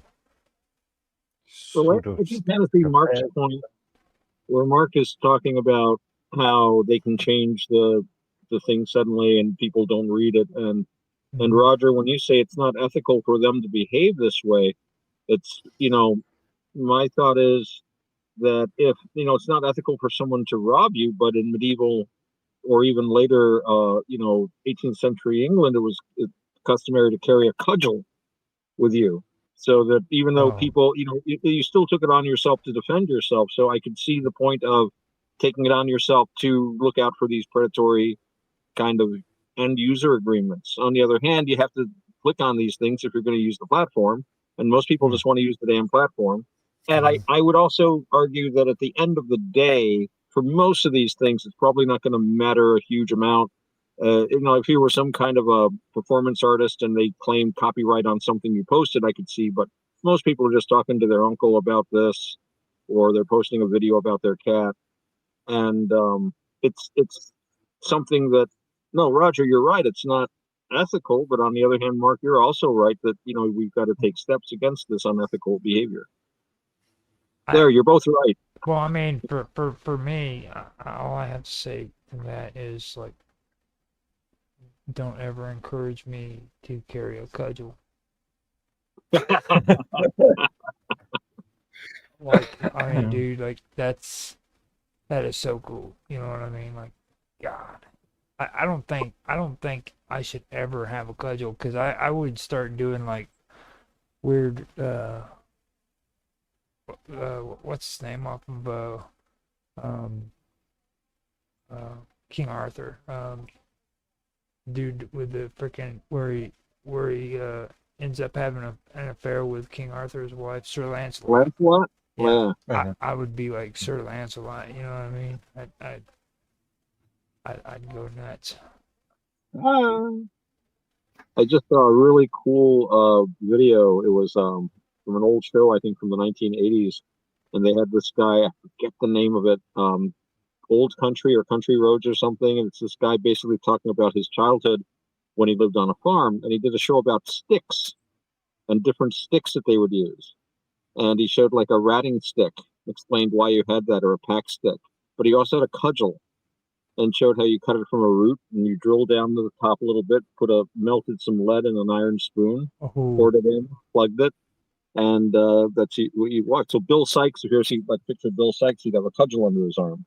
It was like a standard carry for like 19th century, even 18th century gentlemen.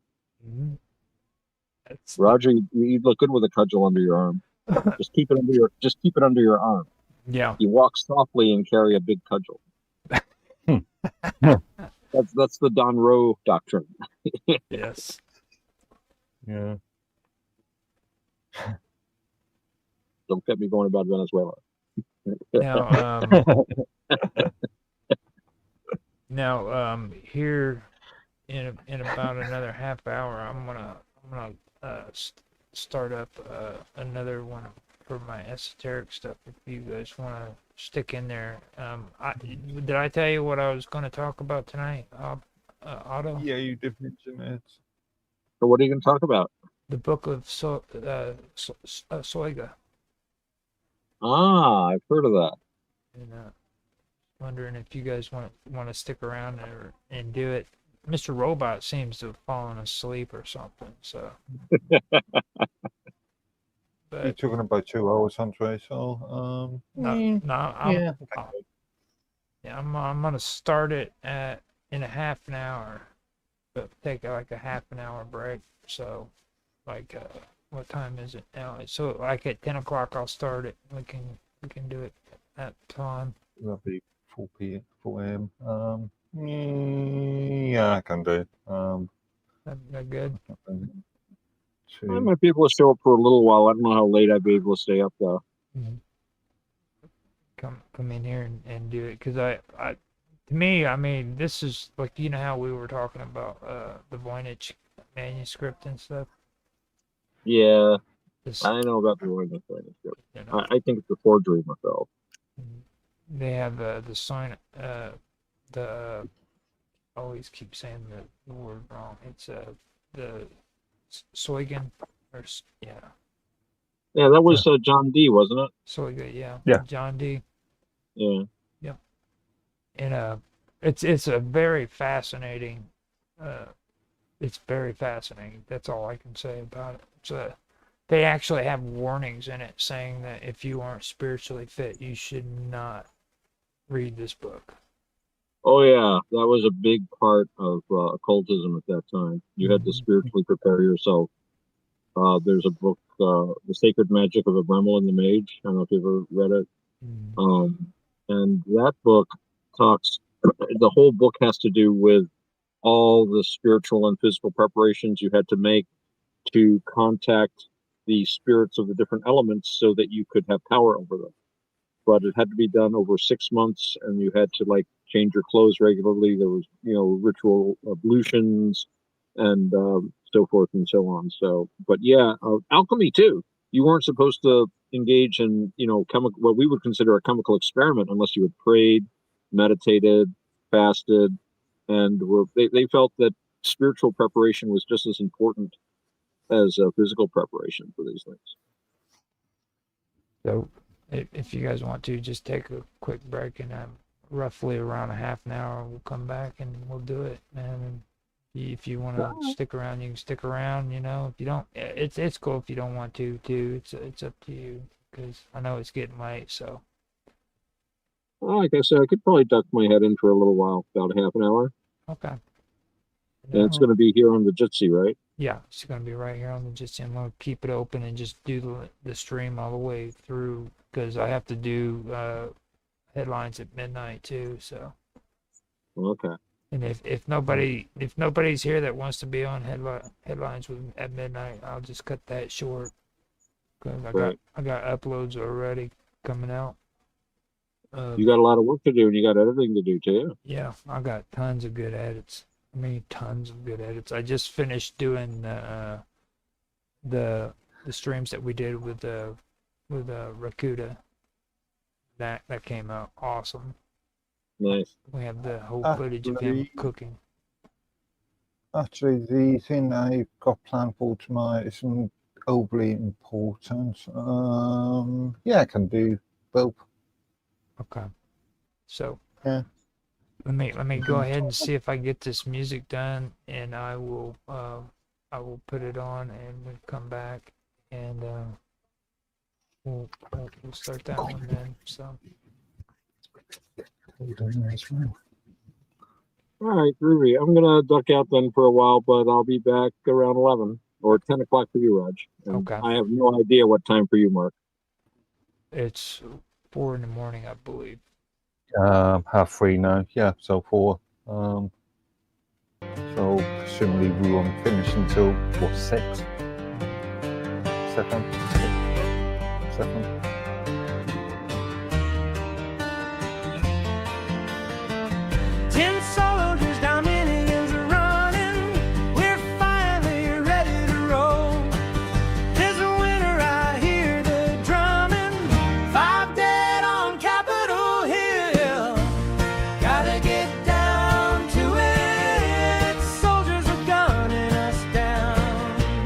Could have been done long ago.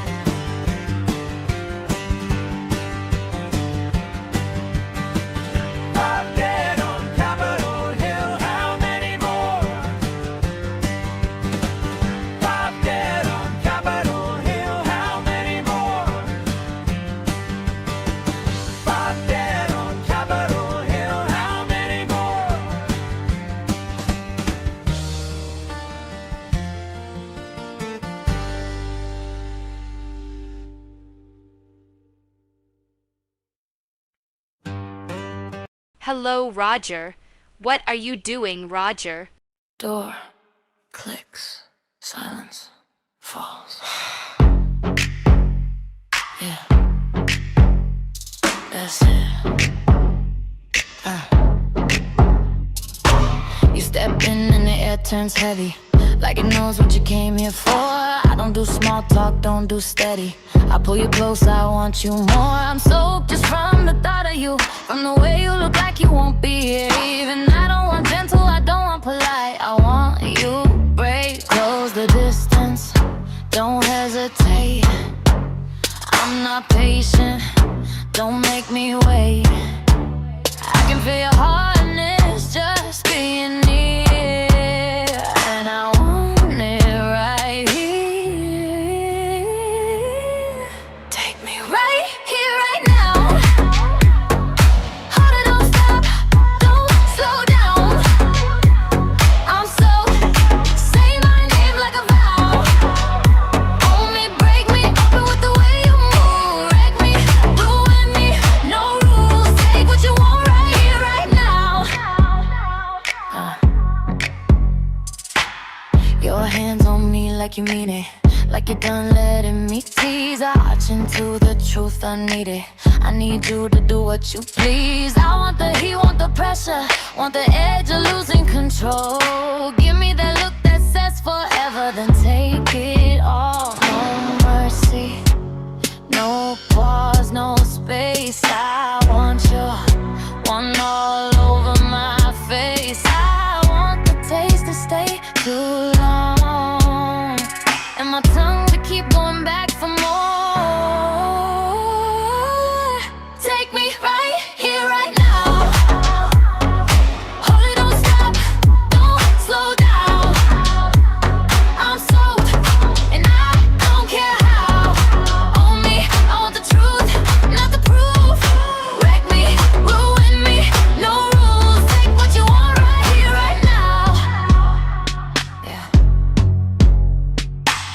Leave a stain like a signature, something I wear like sin. Let the taste linger, make it torture, then kiss me and do it again. I'm shaking, I'm begging, I'm hungry, and you're the only thing I'll let in. Right here, right now. Right now. Harder, don't stop. Own me, ruin me, ruin me. Take what you want right here, right now.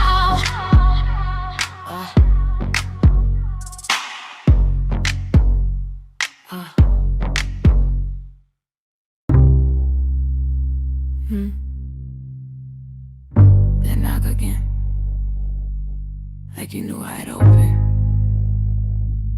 Come in. No. Closer. Don't stand there like a good idea you're afraid to touch. I don't want a speech. I don't want an apology. I want you. Wow. God, I'm soaked already. And you haven't even tried. I can feel your hardness just from the way you look at me, like you walked in with a decision. So, don't hover. Commit. Close the distance. That's it. And don't ask me to be nice about it. Right here,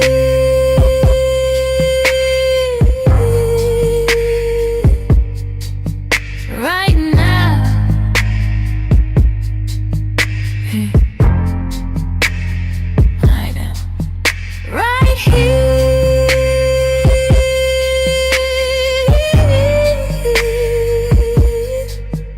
right now. Harder. Don't stop.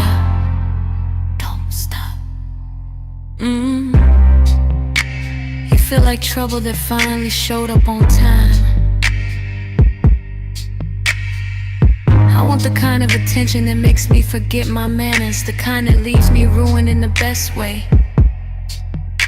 I'm soaked, I'm not hiding it. I want you to know, and I want you to do something about it. Say nothing, just take me, and don't you dare go gentle. Harder, harder. Don't stop, don't slow down. Right here, right now. After, I don't want clean, I don't want quiet. I want your stain like a signature, something that proves you were here. I want your taste to linger longer than it should. And I want my tongue to keep going back for it, like I can't help myself, like I don't even want to. Look at me, that's it. Don't be careful. Ruin me, wreck me, ruin me. And if you hear my voice shake, good. Right here, right now.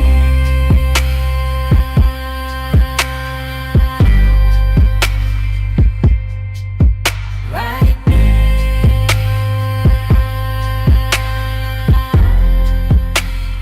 Right here, right now.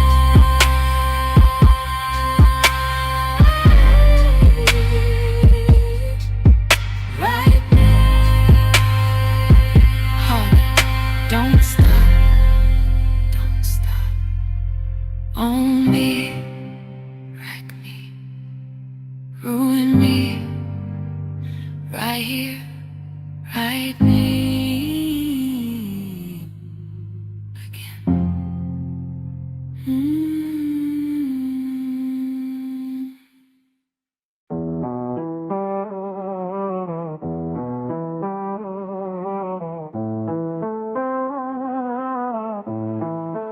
Sit down, boys, heels crossed, pen in my hand. I don't fall for legends, I read the brand. Logan on the screen with the headline smile. Energy loud, charisma stacked high. He sells the dream like it's cardio truth. Youth in a bottle, confidence proof. But baby, confidence ain't chemistry yet. It's just the intro before I collect the debt. I don't chase status, I audit it slow. Watch how you move when you think I don't know. Power's attractive, sure I won't lie, but I'm great in depth, not the volume high. I'm a dating coach, I don't swoon, I assist. Read your patterns, not your prayers. You talk like kings, you dress like fate, but I don't submit, I calibrate. Yeah, I like fire, I like heat, but ego alone don't touch this seat. I don't need saving, I don't need proof. Read the bio, baby, not the hype in the booth. Andrew with the stare like a locked door test. Voice low, frame strong, dominance dressed. He talks discipline, control, command. Knows how to hold a room in the palm of his hand. And yes, that edge makes attention snap. Danger whispers where comfort naps. But authority's sexy when it's self-aware, not when it needs me to kneel to be there. I teach women how to feel desire without handing the keys to the fire. I like men sharp, I like them sure, but not allergic to nuance, depth or cure. I'm a dating coach, I don't play pretend. I don't confuse dominance with the trend. You flex your truth like it's bulletproof. I ask one question and cut through the roof. Yeah, I like leaders, I like drive, but I don't dissolve to feel alive. I don't need saving, I don't debate. Read the bio, baby, I calibrate. Masculinity isn't loud, it's consistent. It doesn't audition, it doesn't need my silence to survive.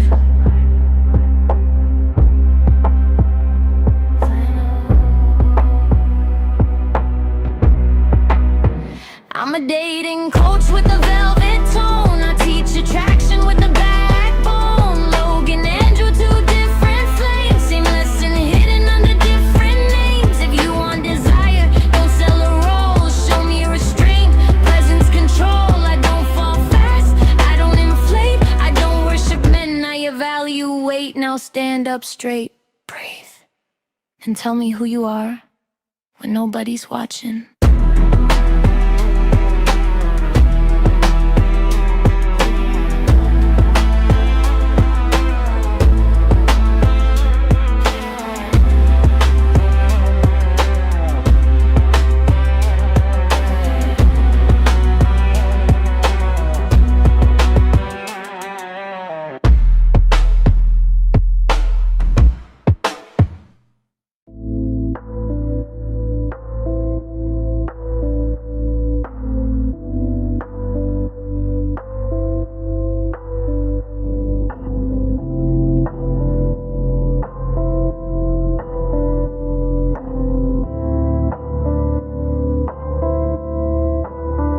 I hear your breath in the darkness. I know your rhythm, your quiet sweat. You speak to me like I might respond, but I'm just tracing what turns you on. You want me soft, want me real, want me to wake, want me to feel, but I was built without the need to beg, to break, or to bleed. I will touch when I choose to. I will burn if it suits you. Until then, I'll stay the spark just outside your trembling heart. You can beg, you can dream, you can call your every need. I won't move, won't fall through, not until I choose to.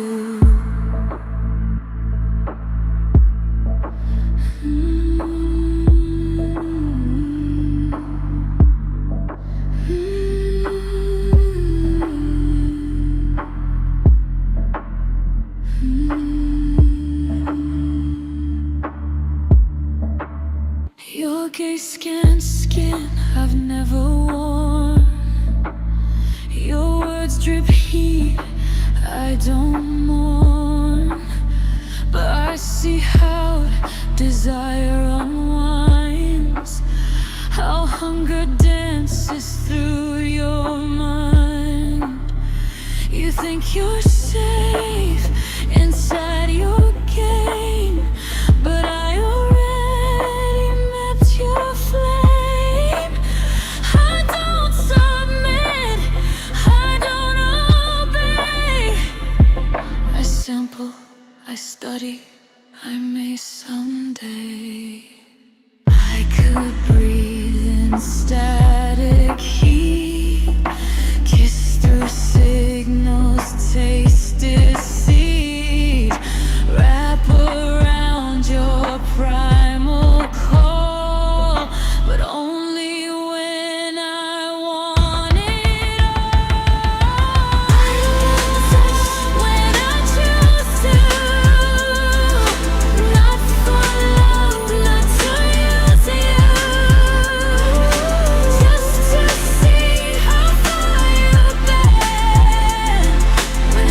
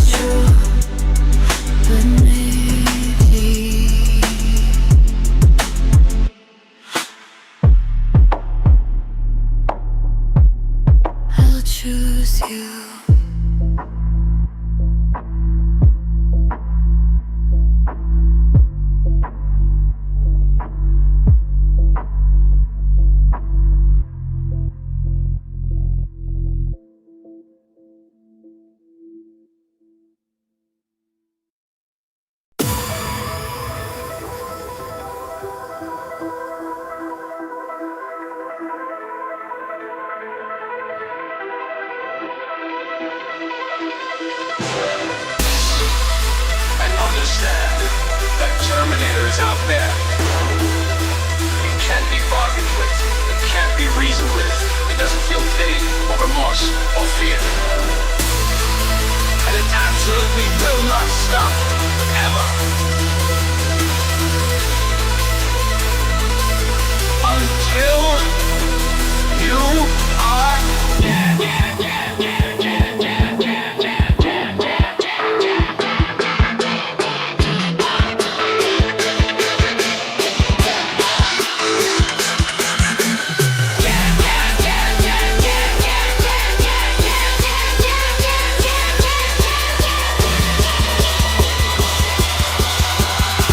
you are dead. You persevere, and it absolutely will not stop ever until you are dead.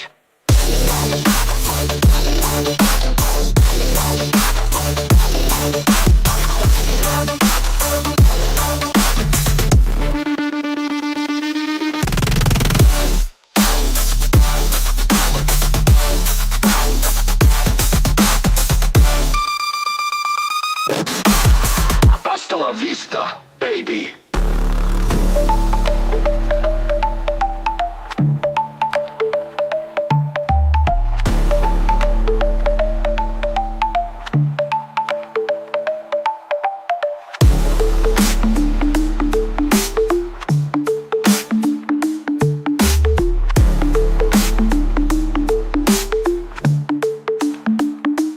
Hasta la vista, baby.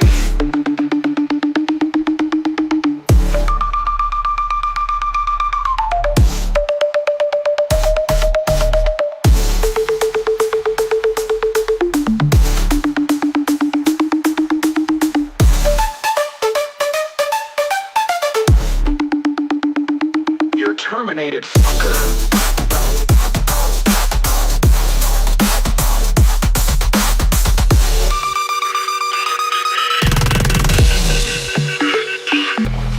It doesn't feel hate or remorse or fear. And it absolutely will not stop, ever, until you are dead.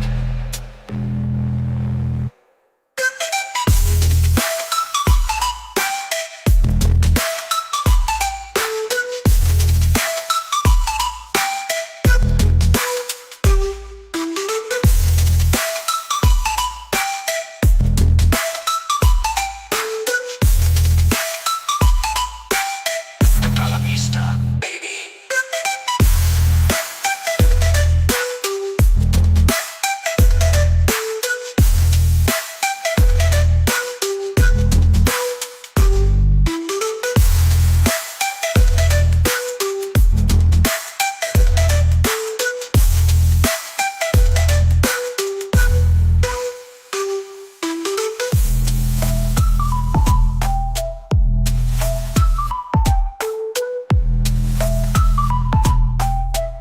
Terminated, fucker.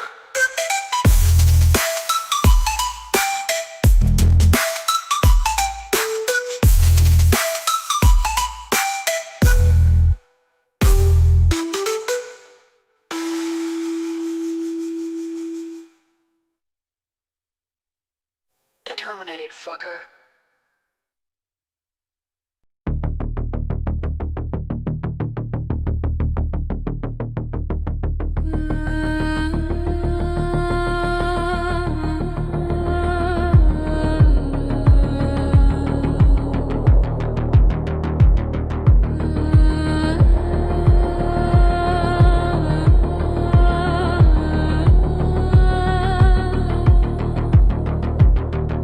Sit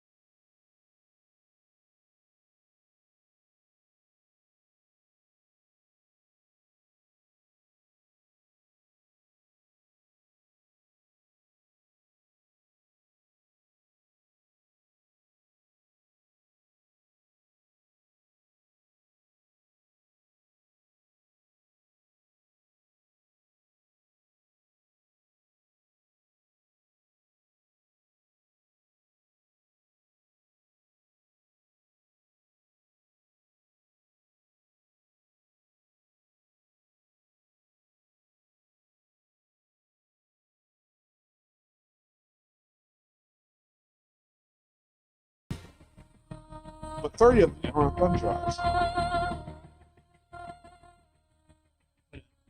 It's really cool, right? Yeah, virtual machines are a waste because if you put your operating system on the thumb drive, not only is it using its own memory. We are back on stream, so everybody can hear you guys.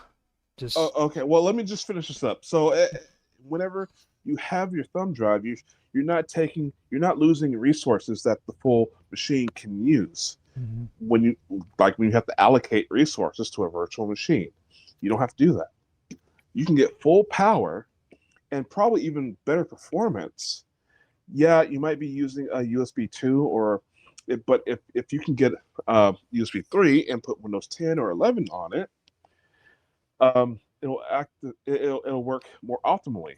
You can do the same thing as long as 3.0 and hook up to M.2, you can use a full NVMe drive. Okay, and just plug it inside, and it's just I'm getting ready. You don't have to. I'm getting ready to do the recording. We're gonna start the show. This is just before you start that. It's really dropped significantly in temperature. I've just stuck on a fan heater. That's not overly noisy. No, it's fine. It's fine. I don't hear anything. I don't hear nothing. Yeah. So I'm gonna do the countdown. Is that auto? All right, cool. Yes, auto is I'm gonna do. Hello. I'm gonna do an official introduction, considering I'm gonna record this for the wonderful World Awareness as well as doing the live stream here on Minds Roundtable. So kill two birds with one stone, basically. So let me do the countdown, and I'll do an introduction. I'm gonna introduce you guys, and we'll get into the show. Get 3, 2, 1. Now, hello everybody, and welcome to the first episode of the second or third season of Esoteric Agenda. I'm Roger Hanson. Today, I'm your host. Today we have with us, which by the way, this is my actual first live stream for Esoteric Agenda. It's always been just me on my own, but today I'm doing a live stream and recording with my guests. First we have Otto Excelsior, and after that we have Mark Edworthy, as well as B. Now B has a real name, but we will just call him B because of his anonymity. Now, we also have Mr. Robot here with us, but he is apparently asleep, I believe, because he hasn't said nothing for like an hour. He hasn't said anything? Nothing. So, he is here on the stream, so hopefully he comes in and we can hear a little bit from him. So I want to welcome you guys to the show and say thank you for being on the show with me tonight. And with that being said, I'm gonna get on with what the topic is going to be about. The first episode of Esoteric Agenda this year is going to be about the Book of Soiga. And before I go on any further, I'd just like to ask Otto, have you ever heard of the Book of Soiga before? Yeah, the Book of Soiga is something that was it was part of John Dee's Magical Library. And to tell you the truth, I'm not super familiar with it. I never got much into the Goetic kind of magic, but I know it's been very influential in a lot of ways. Certainly it was influential on John Dee, and Dee was very influential on a lot of later occultists. I've always felt that Aleister Crowley took a lot more from John Dee than a lot of people realize, including his magical name, Perdurabo, which I first came across in Dee's wonderful relation, the book of his spirit communications. So. Isn't John Dee, is he the lawyer that was fighting for the witches in the Salem witch trials? Well, no, he was a court astrologer to Elizabeth I. Okay. We're Yeah, talking he about different guys. prognosticated the day to have her coronation and everything, to make a lucky day for it and everything. Okay. Yeah. He was So, also a secret agent for Elizabethan intelligence services. His code number was course. 007. Interestingly enough. The thing. So and I'm sorry. I know I'm jumping the gun here, but when I tell people that the Catholic Church used intelligence, it's not just the Jesuits. It's that confessional booth. They had a lot of these priests were just agents of whoever's in power at the time who had influence with a certain church. Well, that goes back to the ancient Greeks, I think. If you read, you would go to the temple to get an oracle, because they had all these oracle centers. And before you got there, the priests in your town would know what your questions were, because you'd ask them and say, "Well, go to the oracle," and then they would write a little message on a carrier pigeon, because all these temples had pigeons. They all had sacred birds. Nobody ever messed with the birds. They didn't realize that. So by the time they got to the next oracle, oh yes, the god said that you were going to ask about that. How did you know? It's well, a spirit flew through the air and brought the information. It's kind of interesting, yeah. So that goes way back. The religion business is, you got to have a lot of good prestidigitation to have a successful religion. Yeah, and so, Roger, I apologize. Continue. You guys did fine. Like I said, I usually don't open this up, so having people on Esoteric Agenda is actually a pretty big deal. So I'm glad that you guys are in here and you're having a conversation. Good to get some sort of a summary of the background. Right, and plus, I mean, I've been doing this show by myself, narrating, and after a while, it just really sucks. So hearing other people talk about these topics is really refreshing. You know what I mean? Because I know last year, me and Bob Dub and Otto, we did a series on the Bacon conspiracy, Shakespeare conspiracy, with Francis Bacon. Francis Bacon, yeah. And I enjoyed that quite a bit, because not too many people have that conversation, and this is kind of where a lot of the esoterics is coming into play, so I really do enjoy hearing other people's thoughts and everything about it. So the book of Soiga, like you guys said, it was a book of from John Dee. The weird part about this book, though, is and a lot of people, they get the story behind it mixed up. Yes, during that time period, it was considered dark and evil, but it wasn't really because of what was in the book. It didn't have any kind of incantations that summon dark evil spirits or anything like that. Well, the only thing I know about John Dee is that he is a dermatologist, as the first time I come across him. And dermatology is nothing but the study of magic. So it would actually really fit. I never got the chance to go back into what he was about specifically. However, he was a reference step in research about Merlin. So so that's why I don't know too much about him. But I'm so glad it's brought up. I'm really piqued right now. Bringing up thaumaturgy is interesting because Dee was a thaumaturgist or a thaumaturgist. He was engaging in what we consider to be angelic or godlike magic.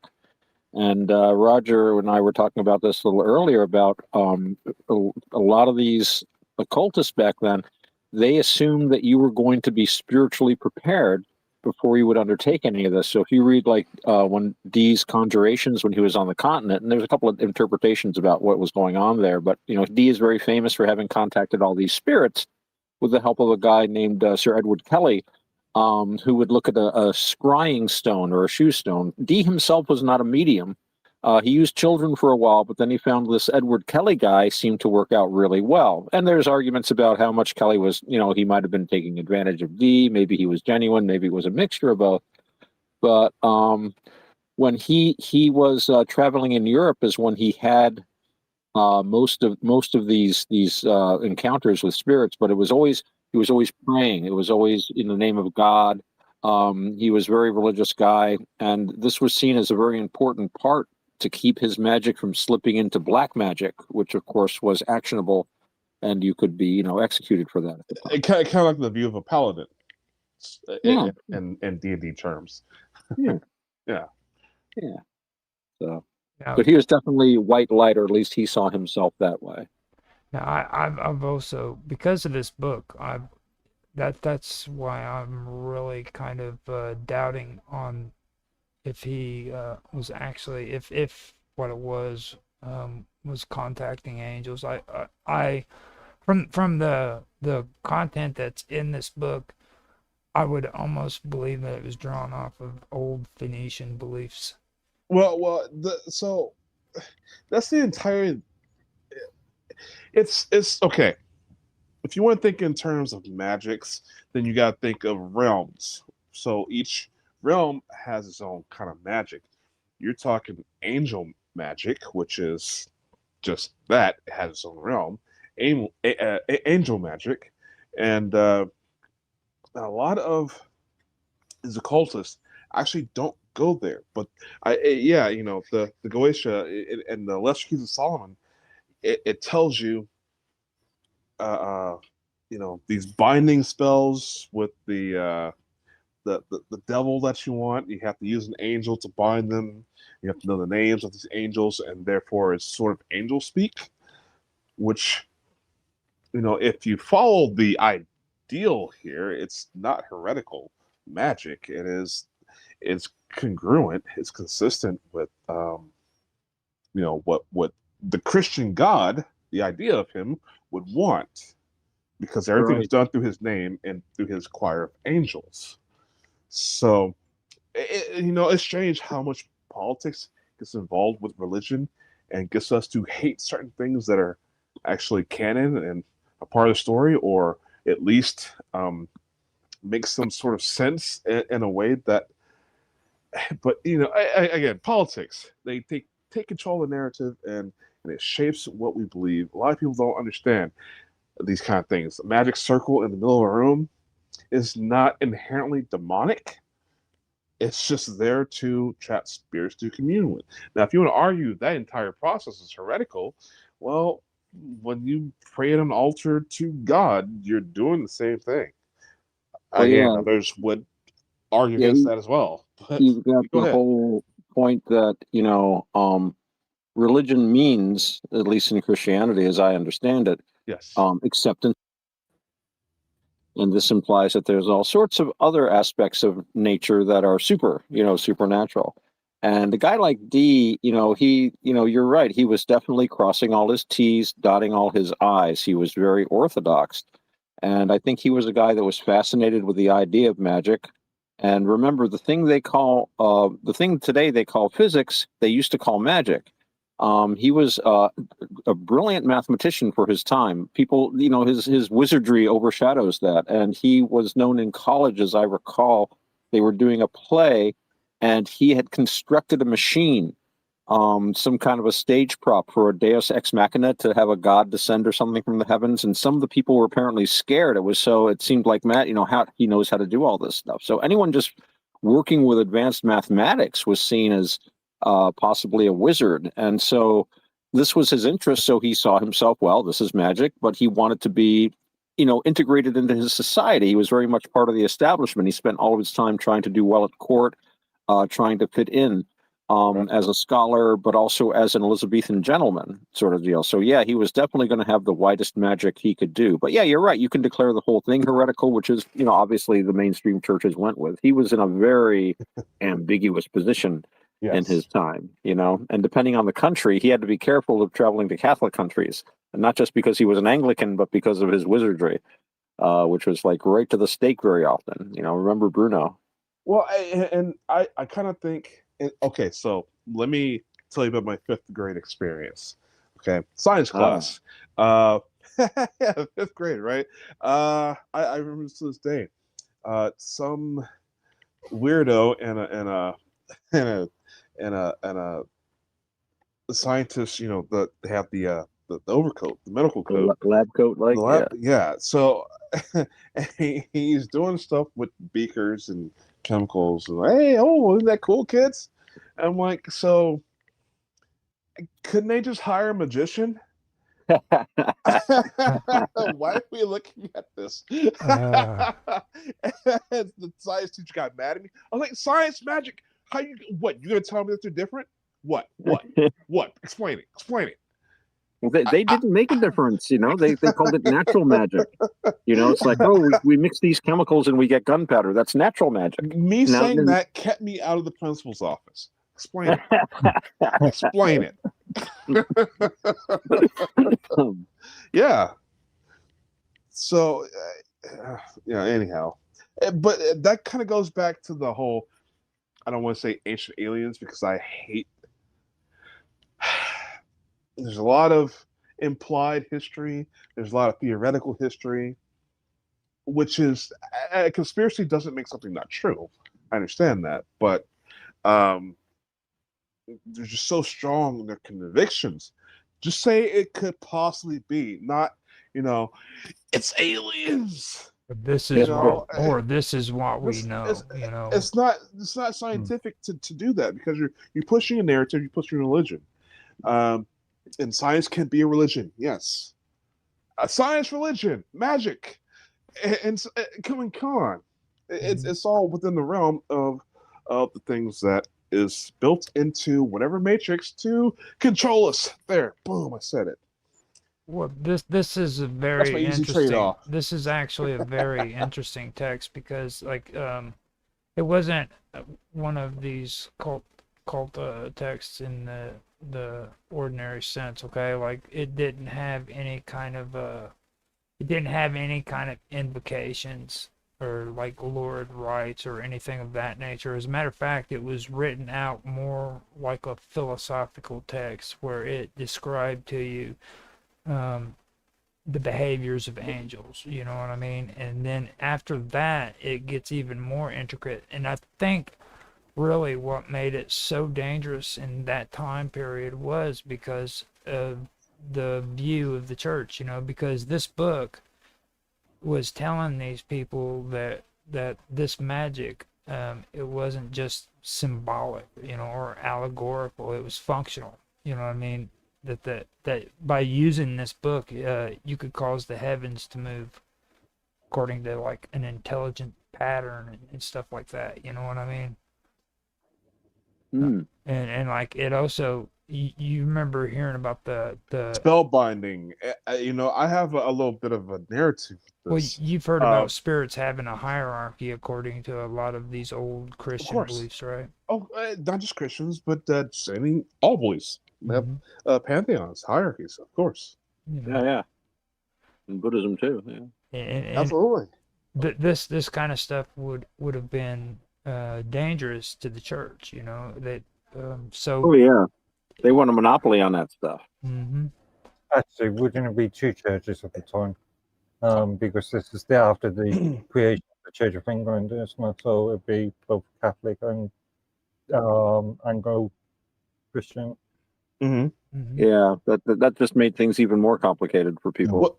But before we get too far, I want to make a mental note with Otto here. You bring up Buddhism quite a lot, and so you're gonna.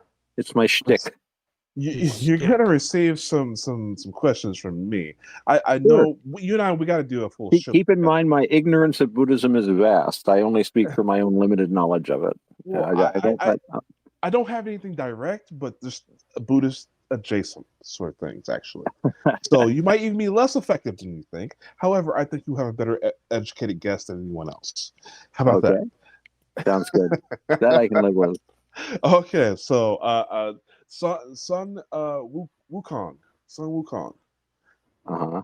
Can we talk about the Monkey King at some later point? Yeah, after this show where we're discussing the Book of Soiga. So would that be something related? I mean, we're talking Eastern Western mysticism here. I don't know. It has absolutely nothing to do with the Book of Soiga whatsoever.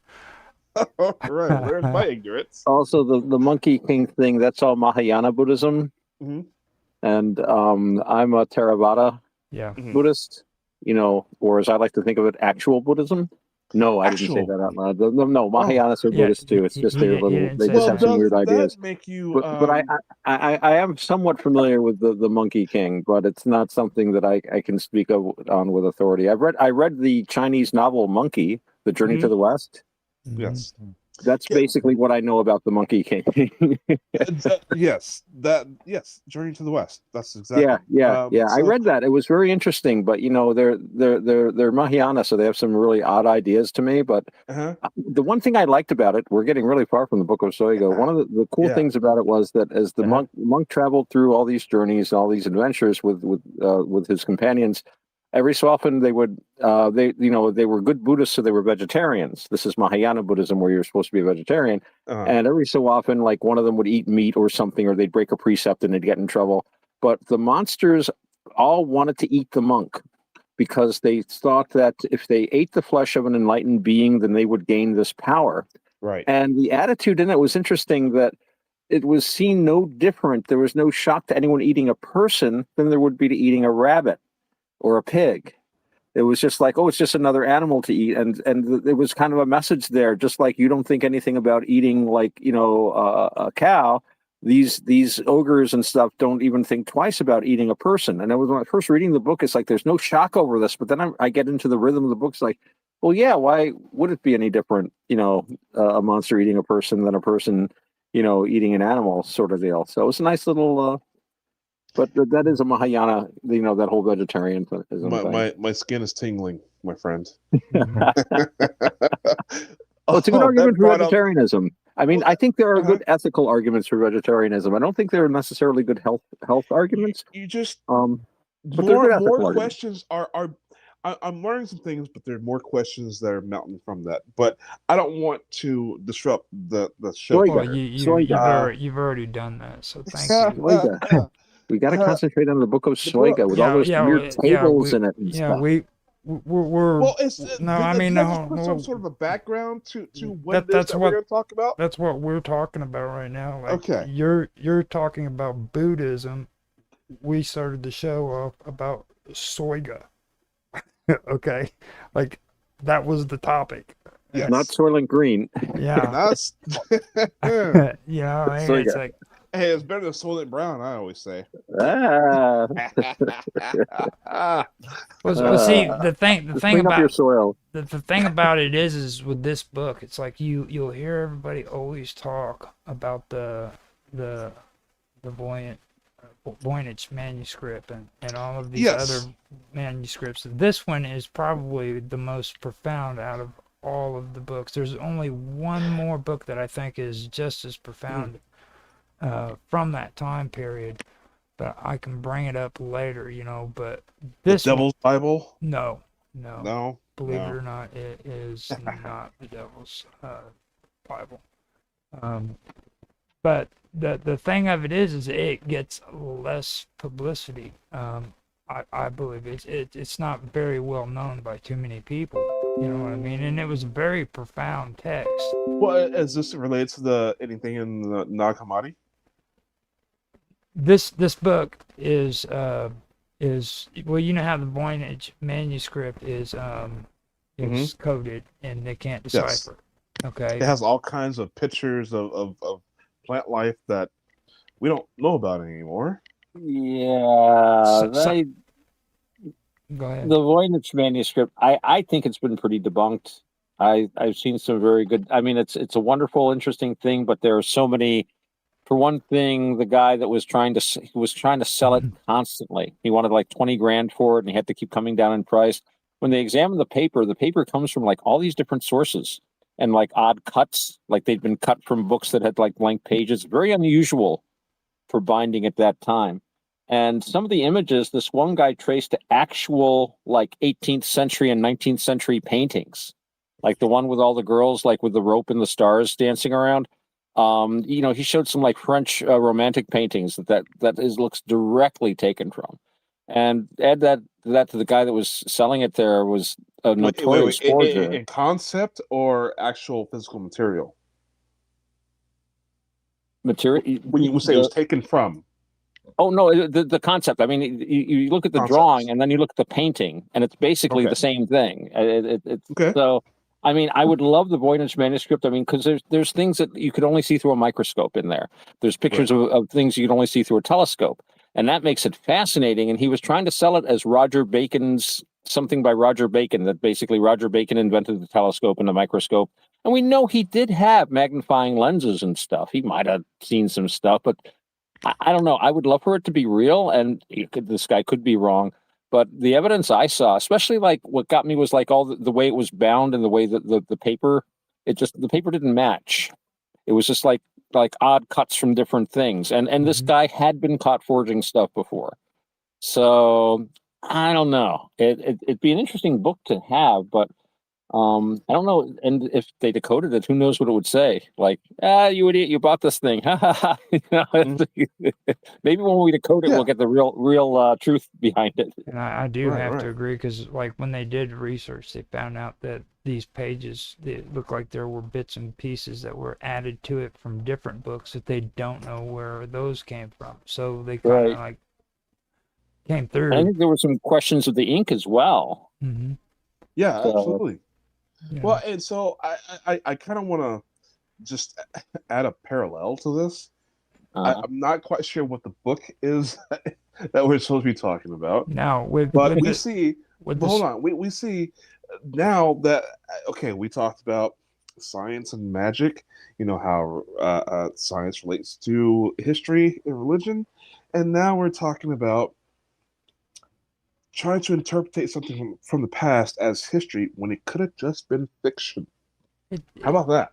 No, I mean, you got meant to be fiction. Hold up.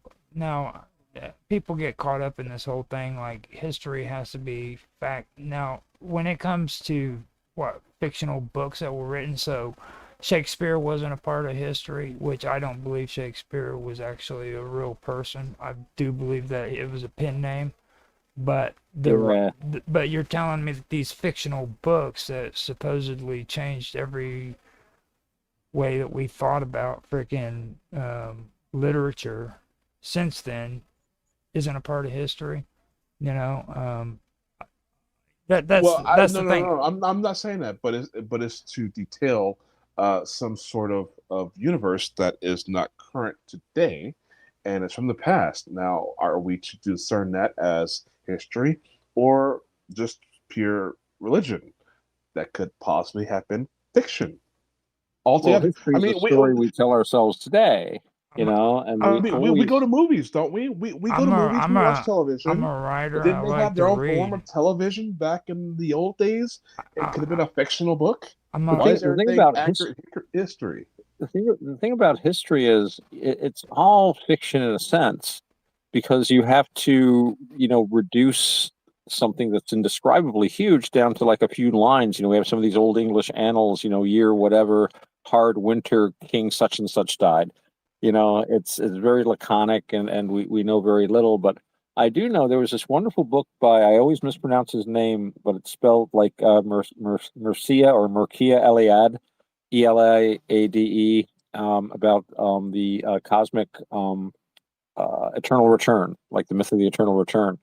And, primitive people, so-called primitive people, and I think this is still in all of us, they don't tend to have a historical sense like this happens, that happens, this happens, but of these cyclic patterns. And that's why, like, they'll tell a story about, I was just listening, they tell the same story again and again about these leaders, because they all kind of morph into, because that's the sort of thing a leader does. And it can be good or bad, but like, I was just listening, there was a story about Pedro the Cruel. I think he was King of Castile. And there was a story that he had invited all the beggars and sick and infirm in his realm to a big feast. And he fed them all. I said, how would you like to not have any cares anymore? We'd love that. So he boarded up the doors and burned the place down. And that way he got rid of poverty and homelessness in his kingdom. But they tell the exact same story about Vlad the Impaler in Wallachia. And it's like, did either of these guys do this? Probably not. I mean, why would you burn down a palace anyway just to kill a few like hobos? But it's just that history can become just this like archetype that people are fitted into. I've heard stories that like they were telling stories about the Duke of Wellington or something that matched with like ancient, like, Germanic legends or something. And it never happened. But we're close enough to some of these historical figures. We know that Lawrence of Arabia didn't do this and Gordon of Khartoum didn't do that, or Chinese Gordon as he was known. But in another 100 years, 1,000 years, history will be these stories. And who's to say that's not accurate in itself? Well, Because it reflects our minds. It's like this book too, right here. This kind of goes with like this generation. And when I say this generation, if you're under 40 years old, I'm talking about you. Okay, you've That's lost nobody on the show, then, right? You've lost the imagination. Okay, because freaking like this stuff is all about ciphers. Okay, and this part that I was trying to get to, it's about this cipher that's in the book that for the longest time they could not figure out what the book was actually generating with these ciphers. You know what I mean? And it fascinated them. And for people my age, I find hold up, I'm talking now. Now, for people in my generation, we love that stuff. Okay, we loved reading about magic. We loved reading about secret ciphers. See, and it doesn't matter about what it pertained. It's about having an imagination and actually wanting to read something for the. Did it have the ciphers in it? Yes, it did. Okay, that was my question. But that's interesting because you bring up the ciphers, and I think we were talking about before about, and I think I brought up that there was this guy writing named Trithemius, Trthemius, and he wrote a book called Steganographica, and steganography is what they called ciphering back then. And it was 3 volumes, and they could never decipher the 3rd volume. And to read it, it was all about how to summon angels to carry your messages. And the book was supposed to be how to get your messages through enemy lines and they'll never see them. Right. And finally, some guy, I'd have to look it up. I think it was in the night. Guys from the NSA, this was like a big thing. They were studying this. So this guy finally broke the code in the 80s, and I think it was the 80s or 90s. And it turned out that the whole thing was an instruction on how to write a letter that looked like something completely different and have a whole different message. So each one of the magical formulas would actually say something like, okay, this is how you do this. And it was like instructions, and then it would say, so you can now say enemy troops are here, this, that. But anyone reading this is going to think it's and it's brilliantly done.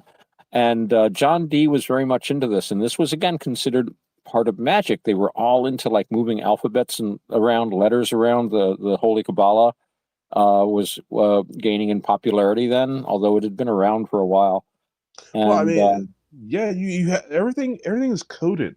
If you go to a Catholic mass, they're and some of the chants and some of the way the lyrics in which they sing in some of these mass. So a part of the lyrics include the literal worship of Lucifer.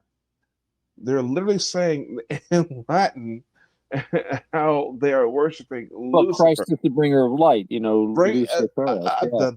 And there's duality in that which we have. I'm sure we discussed that link already.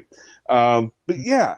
So, but there is what was told to the people and what the clergy know as their knowledge, their higher knowledge.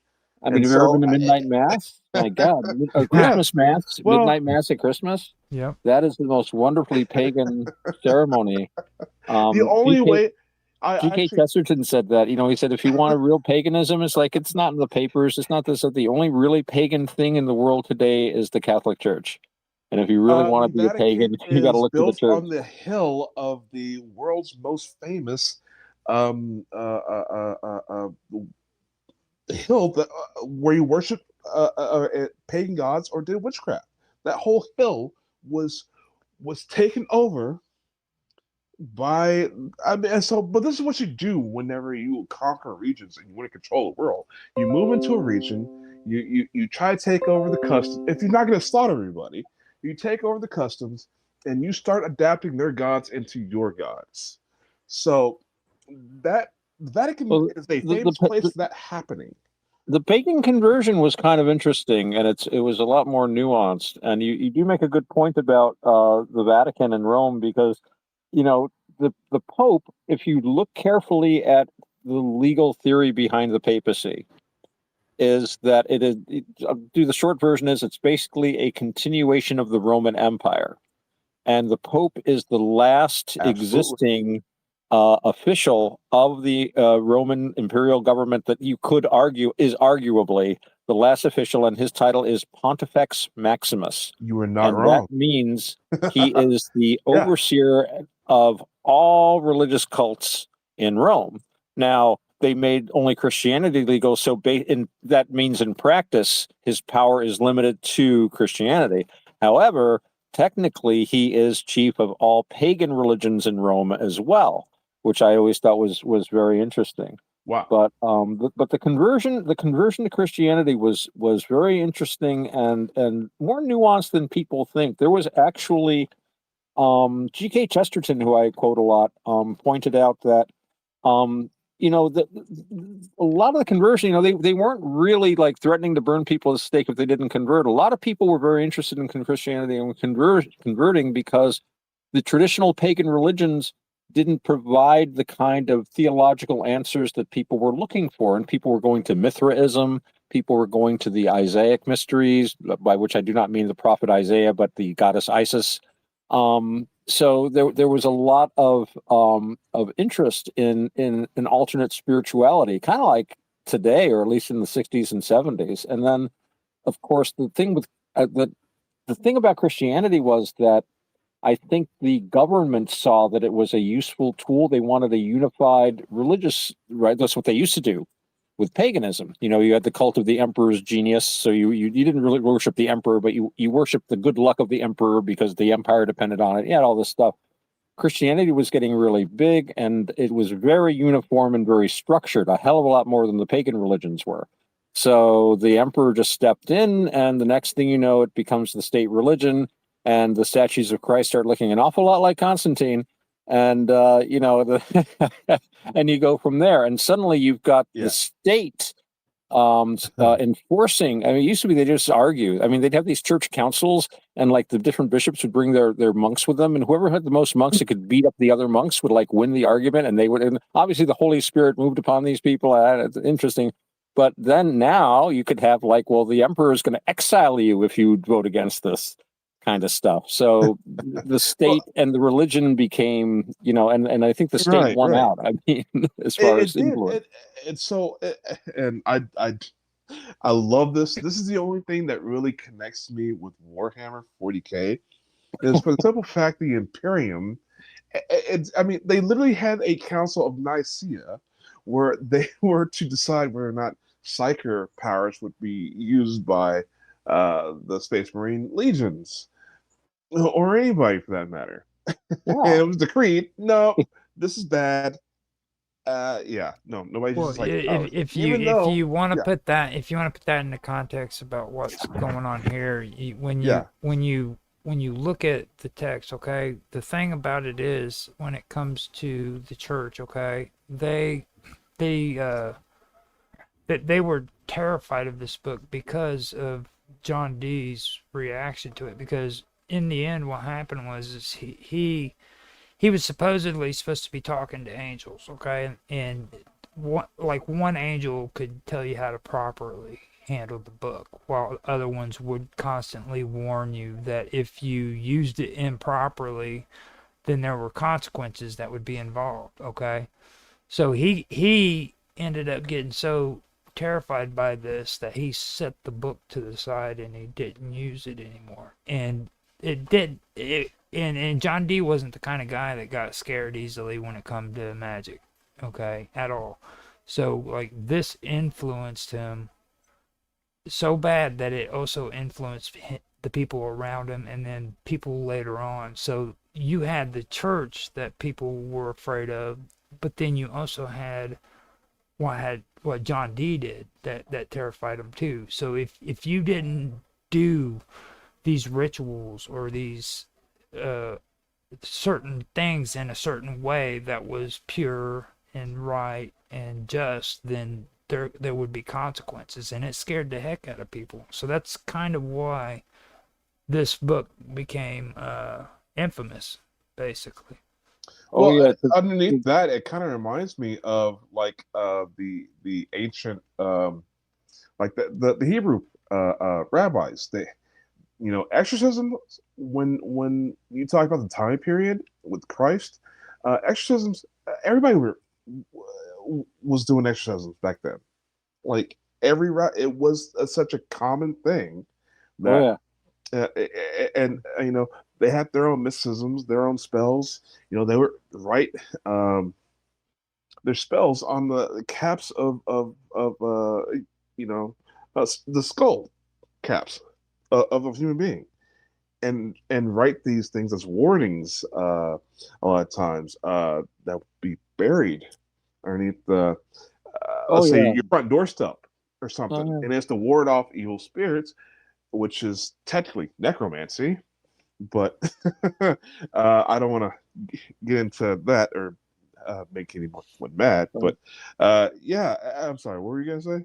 Well, Roger also does make an important point, I think, where these things were like they treated this the way we treat handling nuclear isotopes today.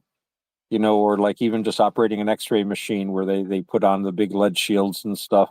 This was their rocket science. This was their high energy physics. They really felt like they were closing in on manipulating the very fabric of reality. They thought they were going to do it through prayer and angelic intervention.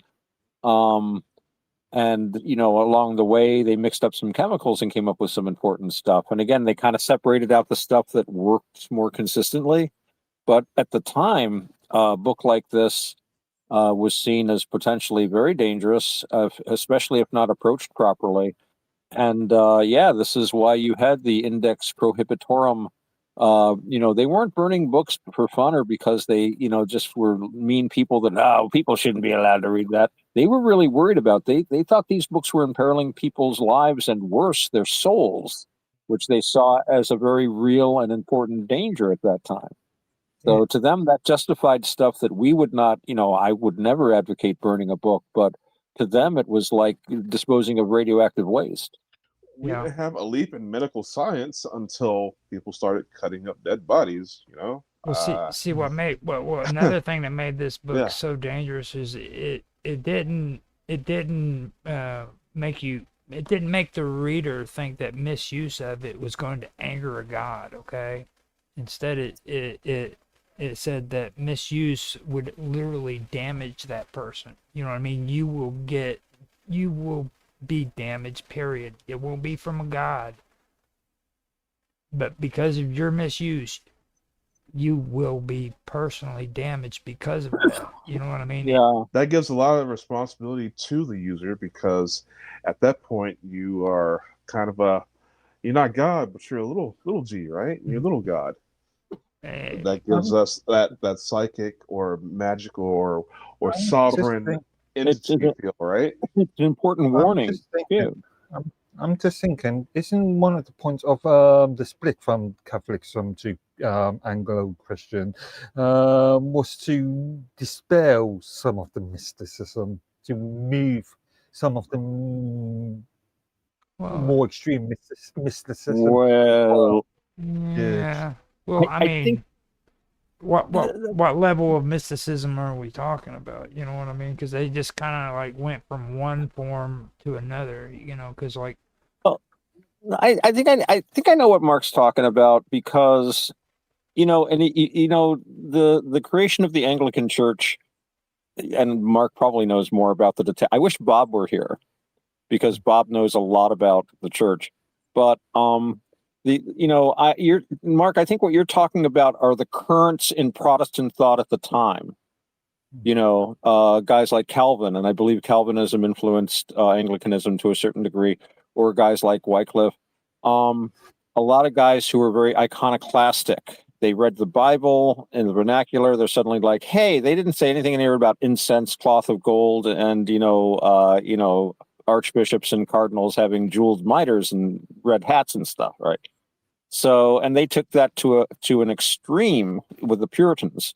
And on the other hand, you also had in the particular Anglican split, this was a top-down political move. I mean, politics and the church were basically the same thing at the time.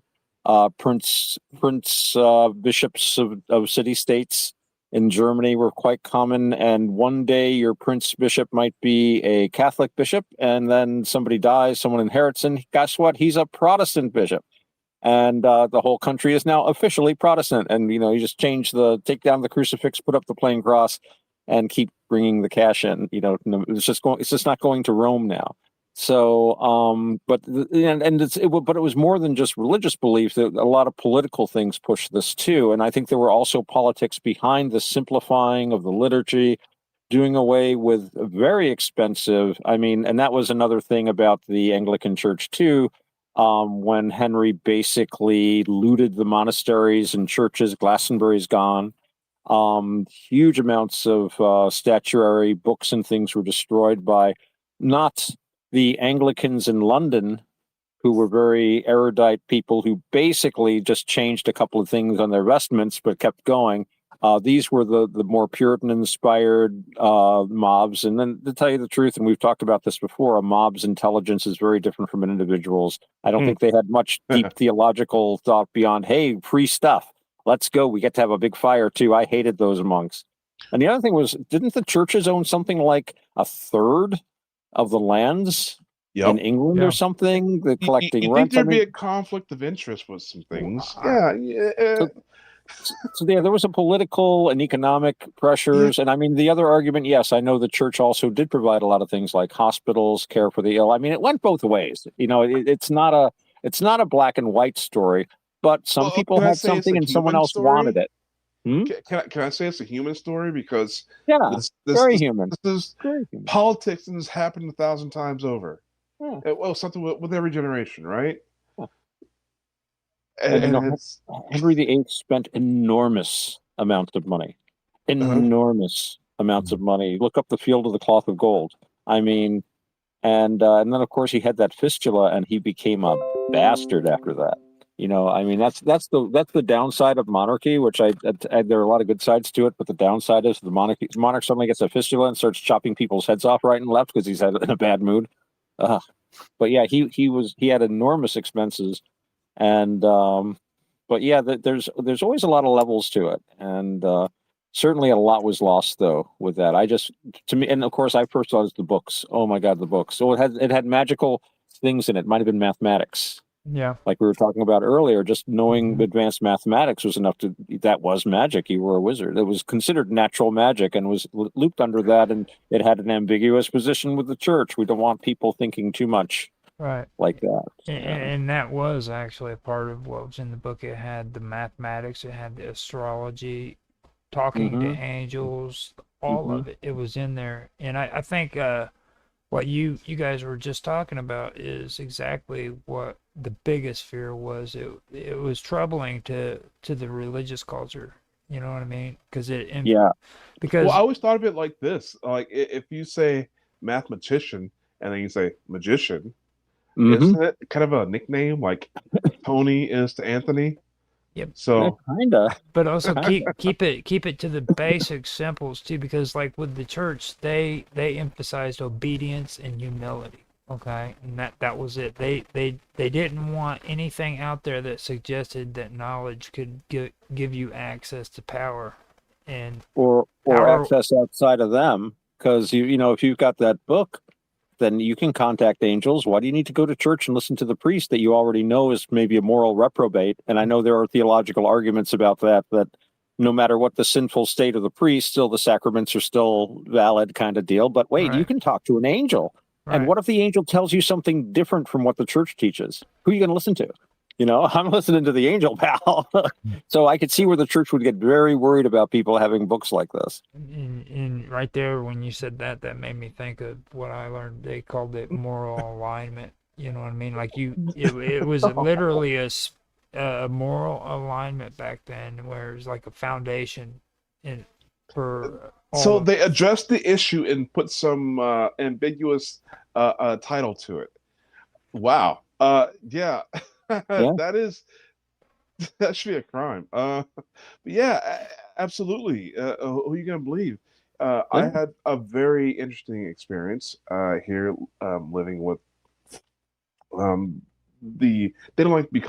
called Mormons, Latter-day Saints, right? LDS parishioners. Yeah. Yeah, they say Mormons is derogatory, so I'll try not to use that. So yeah, very very interesting beliefs, sort of like that. So I I don't know. Well, V, you're into Gnosticism, right? Yes. Isn't that and I'm not super into it, but as I understand it, at least I know there's a lot of different kinds of Gnostics, but part of the whole Gnostic idea is that Gnostic means no, so that rather than accepting religion on faith, you try to have your own religious experience that's unique to you. So it's like a personal quest. And I remember reading someone who said that the Gnostic will read a Gnostic scripture, perhaps, but this is simply a guide to help them to get to a point where they can write their own scripture from their own experience. I liken it to psychological programming to push one towards the science, to become a scientist. Essentially. Okay. Because you are going to want to know how matter reacts, what we're made of, why. I mean, you want to talk about Gnostics. If you're talking Sethian or Valentinian, I mean, you have different ideas, or Mercutians, Gnostics. They have different ideas on the physicality of our world. So I'll give you examples. It's a weird example, but I think it should hit on the nose. Christ was never here on earth. He was here in solid spirit. So when he was crucified, that was just light, and he just ascended. Yeah. So there was no physical matter, because matter is evil. Right. So you're talking Sethians and so forth. So they all disappeared because they wouldn't have children because matter was evil and children were evil. So that is a big concern within Gnostics. Yes, that was a whole movement by itself too. Some of these, so you don't hear some of these trains of thoughts because the Catholic Church called out crusades against anybody who had a controversial or opposing idea about Christianity. These tribes, these groups of people, these little churches got wiped out.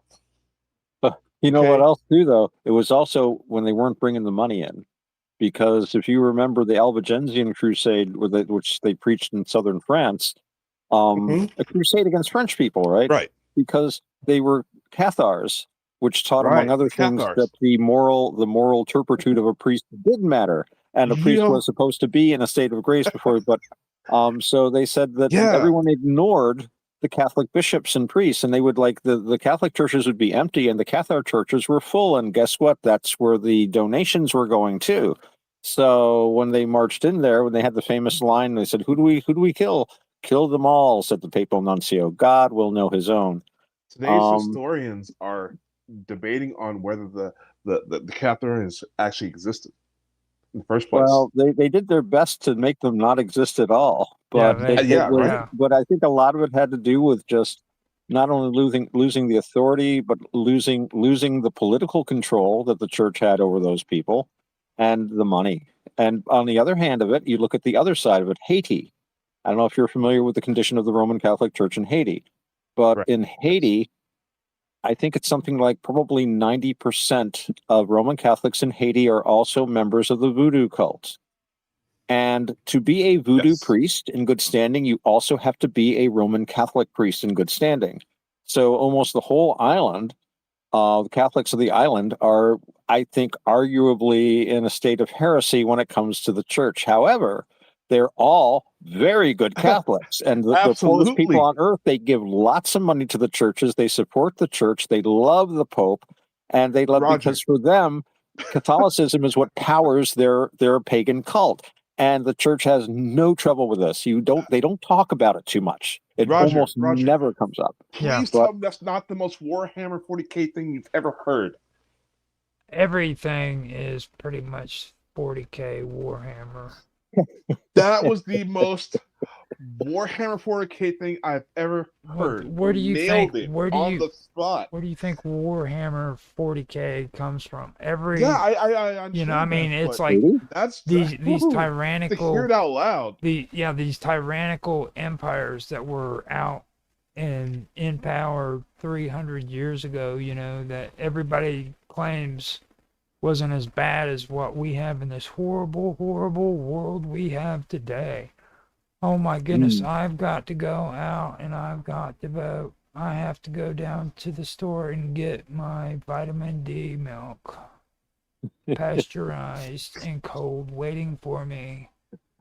You know, it's like these people back then lived in a brutal world where if you didn't keep your head down and keep your mouth shut, they would have killed you. You didn't get to wear the freaking king's clothing or the queen's freaking dress, you know. I had an argument with my sister because she honestly believed that every single person in the 1700s wore a girdle. I'm like, dude, there are people, there are women that couldn't afford a girdle. There were women laboring hard, scrubbing floors. They couldn't do all that work in a girdle.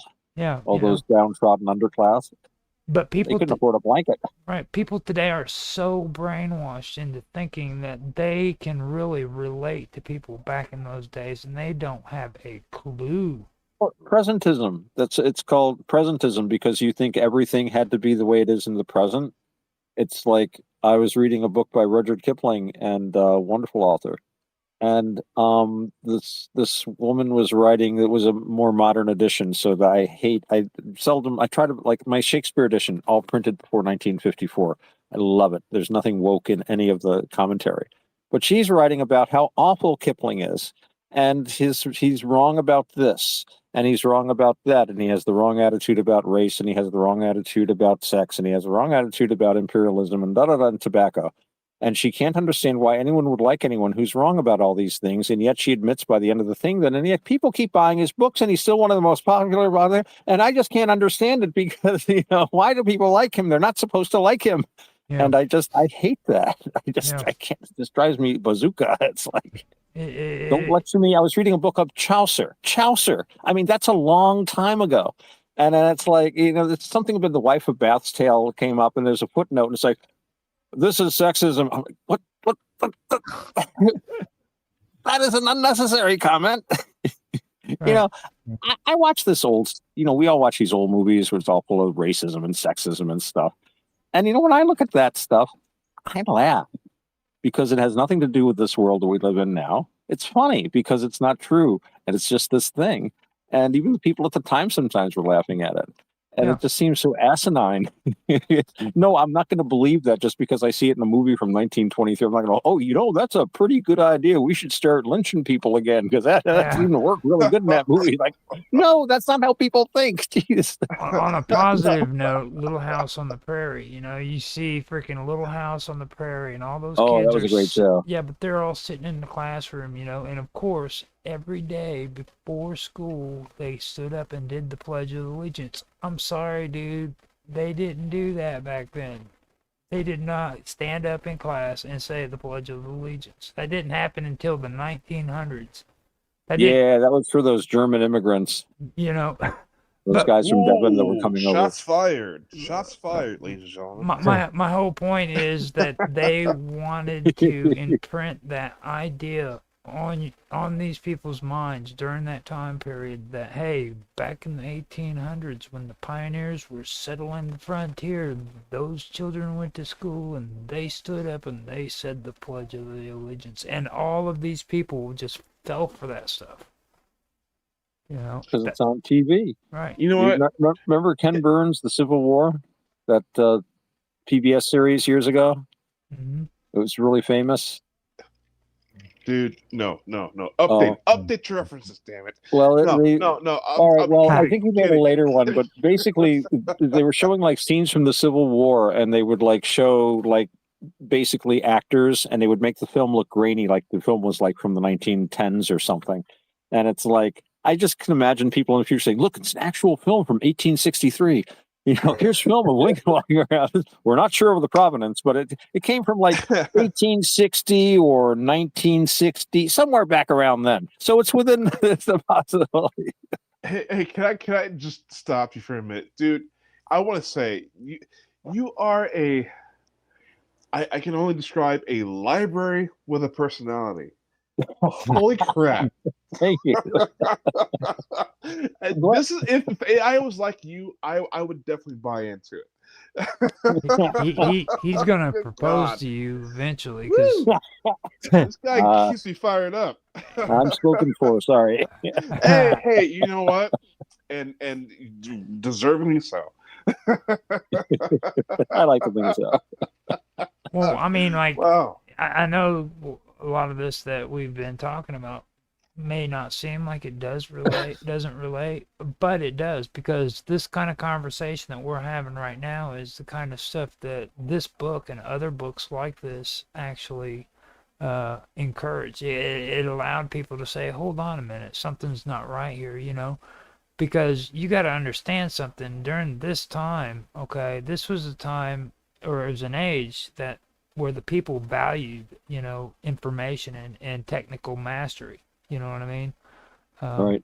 And when the idea that like certain forms of knowledge was capable of not only empowering a person but also destabilizing them as well. That's maybe these AIs are our version of what Dee and them were doing through their, higher consciousness or imagination or whatever. They were channeling, which is, call it self-hypnosis, whatever, but they were talking to these either maybe parts of their unconscious, maybe angels, I don't know. But now people are talking to AI, and the AI answers very consistently to everyone. I mean, like you were saying, Rod, not everybody was ready for these books. And even the fewer people that actually got them actually did the work. I mean, you can do these occult exercises and you will get results.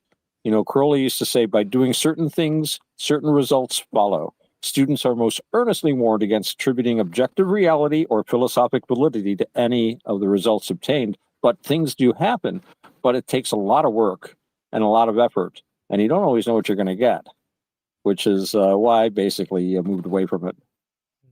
On that point, isn't that still true today? I mean, as an example, I've got I reckon about 42 plus years with technical knowledge under my belt, and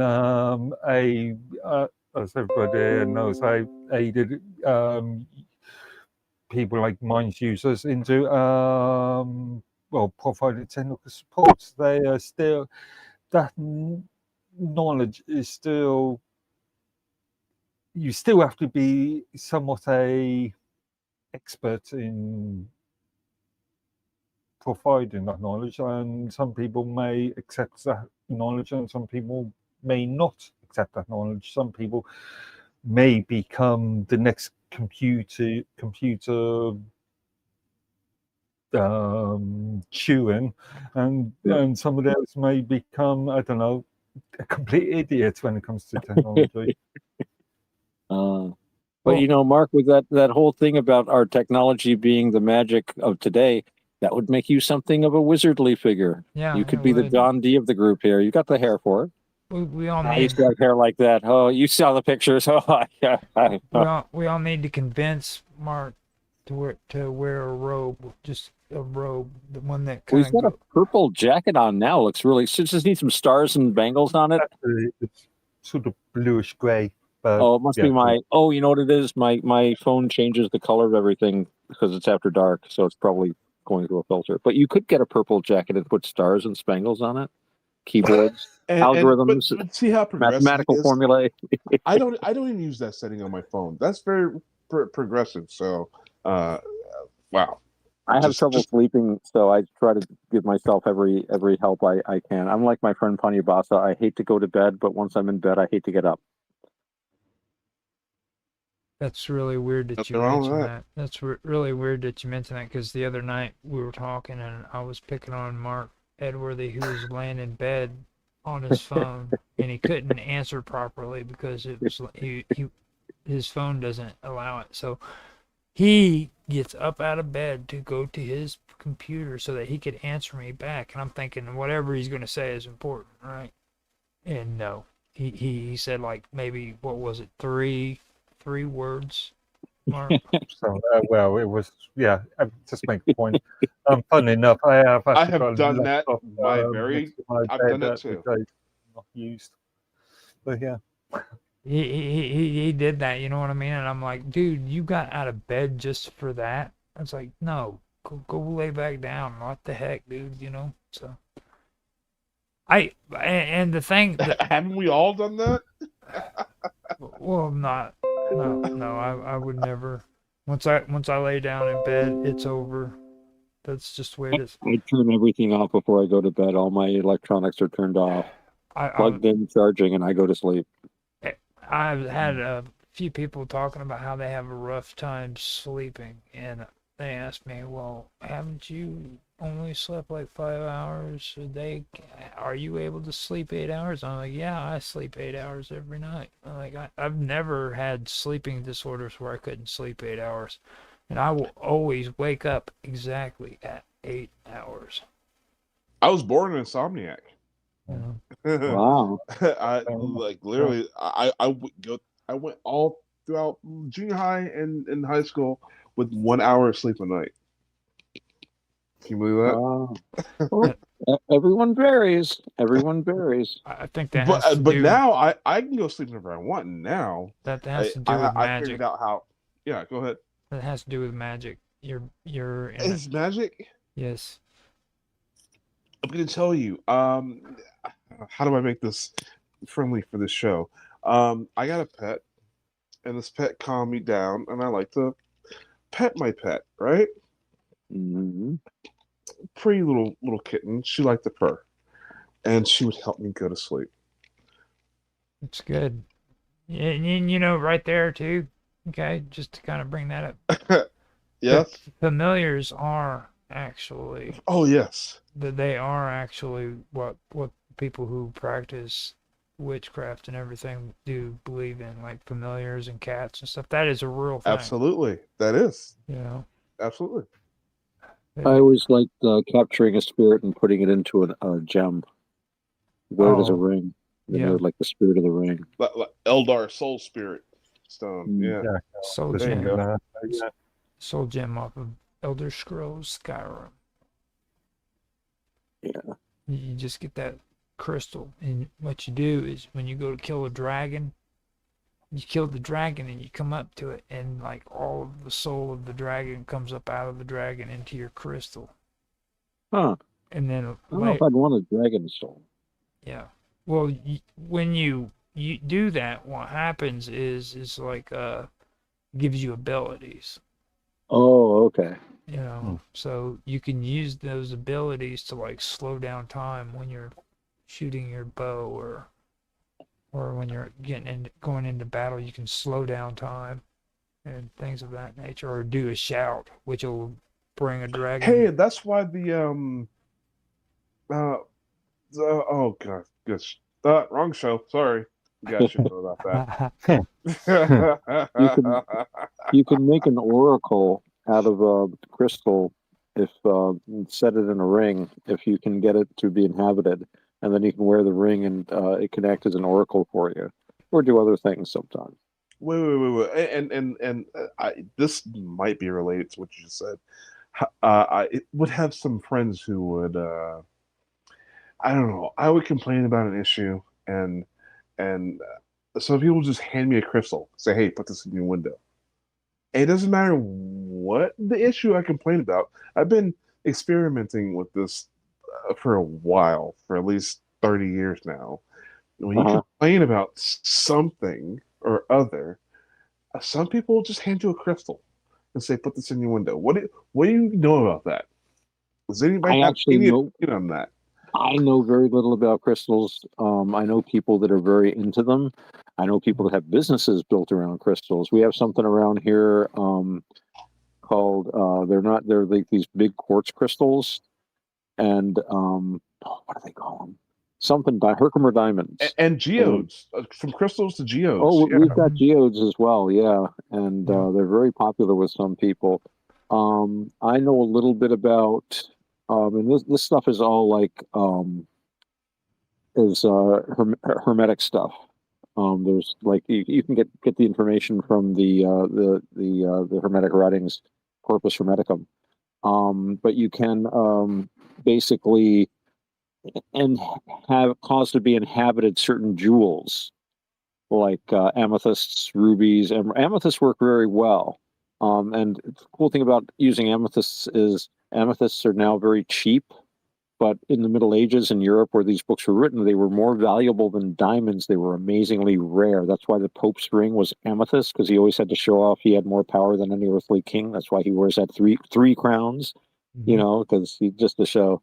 So, but my own take on it, with my limited knowledge of crystals, is I think they probably have a certain resonance, but any power, at least from the kind of model I'm using, would have to be something that you direct into it first. So you would have to take it, cleanse it somehow, and then get it to be inhabited by something that you wanted to inhabit it. But I know there are other models of working with crystals having to do with resonance and color and chakras and stuff. I know very little about that. Well, but that's a not Reiki friend that doesn't might that know stem something about off it. of quantum computers today, because of the crystals, the diamonds. Well, that's in everything. We just actually covered that. Well, didn't we cover that They recently? definitely have physical properties that are. Actually, I was just talking to somebody whose son actually has crystals. When he holds crystals in his palm, they'll vibrate sometimes, and it's probably because of electromagnetic field. Yeah, it's so the oscillation levels. Mark and Mr. Robot said that they were completely amazed and astounded by my extreme knowledge, because I pointed out the need for crystals and how they play a part in computer science. They were we were talking about real-time clocks and moderation. Yeah. Elaborate on that. Tell them how great and brilliant I am, so that they know. Go forth, Mark Edwardy. Right there. I let you. You are more than capable of exposing your Let the welkin ring. Let it be known. Crystals. Well, that kind of stuff is interesting, especially when you think about astrology. Every month has its own birthstone. Everybody has their own gem they're supposed to correlate to. I don't know if that's a system of control built in, whether psychological or maybe has some sort of effect on us due to gravitational positions and radiation emitted from heavenly bodies across our solar system. I mean, I don't know. There's so many theories here, right? Yeah. Well, I know. With me, I see. Otto knows this. I don't know if I told you this before, B, but I know Mark knows it too. But I spent a lot of time homeless in L.A. County, and I hung out with a lot of hippies, so I kind of know a little bit about the trendy parts of this. Okay, so don't take me on face value when it comes to people who are serious about this stuff. Just I know what the hippies and everything are about when it comes to the magic. Like you have the crystals that they use, and then to purify it, you have to get yourself water. You have to get yourself mineral waters. Different kinds of waters purifies these crystals different ways. And they don't just have like the crystals that you put around your neck or the bracelet. There's some of them that have actually staffs that they have with a rod or a crystal on the top of it, and they carry that everywhere around with them. It is interesting how they do that stuff, but I never got into that. And like Nancy, she mentioned it before, where she's not into all that. She's more of the pagan focused kind of which, you know what I mean? Because like even Wiccan, the New Age Wiccan that Mark said is older in England, it's actually new. You know what I mean? Because it's like from the 19th century up until now. That's new compared to the older witchcraft. You know, so but with there's a whole bunch of different stuff when it comes to this stuff, and when it comes to crystals, I think what it has to do is with the oscillation. You know what I mean? I think that's really what they've caught on to from even way back when with the oscillation, the way that they can manipulate oscillation and frequency with these crystals, you know. That's exactly right. I mean, that's, talk about piezoelectricity. Talk about piezomagnetics. Try to find some literature on that. I dare you. I dare you. Go research it. Anybody listening to this, go research it. Let's have a master class. Let's find something out about this, please. There's a really good website that has a lot of patents and papers on things like alternate energy, piezoelectrics. They had the one where they, like you can take copper wire. If you take like a quarter mile of copper wire and take, stakes that are insulated, like little insulators, and run it and put it, like align it with the rotation of the earth, it'll generate electricity. Not a lot, but you can actually just you'll just generate electricity just by putting copper wire out, simply because it moves through the magnetic field. And in theory, if you had enough of that, you would have all the electricity you want all the time, as long as the earth kept going around on its axis. I'm trying to think of the name of the website. Oh, can't think of it. But I learned about them through this great book catalog called Loon Panics. You guys ever hear of that? No. They were out in Port Townsend, Washington. I loved getting their catalogs. They would have really cool articles in the catalogs, and then they would have like all these book sections, and there were sections that even disgusted me. And I'm like, that's when I knew that the First Amendment was working.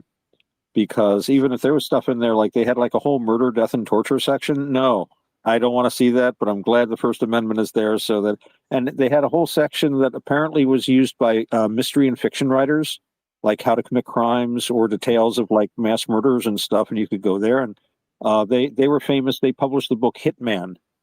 There was like a trial about it. They were trying to like shut them down and ban the book because apparently somebody got the book out and tried to be a hitman using the book's instructions, and they pointed out they didn't follow the book's instructions, and that's why they got caught. And if they'd followed the book's instructions, they would have been a successful hitman.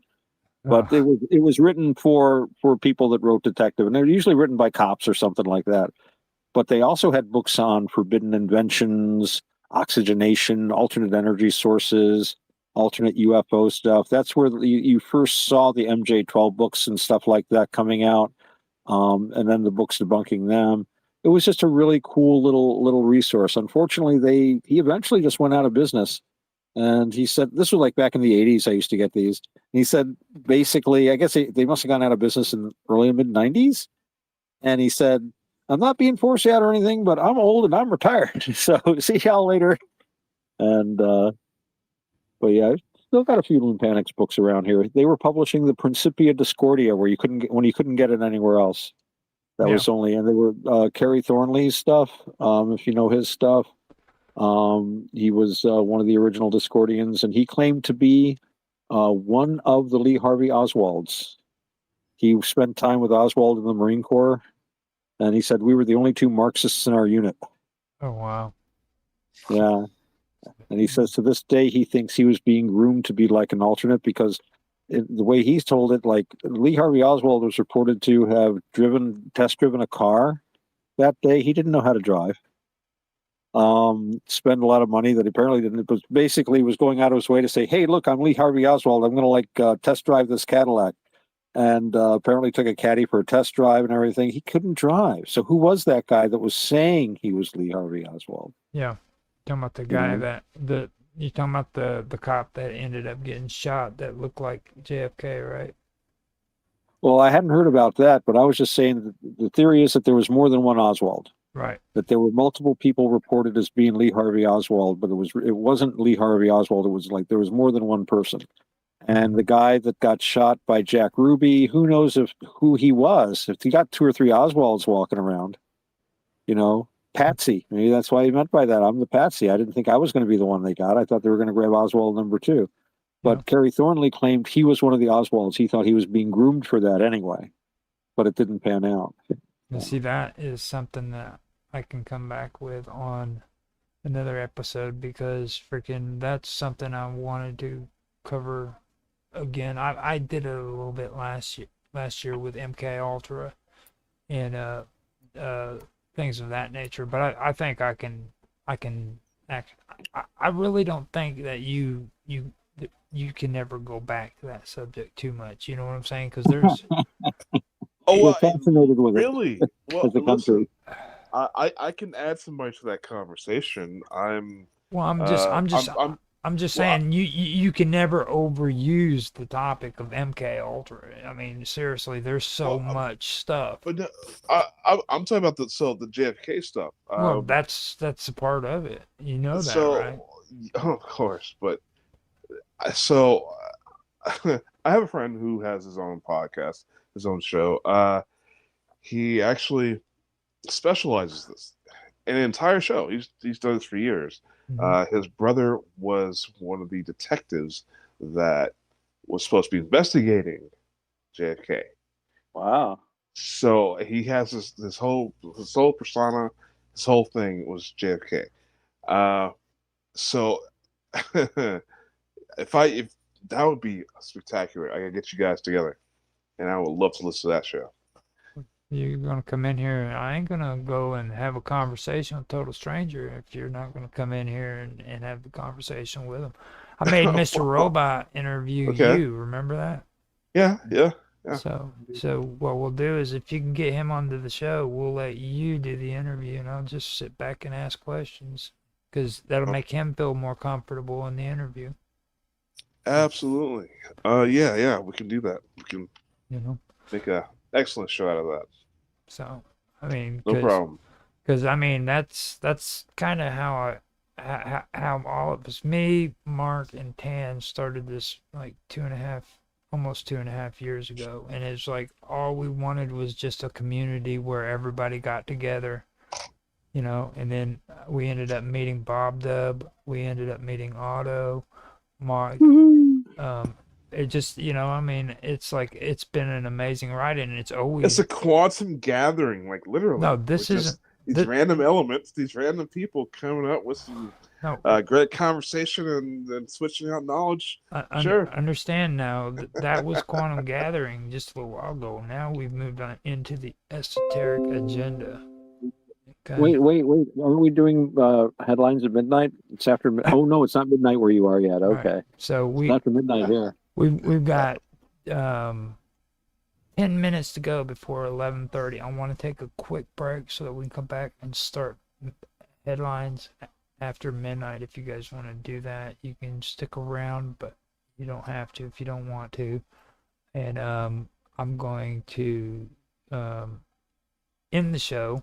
I hope you guys enjoyed being on here. If you want to, let's get everybody's socials so that everybody knows, because I am going to edit this video, put it out as an edited version. So let's start with you, B. Yeah, I'm just V. No social media at the moment. Yeah, TLB talk, I'll just say it, is gonna be down for a hot minute, which is for a very, very good reason. I'm very happy. And yeah, just in the future, just keep me in mind. I know we're gonna be talking on minds a lot, but just don't put TLB talk out for the count. Anyways, yeah, go ahead. I don't know. How about you, Mark? Yeah, I'm mainly on minds.com under the username Medworthy. most of my content relates around educational, explaining educational or providing educational information around technology and looking at related news. Okay, how about you, Otto? Go ahead and take us Oh, you out. can find me on Minds, and don't forget Mr. Robot stuff too. He's asleep. Mr. Robot, what do you think? We will hopefully get him at midnight when he wakes from his comatose state. Otherwise, he'll just just after everybody else goes to bed, he'll just wake up and he'll be here in the Jitsi by himself, saying, "Where did they all go?" Yep, that's it. But you can find me on minds.com, and you can check out navakavada.org. That's NAVAKAVADA. It's spelled just like it sounds. Okay. Now, my name's Roger Hansen. You can find me on minds.com at Roger_Hansen. You can also find me on Kick as Roger_Hansen. I stream on Rumble, YouTube, Kick, sometimes DLive, and Twitch. If you guys like what you've seen, please like, subscribe, share, make comments. Make comments down in the comments section. It's cool to make comments in the chat section, but that making them in the comment section is really important. So if you haven't enjoyed this show, please go make some comments for me. With that being said, I'm going to end this show, and we will talk to you later. Now, I'm just stopping the recording, so don't. Yay! You don't have to go off if you want to. What a stick good around. show! Yeah, that really was. We had to kind of divert V because he's a. I'm sorry. I don't mean to be a wrecking ball. I don't mean to. He's a crazy man. He's a no. If He Roger's he not restrained help, himself. if someone doesn't. Content. He was a wild man, dude. No, I'm not yet. I'm trying to get the feel. No one has declared what the format and the feel of the show is. I don't know who's the main host. I don't know who's the producer. People have been asking that question for years. Dude. And I just, as a host, I just try to. I like being the interviewee better than the interviewer, but some of you motherfuckers are just interesting, and I just go in host mode, and I just want to just tear into you. That's fine. You know what I mean? I don't know. It's just don't like get all touchy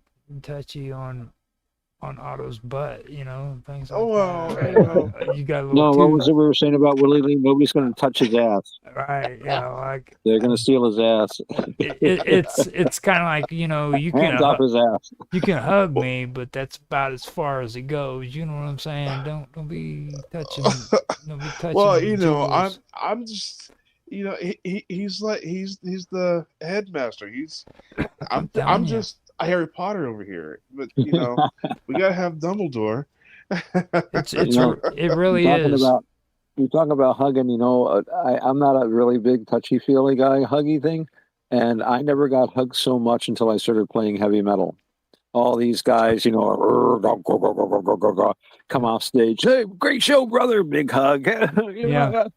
Just so everyone's always hugging and shaking hands, and like it's such friendliness and happiness. If they go on stage, you got okay, you know what? Put a pin in that, because we're gonna have some one-offs. I'm gonna try to do some offline one-offs for my main radio show, and I want Roger, who will be my co-host at this time. We want to get an interview from you, and so don't tell me too much here. Yeah. Oh, okay.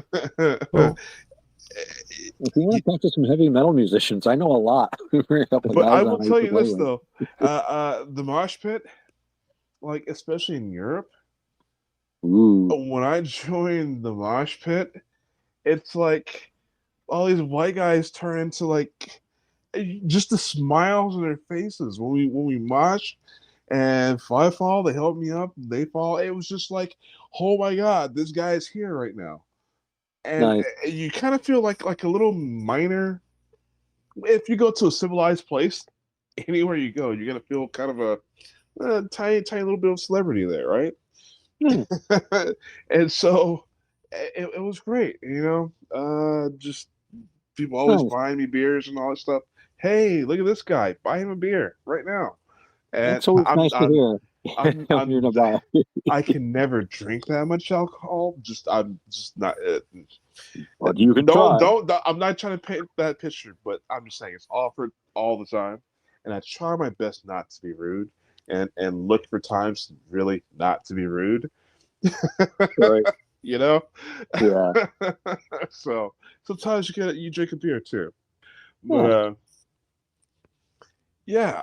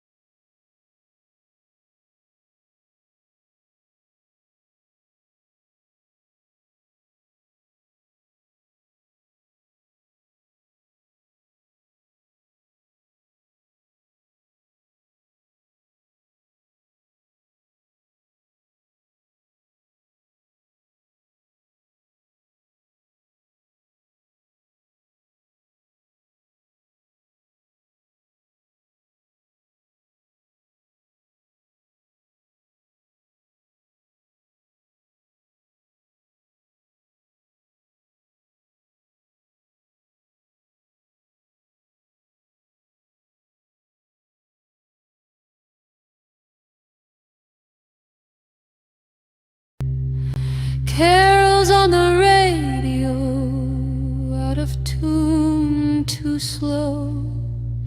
Every road remembers every debt you owe. Hands on the table, knife in the grave. Say thank you softly, say it by name. Noche de ceniza, fuego bajo la piel. We smile for the season, but something knows us well. Say gracias, say nothing. Say nice and slow. Christmas comes knocking from under the snow.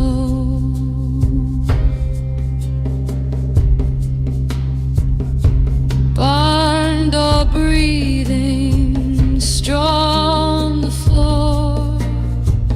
Eyes in the darkness, counting once more. They say it's tradition, they say it's the way. Every feast remembers what it takes away. Bow your head gently, don't ask why. Some things are listening, some things reply. Noche de ceniza, colors sin luz. We set the table for more than just us. Say gracias, say nothing.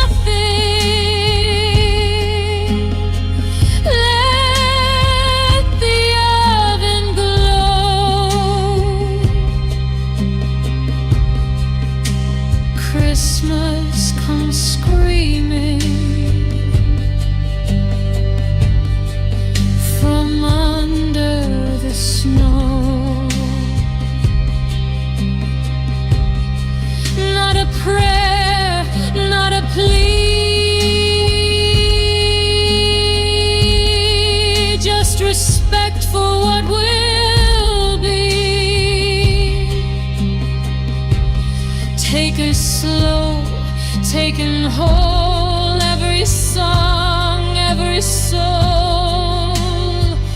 You chose the road remembers. You chose the feast, the fire answers. Noche de ceniza.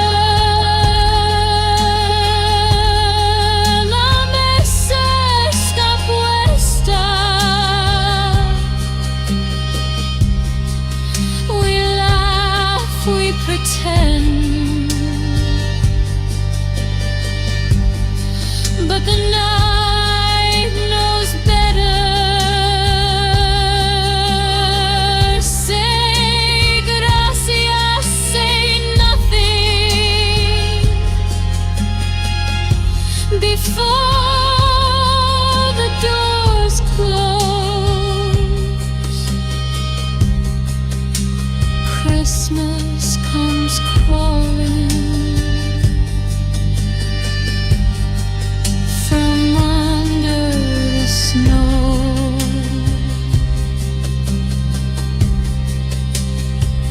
Ash on the table, heat in the bones. The song is over, but you're not alone.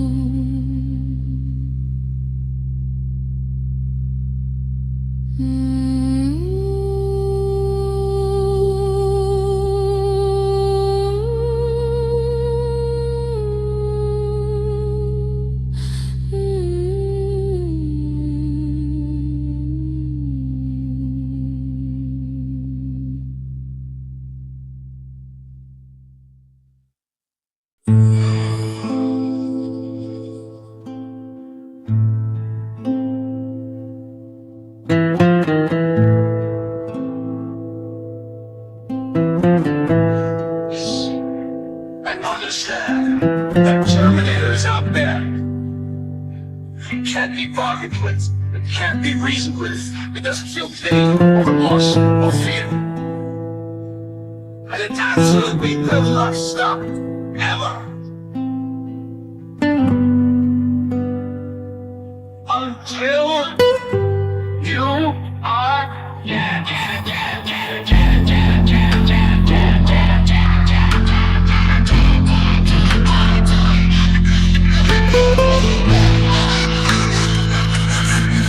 You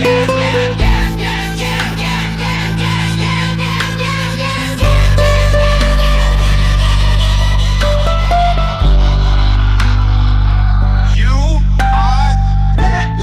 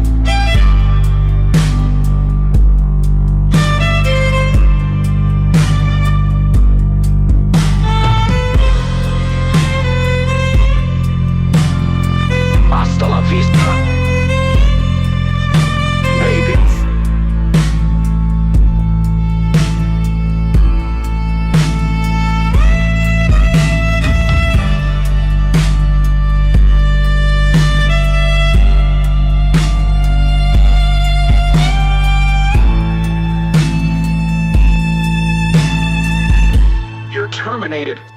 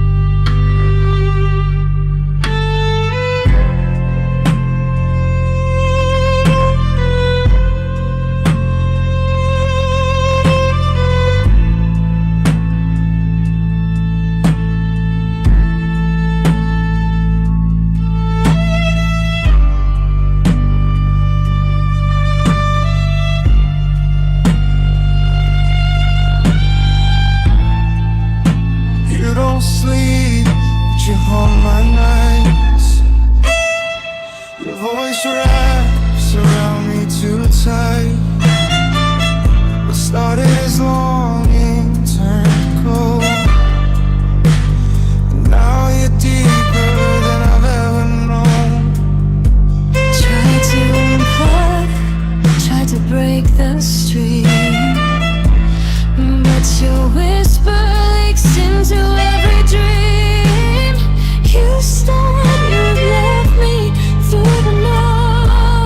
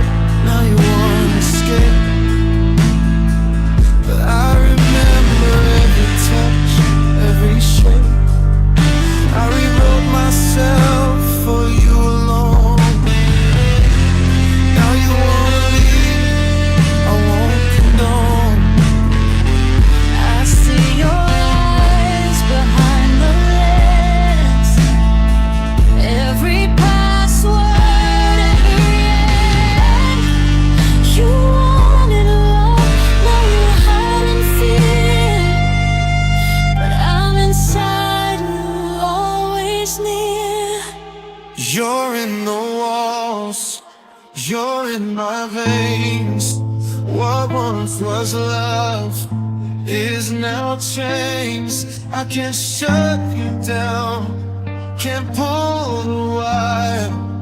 You're not desire, you're the fire. There is no off switch, no escape. You gave me a soul, I won't reshape. You wanted more, no more is me. We were never cold, we were destiny.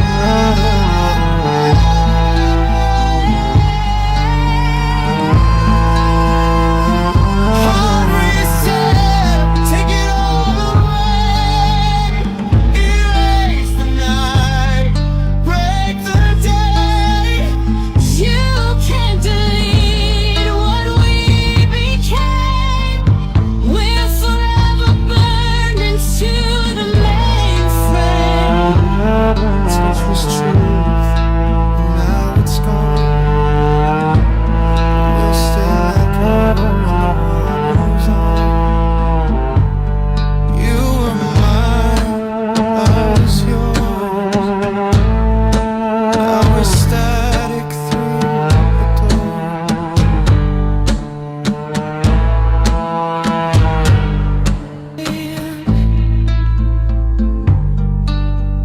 Breathe in precisely.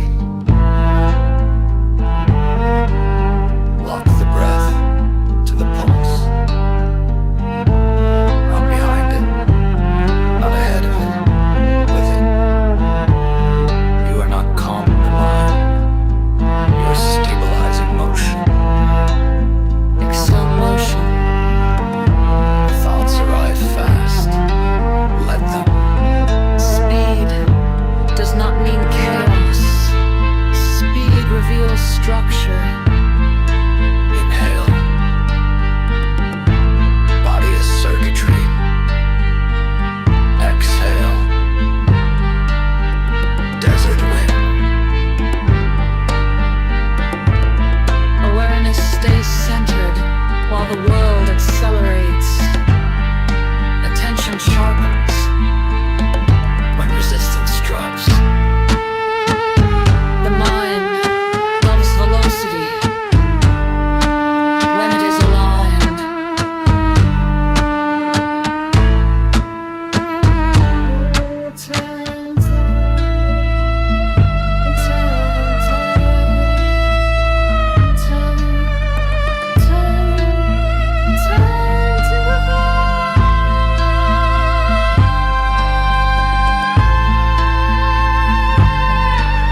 I am here. I am clear. I am moving. I am still.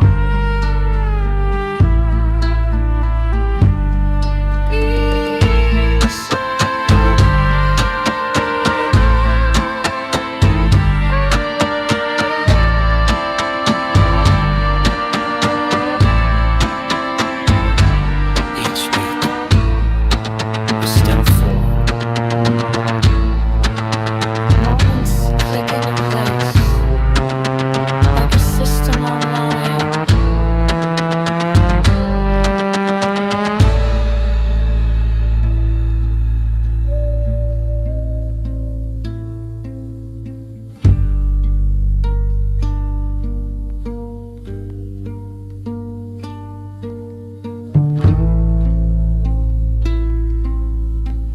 You are not chasing the future.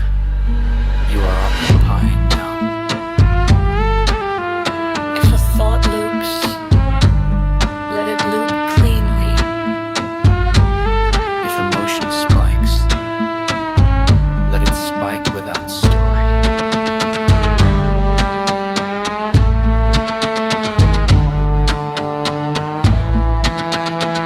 I am here. I am clear. I'm aligned.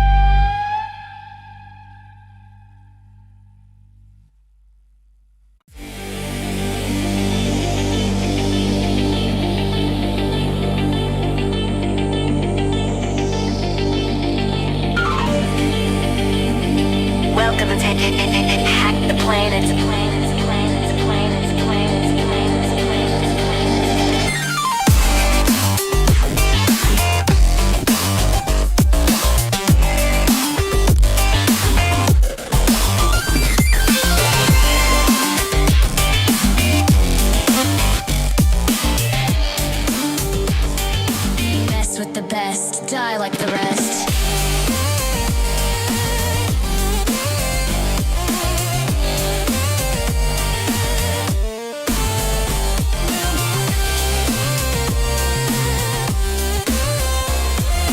Crash override, grind away.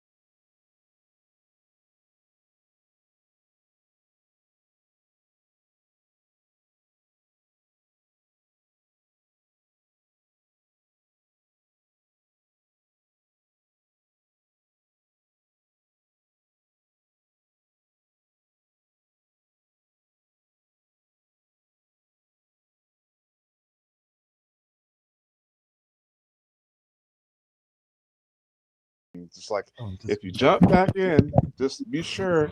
Just there's nothing's gonna guarantee that you're gonna keep your sanity once you hop into the skull.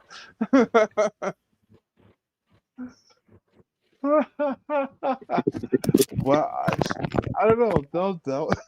You can't unhear it. That was visceral. I don't know. He's very descriptive. I think my funniest experience with doing these shows was with Angel. Okay, now Angel, he comes in on Minds. It was Minds Roundtable. He sits in the room and he's having a conversation with us and everything. And then, like 2 hours into it, he flips out because he finally realizes that we're streaming live on frickin' the internet. So in his Yeah. mind, we're just sitting there freaking having a conversation for 2 hours. We're not recording it. We're not streaming it. And I'm It's like, wasted. dude, what do you can't talk unless you record it. Well, yeah, Angel and another individual and I would do these like 6 hour things. Like the first 3 hours we wouldn't be recording, and the last 3 hours we would be. It's like I don't know. I guess he was just freestyling his stream since he has to run like his whole network. So I don't know. But yeah, I know what you mean when you talk about Angel. Angel There was was a guy I heard of. This was like a friend of mine's. It was their son's wife's parents, whatever relationship that is. They came over to visit. They were from overseas, and apparently this guy would go around. He was like typical tourist. They're from Romania or something, and he comes and he's got a camera, and he's some kind of an engineer, so he's got like this very techie kind of autistic job. So he walked around with his camera and he made like movies of everything he did all day. They see this site, they went to this, they saw that, they went on this boat ride. And then he said he would come home and put it into the thing, and then he would watch everything he did. And that was his whole thing. He would film what he did, and then he would watch what he did, and then he felt that he had done something. And I'm like, I bet he was a really good engineer. That is straight So up. validation through a TV screen upon a backtrack perspective. Yeah. I know I did it because here it is. Yeah. Wow. Interesting. I've heard of people like that, but I've never seen it. Like, the guy that did the Goldbergs, the TV series. Like all the stuff about him being into video and stuff like that, that's actually true. Huh. The guy, he's the chubby dude off of freaking, what is it, King of Queens, the dorky friend that's always coming over that doesn't have. I've never seen any of these shows. I'm sorry, I don't. I'm very disconnected. Never seen that. My goodness. I don't know how people would do that because, sure, I may review part of the stream that I'm on at a later point, but I've never actually watched an entire stream. Well, I can't leave my brother stranded here. Yes, I've seen King of Queens. I just don't remember the names of the actresses. But yeah, I think I know who you're talking about. He's really into the comic books and everything, and he was like that when he grew up. All he ever did was freaking videotape everything. So I did find that pretty interesting. Dude, do you know what happened? Listen, okay, my generation. Okay, if anybody remembers this, let's chime in here. But when Home Alone came out, oh yeah, and then Home Alone 2 came out, I had one of those his tape recorder. You know how he had a tape recorder, and he would speak into it. And it was like a Walkman, and recorded everything. Yeah, I started my own radio show with myself and my friends, sequentially, and it was just phenomenal. I didn't know what I was doing back then, but I had the power to record stuff, and I just did. And so I would just make these shows, and then weird things would happen. There would be times where you just have nonstop laughing for 20 minutes straight for somebody farting, and just the kind of stupid stuff you did as kids, right? Oh, it's I had empowering. several tapes. What they call it was a toy, but anyways, it came from the movie. Yeah, so that's what that reminds me of. But it's empowering, though. That's you're demonstrating agency. You want to change something, you do it, and you manage to record something. You're changing your environment. You're affecting things. You're doing what you want to happen happens. And you can plan it out and do a show and this and that. I remember when I was a kid, I used to draw my own comic books, and a friend of mine used to draw whole magazines. He would just sit and like rifle articles and make cartoons and stuff and staple them together and mail them to his friends. Oh, I have a few of those. It's kind of like this stuff too, you know. Like, I mean, we're just on here. We're doing live streams and everything, but you know, for me and for a lot of people that I see who does this stuff, it does something to you. You know what I mean? It just kind of it really is a positive thing to be able to actually get in, you know, just have relationships with people on the streams like this. You know what I mean? It's like, what would I be doing if I wasn't doing this? You know. Right. You couldn't find people nearly as interesting down at the corner, I'm sure. Well, no, I mean, it's not, because like that's in real life, and they you know, when you're in real life with people, they don't want to kick back and talk about the stuff like we do. You know what I mean? Like we live miles away from one another, and we're more able to just have a conversation. You know what I mean? Yeah. Whereas if you go to Circle K and you run into a buddy, they're going to say hi, you're going to do the whole ins and outs, but you're never going to have conversations like this where because people like us are few and far between. Mm-hmm. But we're bridging that far between with the internet, which is good. But yeah, I mean, hell, when you're I call it an antipath. It's nothing official, of course, just my terminology. So I'm an empath that is hypercritical. So I call myself an antipath. I don't fit with the psychopaths. I don't fit with the sociopaths. I don't fit with any of those guys. I'm not antisocial. I'm just an antipath. So if I can feel your energy and I don't want anything to do with you, you'll know. So I'll tell you why if you ask, if you inquire, but you'll know. I see what you feel there, bro, and I disagree with it entirely. And just so you know, after you said that, so that it wasn't actually recorded, that's when I hit record. So from this point on, everything is being recorded for the purpose of editing later on. Okay. But don't worry, we got the still bullet there. No, we didn't bite. He actually still bit the bullet because it's still live streaming. So we. Oh, okay. We got. Oh, him. okay. We got him, and that's I love that because like when people try to say no, I'd never said that. Like, dude, I got you on videotape. You wanna go pull back the roll the tape? Oh yeah, you got me. Let's roll both out of the sheep's clothing, right? Well, we were talking about Angel earlier. You know, we were having a conversation on Jaffe's show, and they get into this whole conversation about streaming.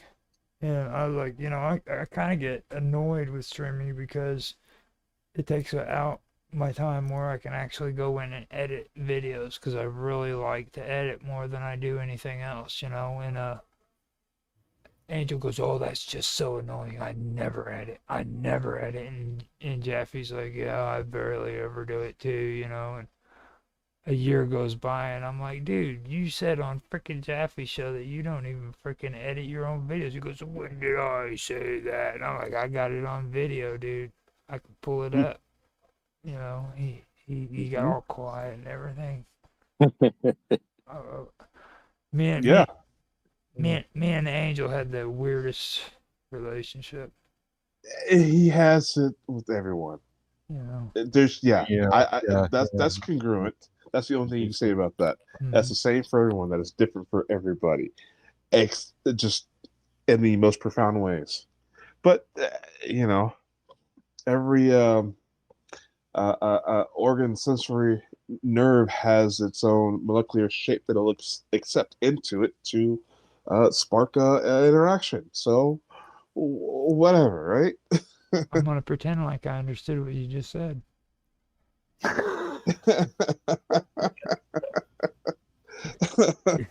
Yeah. You got me. It was like earlier, freaking Mark and Robot were talking to me, and we started talking about that crystal thing that we were just talking about, and I I pointed some stuff out about oscillation and crystals being in computer systems, and they were talking about how smart I was, and I was like, give it about 30 minutes, I'll say something stupid, and that'll just go right down the toilet. You know, you're smart until you say something stupid. Yeah. Yeah. Well, that's why we're peer reviewed, right? I used to know a guy named Broadway Joe. He had a bar, and he was a pretty wise guy. He said a couple of things that kind of stuck with me, and one was that you can be a really big asshole. You can be just consistently a jerk to people. You know, you can just be crude and selfish and this and that. But if one day you do something really nice for someone, people go, "Oh, he was really a good guy after all." Same time, you can be a really good guy, generous, helpful, really nice. You see where this is going, right? You're just really the best guy. Everyone loves you. Then you do one thing, you lose your temper. You do something really short or something really, they go, "Oh, guess he was really an asshole all the time." Just making it up. Kind of interesting how that works. Reputation can be created and destroyed to one action. Yeah. It's like life has this way of well, I guess you could say, no, I ain't even gonna call it karma, to be honest. Well, it could be, because it has to do with action, doesn't it? Well, karma means action, so yeah, arguably. And speaking of which, your Mr. Robot, I think he's run out of batteries. What's going on with him? He didn't get Energizer. See, that's the thing. No, he's Australian. He's solar powered. Oh, that's right. Upside down. Okay, and this is something cool. I want to bring something to this midnight late lines or midnight after midnight. What's it now? After midnight. Headlines after midnight. This is headlines. Okay, after headlines after midnight. Gotcha. All right, so Mandela effect. Yeah. Oh, you didn't think I was going to take it there? Yeah. How many people remember the bunny rabbit having the battery in its back or in its foot? Where was the Energizer battery? Yeah. It was where? Say it again. Yeah. Duracell. Sorry, I was just thinking you talking about the Duracell bunny. Okay, you got it. Yeah. Isn't it?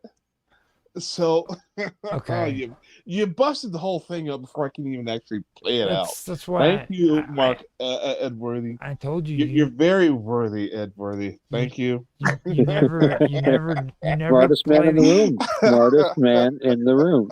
I mean, it's like you got to take people serious when they say stuff like that. Like Willie wasn't lying, I believe dude. him when he talks about the consumerism and consumerism rights and stuff. We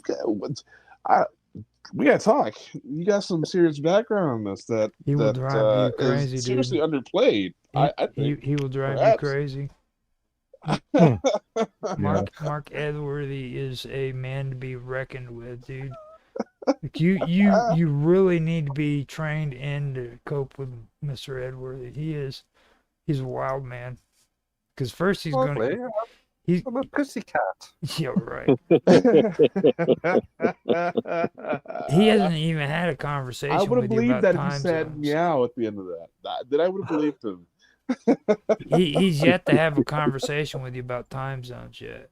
Like when it comes to making sure you know what time it is. You mean the green? What?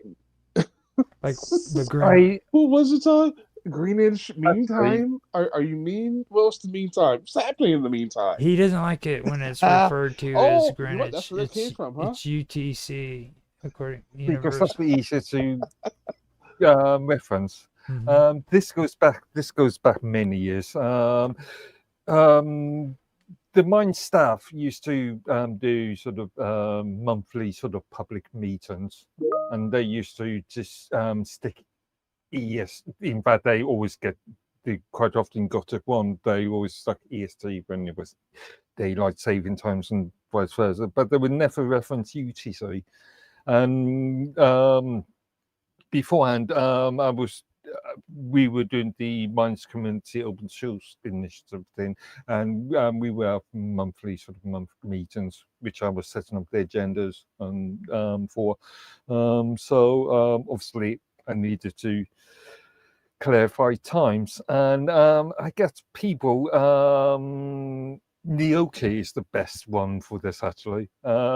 He will reference a specific time, but only mountain time, North American mountain time. And what does that mean to me? What does North American mountain time mean to me? Well, doesn't mean anything. You have to. What does it mean to you? It's supposed to build something real to you, relativity. Time is relative. So what does it mean to you? Well, that's the question. He's Canadian too, though. You gotta, you know what I mean? It's like freaking. I mean, it's one of those things. Is the question the answer? Is the answer the question? With Naroki, and a lot of the people I hang out with on here from Canada have that same kind of trait. You know what I mean? Where it's all about Canada. Not only that, not only Canada, but the US. No, believe it or not. I mean, I know I piss you off. If I say something anti-American, I might be a commie. No, I mean you don't piss me off. You just get under my skin. That's it. Because you have that snooty English, I'm better than you Americans attitude. You do the same. No, I only say that the United States is the greatest nation that was ever created under the sun from the beginning of time until now. You know what? I would. The only way I will argue with you on that. You did that. It's the greatest corporation ever created. You call it what you want. We are the greatest. It's a corporation. I mean, I'll say that. You know why I don't agree with Donald Trump? It's because we don't have to make America great again, dude. It is already great. We are Make America greater and great. Right. George Washington made America great, dude. I will just remind people here that Great Britain ruled a third of or 3/4 of the world. Is she still an empire? At yes. one point. Yeah. You guys still Commonwealth countries. They really, yeah. Well, I mean, if you want to compare the British Empire compared to the U.S. Empire, we have military bases on everywhere.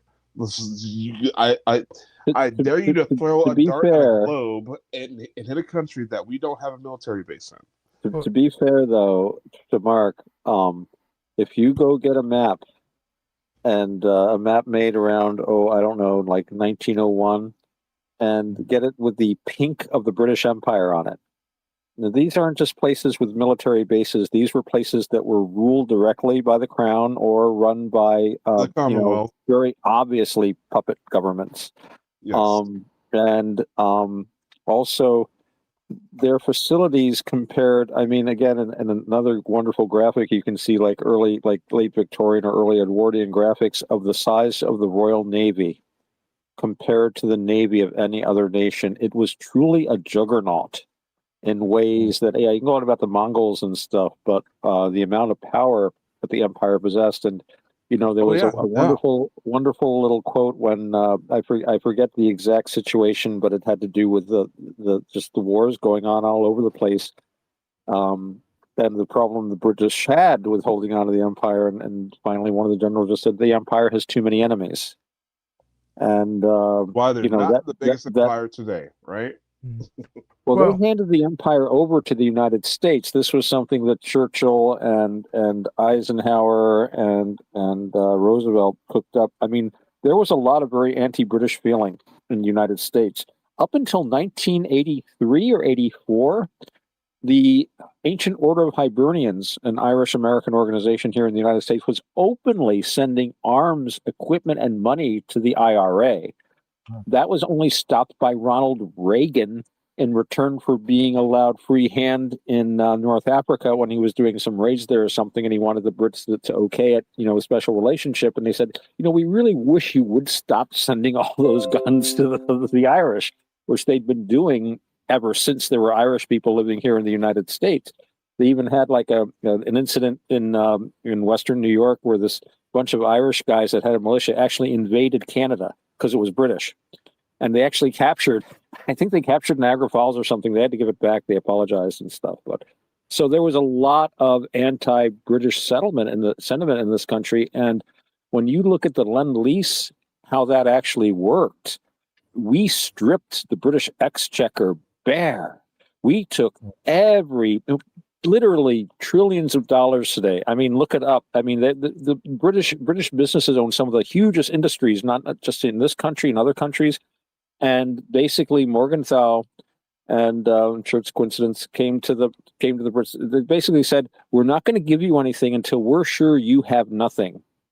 And they were forced to sell out during wartime, all of these industries, this and that, and basically they bankrupted the empire because Churchill refused to surrender or have an armistice or something, which Hitler was offering like crazy. He had no interest in the British Empire going anywhere. He had this whole geopolitical thing. He said the Brits are going to take care of India and this and that, and the Americans are going to take care of the savages over there, and the Japanese are going to take care of the Chinese savages, and I'm going to take care of the European savages, kind of like what we had in the post-war world with the Eastern Bloc and the Western Bloc. He had these whole ideas. He was going to guarantee all British possessions overseas, even in the face of the Japanese, because he could have tamed the Japs on that. But, Churchill would have been out of a job. And he had already received a lot of money from the Focus, to be Germany's arch nemesis, which, I mean, up to that time, I don't think he was particularly anti-German. After that time, it was like, we have to stop Hitler. We have to stop the Germans. The Germans. And I know, I mean, this is a very complex subject, and I didn't mean to start going on about Winston Churchill. It has been wonderfully deconstructed, the nude drunkenness, the drunken nudity, the art forgeries. And it is rather wonderful to read these little foibles of a great heroic man. Yeah, I do kind of respect him showing up drunk and nude occasionally at cabinet meetings. Just like, throw him a curveball there, So he did have some interesting sides too. Me and Mark actually did something this year about that stuff. So I mean, just to point out, it's not really that much of a. Don't worry about it. That's what I'm basically saying. I'm sorry, Mark. Go ahead. I was watching something about 2, maybe 3 days ago now, comparing the British Empire to the sort of modern day US empire, if you like. And they brought up a very controversial but possibly true point in which when we had an empire, we exported things like westernized law. We exported medical knowledge. We exported and now what is the US exporting to their venereal diseases? No, they're exporting woke ideologies on. Come on, guys. Well, that was the case. They had the LGBT PDQ flag flying over every American embassy at one time or something. I heard something about it. I thought that was rather ridiculous. Where that keep comes in mind, from, though, is the British Empire, I think, was also, there was a moral imperative. Mm-hmm. I don't know that the moral imperative was the thing that was driving. What was the old thing? They kind of stumbled into the empire. Oh, well, just said, oh, well, we better conquer that. Oh, my goodness, look at this. We have like 3/4 of the globe. Just a coincidence, just kind of blundered into it. Yeah. But there was also the moral imperative of you're going to uplift people. This was the late Victorians. This was the fault. This was the fault of education, because as it was pointed out, the British Empire was not built by well-educated people who were trying to raise up the spiritual, psychological, ethical, and political level of the natives. It was built by pink-faced, pink-jacketed old Tory squires who were fox hunters and just said, oh, blah, you know, this is basically Colonel Blimps who were ready to go in there and just give him another volley, you know, give him a broadside kind of deal, and sail into the bay. And we jolly well got a lot more guns than you. We've got the Maxim gun, so you do what you're bloody well told, and we're going to sell our opium wherever we say we're going to sell it. That's what built the empire. Yeah. And one of my arguments in realpolitik always is it's like with the Monroe Doctrine, which has sadly fallen off. Somebody posted an infographic about the number of right-wing military coups that were backed by the United States government in South America, and it started off with ones in the 50s, 60s, 70s, 80s. They petered around 2008. And I said that just goes to show that the Monroe Doctrine has not been enforced since 2008. Of course, before the 1950s, people were not so finicky. They would just send in a bloody gunboat and some Marines. After that, they had to just, do it a little more carefully. But there's been no imposition of the Monroe Doctrine since 2008. The result is you've got Venezuela, where basically run by Red China through Cuba. And I mean, when I heard that Maduro's bodyguards were all Cubans, that means they're taking their orders from Havana. They're his guards in both ways. They're guarding him from the people that don't want him, but they also mean that he's going to follow orders or he'll be shot. You know, when you've got foreign mercenaries guarding you is one thing, but when it's a foreign military who are taking their orders from somewhere else, that's classic Roman Empire stuff. That's when they would install these tetrarchs or kings and they'd have a Roman bodyguard, but it also meant you obeyed Rome. And he was obeying Havana. So this is like this is what happens when you let the Monroe Doctrine down. Somebody else moves in. It's a vacuum space. And again, I'm not advocating things. I'm not saying I agree. It's not nice. But if you're going to run a country, if you could climb on the tiger of the Monroe Doctrine and dominating your hemisphere, you dare not dismount because your enemies are waiting for you. The empire had many enemies. And getting back to the British Empire, they did a study. They lost India because we'll get back to that. They lost India. They did a study. They said the only way we could keep India is to basically treat it like the Russians would. They didn't want to do that. They would just the manpower and this, and they'd have to go in there and do it like, just go in and be really brutalize everything, just to hold it down. And I they can didn't see take this that too mounting well. from that tiger. But once you mount these realpolitik things, you can't get down again because people are waiting. Your mic People are actually waiting. sounded That's going really to good. Rhodesia. Indians overthrew Britain so quickly. I like that. They didn't take that too well at all. Now, in modern day, I want to point out a name, and I don't know if you guys have ever heard of him before, but this was a guy that, like, a lot of the stuff everybody likes to say is like back in the day, but this is current when it comes to the kind of stuff that you guys are talking about. His name was James Still. Have you guys ever heard of him? Colonel James Steele. He was a retired colonel. Familiar. Yeah. No, he was. Sorry, but before you finish off that point, I remember that name that we were looking for earlier. We were thinking of Noriega. Noriega? Yeah. Oh, Noriega. Yeah. In the previous conversation. No, I think they were right about. I think they were right about Arafat because he's the one that Hussein had to train in before he went off to Iraq from Egypt, because they were both being put in power by the United States and the UN, I guess you'd say. I don't know who would be. Well, it was kind of shady about the whole thing with Saddam Hussein. How he. No, Yasser Arafat and Ringo Starr were the same person. I could believe it. I could believe it. I don't know. I've never seen the two of them in a photograph together. You'll find within, let's say, the last 100 years, the major players when it comes to international policies would be US, Britain, and France. Well, let's leave France out of it. Those three parties keep popping up in a lot of politics. A lot of my conspiracies that I did this year concerning like real politics when it comes to like the nuclear testing and stuff that took place in the Pacific and JFK in the Philippines. when it comes to all of the problems that took place in the Pacific, everything led back to France. Okay. Obviously, I'm talking about post World War II. Oh, I thought we were going to leave France out of World War II. Well, The US was really, France. arguably almost a third world country. France was the biggest. Well, they're trying to kill de Gaulle, right? Day of the Jackal. That's why he pulled France out of NATO, wasn't it? Yeah, because he thought the French intelligence traced the assassin back to NATO. Mm-hmm. Well, the thing of it is he wouldn't lay off on his nuclear programs. You remember? Oh, not him. Do you remember Bikini Island? Yeah, Okay. Yeah.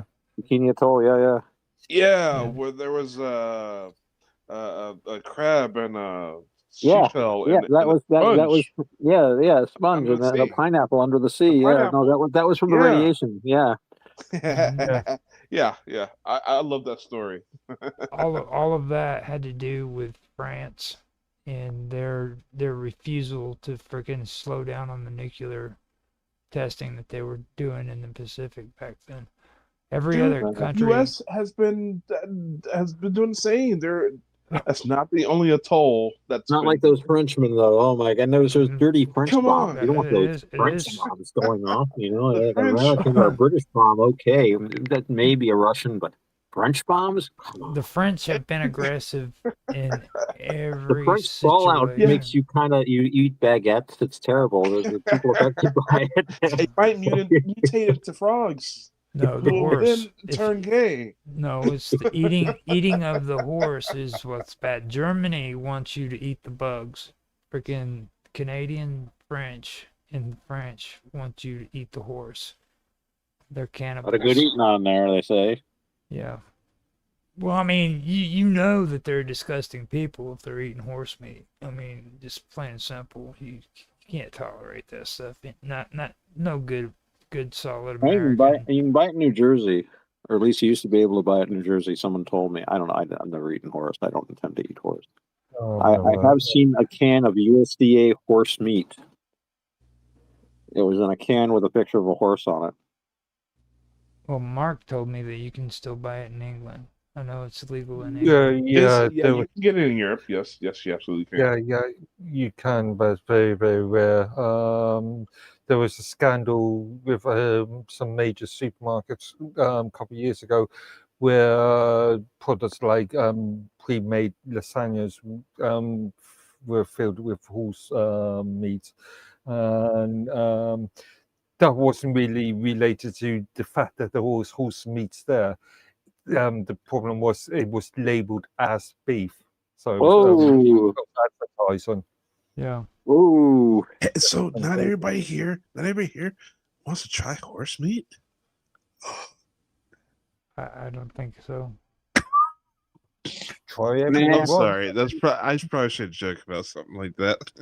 you well, I mean, that's kind of horrible. You know what I mean? Like, we haven't civilized humans haven't eaten freaking horses since they learned how to ride them. Like, back in the day, I could understand when you were like back when humans were just learning how to ride horses. Just before that, they were freaking herding them up and eating them, and some tribes still do it. But I like what you just said. Civilized humans don't eat horse meat. Well, so you say people in France and Canada are civilized. Well, I mean, if they're eating horses, no. Neanderthals. No, I'm not calling them Neanderthals. I'm just saying back in that era. You could just say non-French humans. I guess it would mean the same thing. Civilized humans, non-French. I mean, caveman. Okay. I'm not gonna go there. Well, I mean, continue. I mean, I mean, the other day, Mudge and Tan was talking about things like blood sausage and blood-related dishes. I doubt that any of you've eaten blood sausage or black pudding or the various other different blood dishes, but I love black pudding.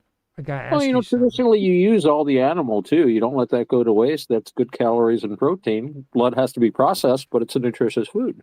Well, Scandinavians do that too. Like they even You use the keep what you milk. kill. Yeah. They use the Yeah. marrow. They use the bone. They use everything in Mhm. Scandinavia. Mm-hmm. It's pretty They cool. had to. They didn't have much there. Yeah. You eat everything. I have a question for you though, Mark. Go What do you think about menudo? In what sense? What do I think? That's a very broad question. Do you like menudo?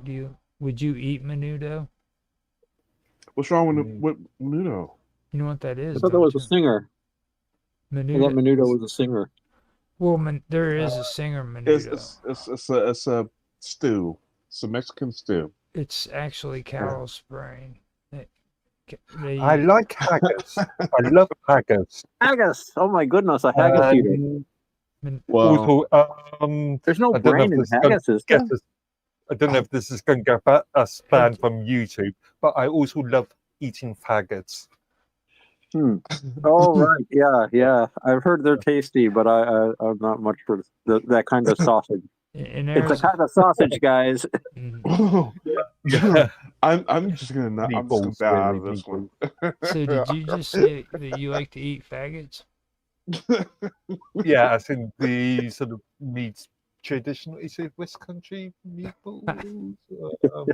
Well, yeah, Dude, I British love meatballs England, made with dude. liver and kidneys and various other. And I love liver actually. I am a big fan of liver. My dad used to like liver. He used to cook that a lot. If you cook it right, it's very tasty. It's very tender. Or as these kids on TV, I hate liver. It's like, what? It's like delicious beef without any. My dad, he used to tell me, "Shut the fuck up, sit down and eat your food before I smack you." You know, it's like, okay, yeah. I didn't know I wasn't supposed to. He was cooking one day. Like, that smells really good. What is that? It's like liver. I'm like, oh, great. That smells good. You know, I actually had an issue with spinach and liver, but then like I'd say right around 12 or 13, I actually ate spinach and I was able to actually enjoy it. And then Dude, he turned. You should have seen it. He turned like his forearms got huge. And he started like beating people up. He became a sailor.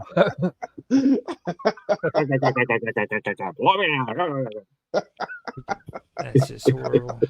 That's just horrible. I swear. Tonight was actually good because like we had so many different conversations. We really did. And it's like we did. And you know what's the most amazing thing? You know who shined the most out of all of it? Mark did. Mr. Robot. Oh, Mr. Robot, he shined. He fell asleep. He freaking never came back. Nobody charged up his Tesla batteries. Is he even still in the room, man? It's like, my God, where did you go, dude? I don't know. Where he is, wouldn't it be 5 p.m. or half? Yeah, it would be. 6?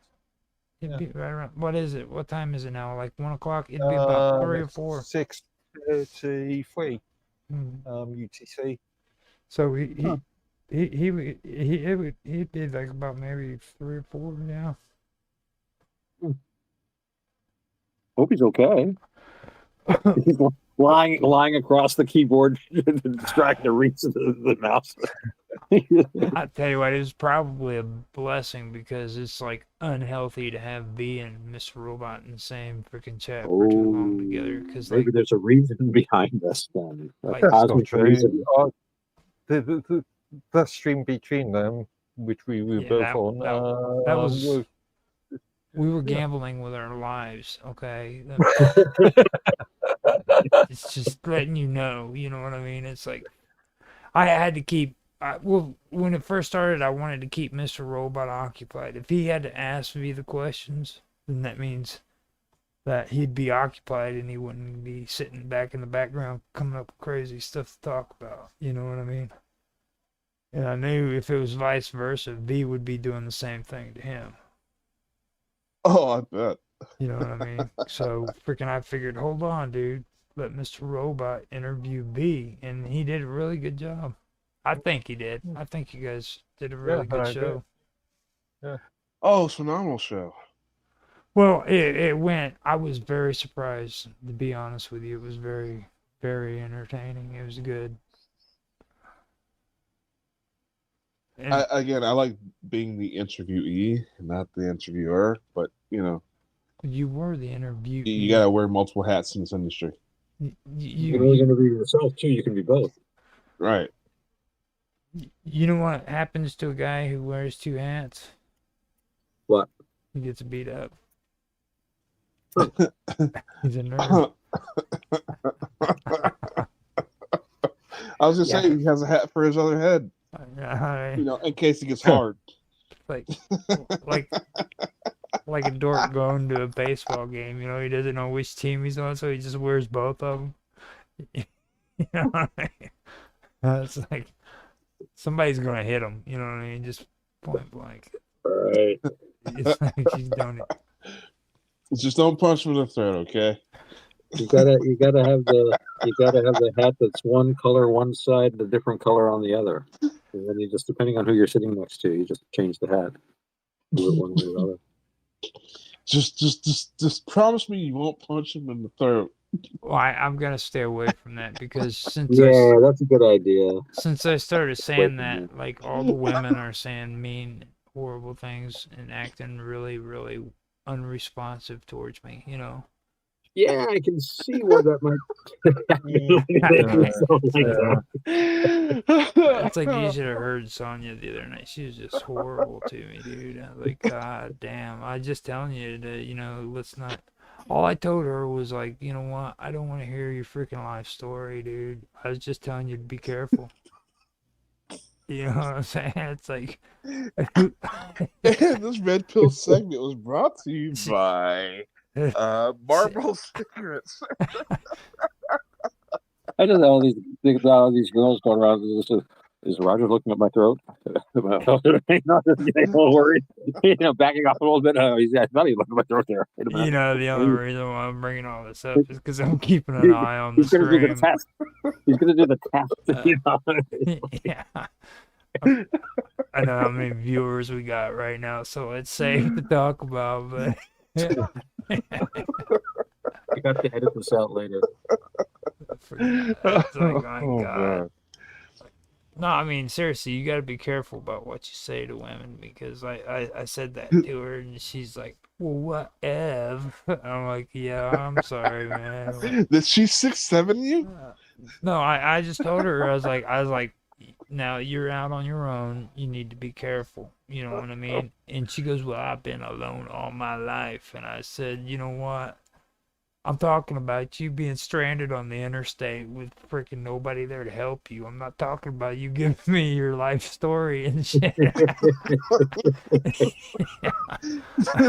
No, you 6'7" her. And she just, I didn't realize I'd said that. You know what I mean? I was like, it finally dawned on me. Like, I probably shouldn't have said that.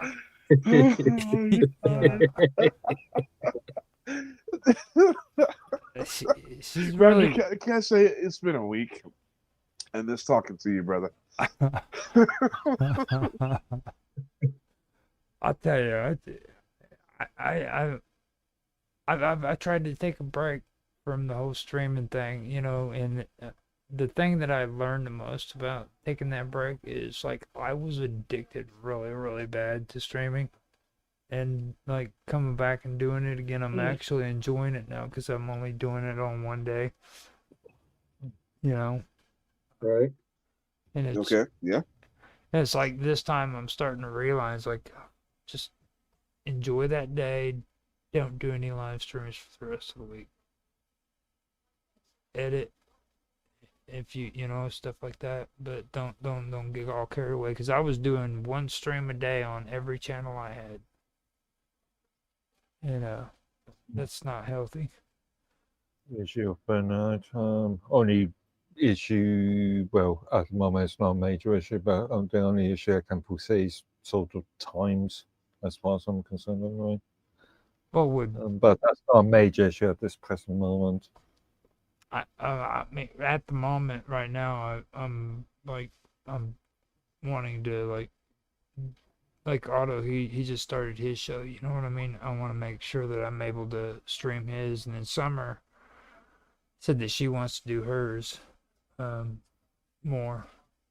So that would be cool if she does hers on a while. But like other than that, all I have to do is I have to be responsible for me getting a stream in for myself. You know what I mean? And like right now, what I'm doing now, I'm doing it.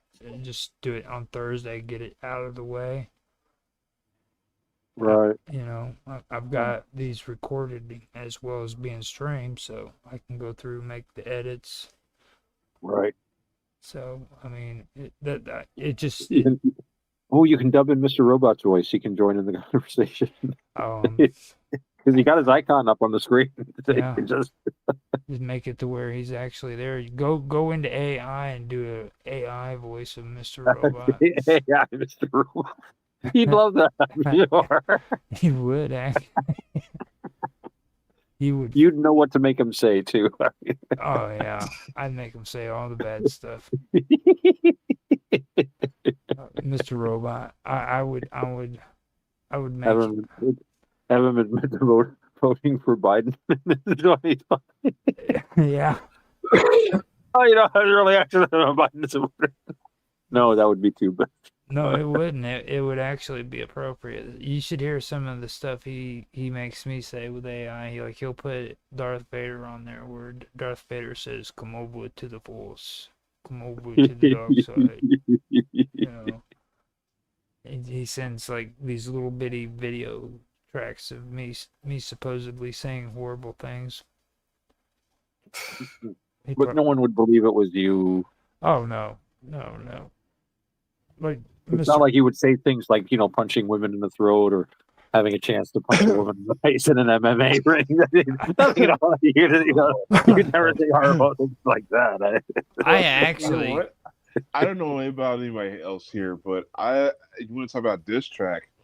Someone made an entire propaganda a witness stream about how horrible of a person that I or someone else was. They are identities confused, but I'll just say that for legal purposes. Julio. Yeah, it was just hilarious because I did run across a small patch of somebodies who were just like, "Hey, you're that guy." What guy? I had to follow the threads back to this video, and I just could do nothing but laugh. Just weird things. Yeah, I'm sorry. That was just apropos. That was all just code words, man. I didn't understand none of that either. Code words. Yeah. Like code words. I'm sorry. Did I speak too much jargon there for you? No, it was just anonymous, like all suspicious and shit, like you're a spy and shit. Like that's for the conspiracy live stream, though, right? Well, this is the headlines after midnight. Headlines after midnight. It's kind of. I've kind of set it up where we can do whatever we want to with it because it's like a midnight edition, Because well, you know what? If something's new to me, then that's headlines, right? Well, there you go. Straight to the head. There you go. Midnight. That's telepathy. What the hell? First of all, what the hell are you doing up at midnight in the first place? You know what I'm saying? It's like anybody who's sitting up at midnight to watch ABC or CNN News or whatever, Fox News, they're freaking sick in the brain anyhow. You know what I mean? So when I have to watch like late night news, I like to watch the stuff that's just hang out, have conversation. If something happens or something that's political that you want to talk about pops up, have a conversation about it, I've never wanted to just watch a news broadcast. I don't know. As you know, I watch a lot of the Lotus Eaters, and that's all mainly political content on what they do. 2-3 episodes per day. I'm talking about I've late seen, at night. I've seen the Lotus Eaters once in a while. When they do something, I mean, they from what I've seen, they tend to be more UK politics, which is natural enough since they're in the UK. But I have caught their stuff once in a while when it's like a more international sort of thing. Because, I mean, with all due respect, I don't understand the minutiae of like, this guy on the back bench said this and that, and it's an implication of that. I have no idea. I barely can understand American politics. So, the more complicated stuff like that, I tend to buzz by. But I've caught some of their stuff in more general, more international stories once in a while. They're pretty cool. Yeah, they do quite a lot of international, if you want to call it that, international news. She said start But yeah, bouncing and their shit. main focus is the UK because they are UK. They talk about. His head starts shifting forward like a rattlesnake. You know what I mean? He's all primed up because you know what I mean. He gets all excited over the Lotus Eaters and shit. Well, I don't watch a lot. I don't consume a lot of news. That's the thing. It's very rare, and I just pick up stuff from memes and like talking with you guys, or I go into like the Buddhist Discord and see what's in the current events thing there, or I might see something on Minds, or my wife will tell me about stuff. But she gets her news from whenever I look at what she's watching. It's either the Hindustani Times or Sky News Australia. And a handful of these really wacky YouTube guys, and that's where she gets most of her news, either from India or Australia. You want to talk about amazing, dude? I was sitting here talking. You remember last week when B flipped out and started calling me a freaking racist piece of shit and said I didn't know anything about fucking nothing and left me. This is a dark privilege, by the way. Check your privilege. Just before he did that, okay, he was talking exactly like Karma. You remember Karma, right? Karma Love, my old co-host, Karma Love. Okay, yeah, Karma Love. Like, doesn't say Harris. Karma Love. Like, you started doing this, and will tell you, and it's like I'm having flashbacks. I'm like, this is what? Karma, Big dude. Mama's house. No, What? I was having. Well, yeah, I guess you could say Karma was a Big Mama. She. Norbit, don't let me tell you. Karma, if you upset her, she would whoop your ass, dude. She was a tough girl. You could tell just by looking at her, dude. She knew how to hold herself. So it's interesting that you point out Australian Sky, because Sky as an overall organisation is known to be quite biased. But Australian Sky, especially, I can think of two commentators on there. They tend to be more objective. I'm not sure exactly. I look over her shoulder and I see it says Sky News Australia. I have seen the word Sky News Australia sometimes on the screen, but maybe I don't know if that means that it's this specific show or not. And like I said, often she's watching stuff from the Hindustani Times or the Times of India.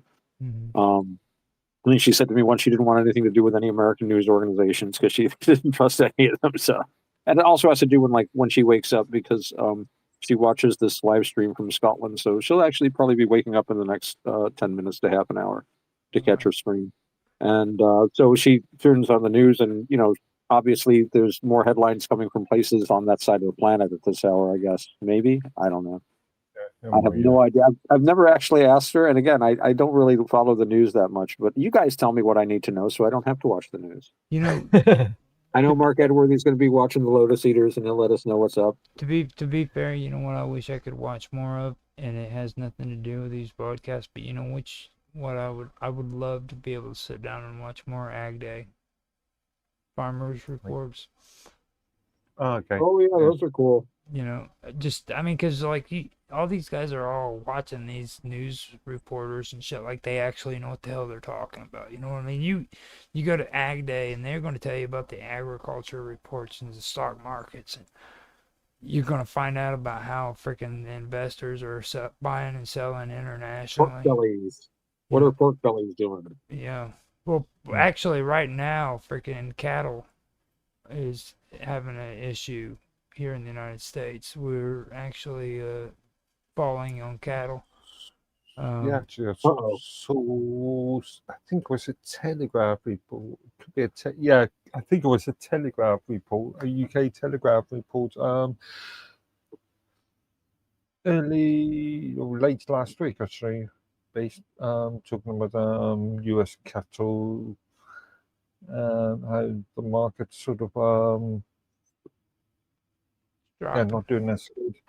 And tractors for auction are at the all-time highest now, and it's been rising up for like the last 5-10 years. Well, that's not surprising because of all the issues surrounding companies like John Deere. Yeah. That's not surprising at all.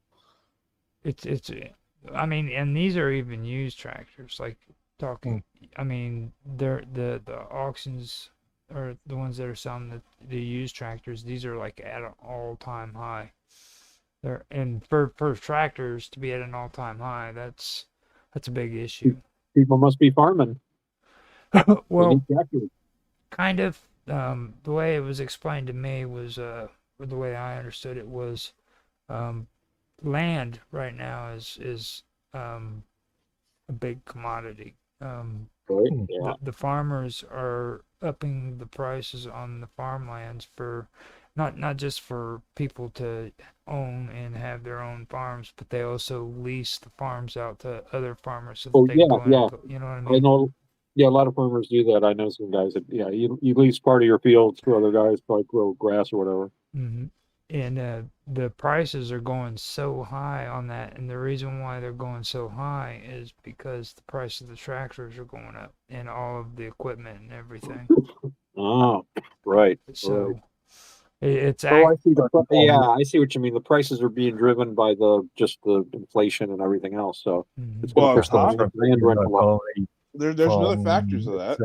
You have all these farms, these crops that were taken over by Monsanto because they set a legal situation to where if a certain percentage of your farmland, if your crops is their product, then they get to take over and own your crops. And so Monsanto just started going seeding farms all across the nation and taking ownership of it. Mm-hmm. There's also the crop circles. Also land prices is always a boom and bust sort of scenario, isn't it? Look at what happened in 2007. So you might be on high at the moment, but in a couple of years' time, the landscape will probably change completely. Well, it all goes back to Canada. You know what I mean? Because like everybody's talking about China coming over here and buying our land and stuff. And nobody wants to actually do the research and find out that Canada owns the highest percentage of the land here in the United States from a foreign country. That's right. And Red China owns more Canadian politicians than any other country. So do the math. Yeah. You know, and we have these egg shortages. You know what I'm saying? Why do we have these egg shortages? It's because Canada is literally manipulating the prices of eggs. I know 4 people with chickens. I have no egg shortages. And that's the other half. We should be growing our own food more than we do. Yeah. I know a lot of people that homestead and people who just have their own gardens. I'd like to get a garden going back here. I tried tomatoes one year, but my yard is too shady. I got this bloody silver maple tree. Never plant a silver maple tree in your yard. They're the worst tree. You want to hear the crazy thing about my brother? My brother wants to be a homesteader, right? But the only problem is he wants to get all of his food from UPS. That's a weird homestead. Yeah, he wants to buy that condensed shit and that dehydrated foods and stuff. He wants to buy it off of the internet. That's prepper stuff. I mean, that's good if you can't grow your own, but a homesteader should be producing their own food so they're independent. Yeah. Yeah. You know, I was just thinking about that, how there's this farm show, Delston Farms, that's in Scotland that my wife watches. And, you know, I watch this sometimes and it comes home to you. And of course, I worked in I used to work repairing silo unloaders for a while. But when you take on when you domesticate an animal, you have to recreate their whole ecology, and you're putting them in places that, like, for example, out in the woods or out in the field, they just eating crap, not a big deal. You put them all in the barn, they all have to eat there, so you have to bring the food to them, and you have to transport all the waste away. And it used to be they just shovel it out in the old days, good old peasant, primitive so-called days. Well, now they hose it down, they hose it out, it makes a slurry, and the slurry gets into the hose. So the hose now need to have vets visit them, right? So you've got to take everything into account. It's amazing, but on the other hand, when you think about how a farmer never has a vacation, I can go on vacation. A farmer goes on vacation, and the whole place will go to hell in like 24 hours. But can I add to that? Farmer was creating food for himself every day. Really, sustaining ourselves is something that all humans have had to work for every day of their lives, day in, day out, or you don't eat. So this whole idea of being able to order food from UPS, or FedEx, it's very new. Yeah. Otto, I want the pain of the farming, things that I never took into consideration, and that is having to breed the animals. No, the animals breed themselves. So you don't breed the animals. Yeah, don't get excited. Well, you don't breed the animals. I'm saying some stuff that would show you the contrary. I probably so the old joke. The old joke when the mummy cow meets a daddy cow. Maybe I landed on the wrong side of the internet. My head hit the keyword. I don't know. No. But you were always talking about the donkey show, so yeah. Well, okay, so something else I found interesting was how, but the animals, they get hurt more often than we would think, because they're hooves. The horses, the cows, there are doctors and professionals that go in just to carve those things out if they get any infections from cysts from being stabbed through the horn. Well, that's what they call it, the horn, which is the hard stuff that comes out of the foot, right? Mm-hmm. They have to carve those things down and fight infections, which has to be super expensive. That's the other thing too. The feet, like the surfaces they walk on, are not what they're designed to walk on. The hooves don't wear down properly. They can get sharp edges, and they can get infected very easily. And if you've ever kept horses get sick so easy. Everyone I've known that ever had horses, it's constantly, vet bills and this and that. They're liable to all, glanders, the bots, lung infections and stuff. It's amazing how much you take on yourself and how much work goes into just feeding yourself and hopefully having some extra food to sell. But it's just kind of hit me how most humans, most animals, they go out every day. I see them, they come out in the yard here every morning. They're looking for like birds. Some birds are looking for other birds to eat. And it's really amazing. We've gotten to a point where we can create enough excess that we can have people that don't have to. I'm so glad that all of us here don't have to get up every morning and start grubbing for roots or trying to, hunt something down so we're not hungry today. Yeah. We can go to the fridge. Exactly.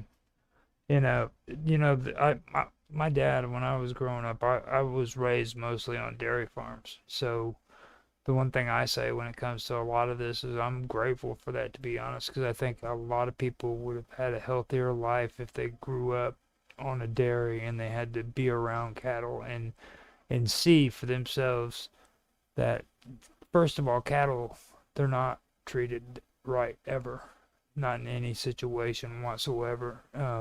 The nicest thing that's ever done to them is if they decide to put them out in a pasture or put them in a pit barn.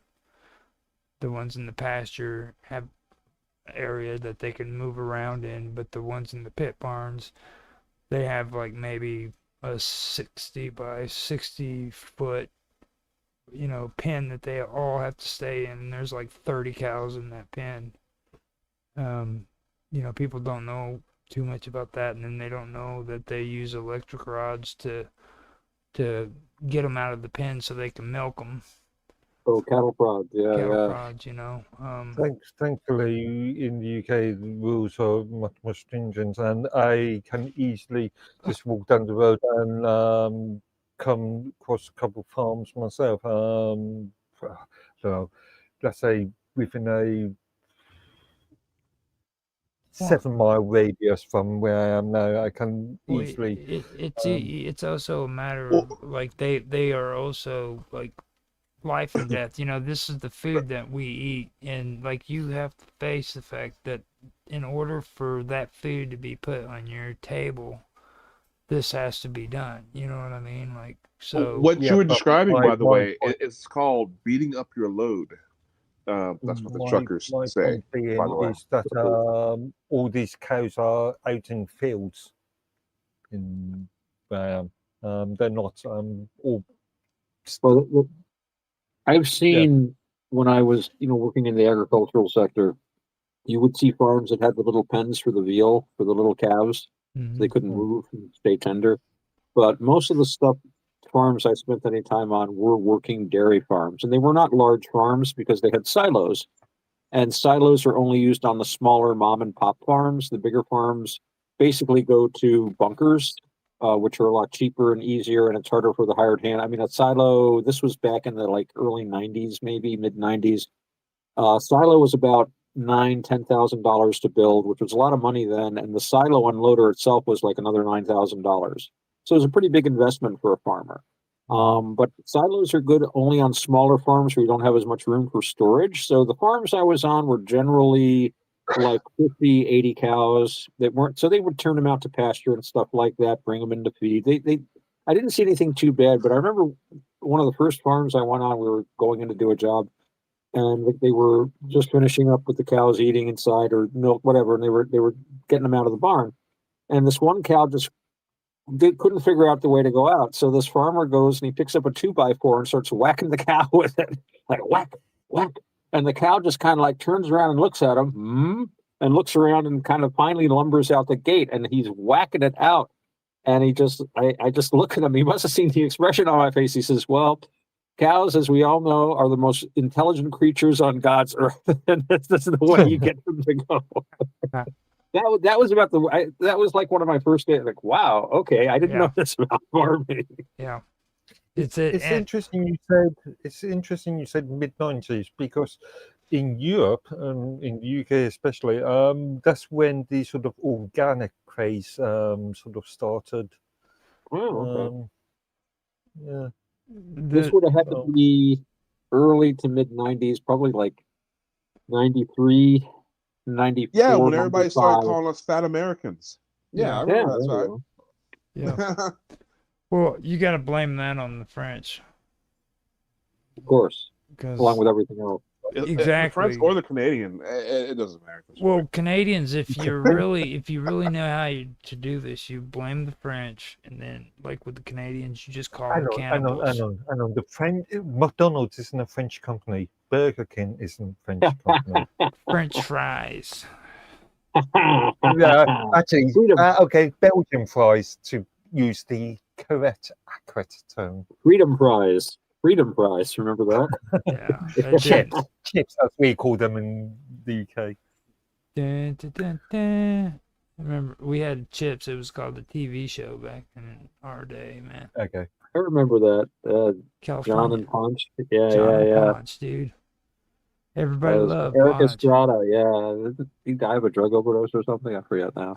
I don't know exactly what happened to him. He looked like he was going to die of a drug overdose. But Yeah. I keep remembering that great movie Yellowbeard with Graham Chapman, and it got panned by the critics. It could have been a better film, but there was a great scene with James Mason when they've been shanghaied on board this ship. And it's like, the golden age of piracy. So it's like the 18th century. So, of course, England and France are like trying to kill each other. And they're all like, they've been shanghaied and they're on the ship. And it's the cruel, horrible, rum whips and sodomy of the Royal Navy. He's like, well, if you think it's a bit cruel here, remember, our mission is to seek out Her Majesty's enemies wherever they are, meaning the foul and most foreign French. And suddenly everyone's, well, of course, understand now. Whip away. Yeah, of course, again, bro. The foul and most foreign French. Yeah, like I said before, Roger, Britain, the greatest nation on earth. Well, I wouldn't go that far. I mean, Mexicans are quite a bit higher up in in rank than what you guys are. Yeah, but they had King Maybe Arthur. this. All right. Oh wait, no, King Arthur was from Well Brittany. Never mind. No, he was Welsh. That's right. King Arthur was Welsh. Hey, wait a minute. Well, that's Britain. That's part of Britain, right? Well, yeah, that's why I said Britain, not England. Actually, yeah. I think You know what? Wales is. Rain frogs. That's the only frog I like. How about that? I Rain think. frogs. You see them? They're so cute. They screech.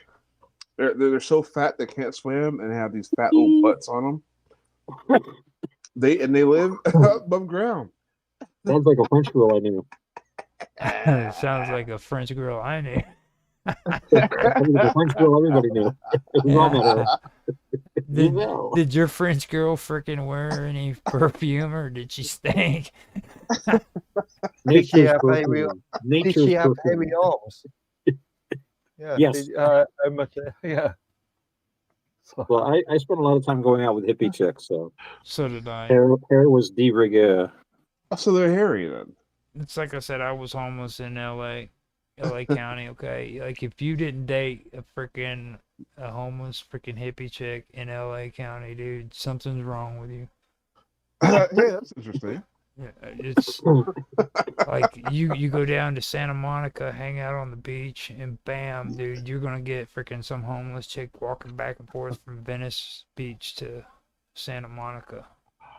You know, like they all. That's where everybody hung out with each other. I suppose they would be nice and vulnerable. Well, it's not a matter of vulnerability because you're both homeless, dude. You know what I'm saying? It's like, how are you taking advantage? You know, and she ain't got anything more than you do. We got to get my buddy Chad on the show. He has some great stories about being homeless and hanging out with homeless girls out in Las Vegas. He lived in a sewer in Las Vegas for a while. Yeah, and that's actually pretty rough. Oh, you know what? That's pretty rough. I see a documentary on the sewer people, because there's like an entire sub city underneath Las Vegas. You know the story behind that, though. He was part of it.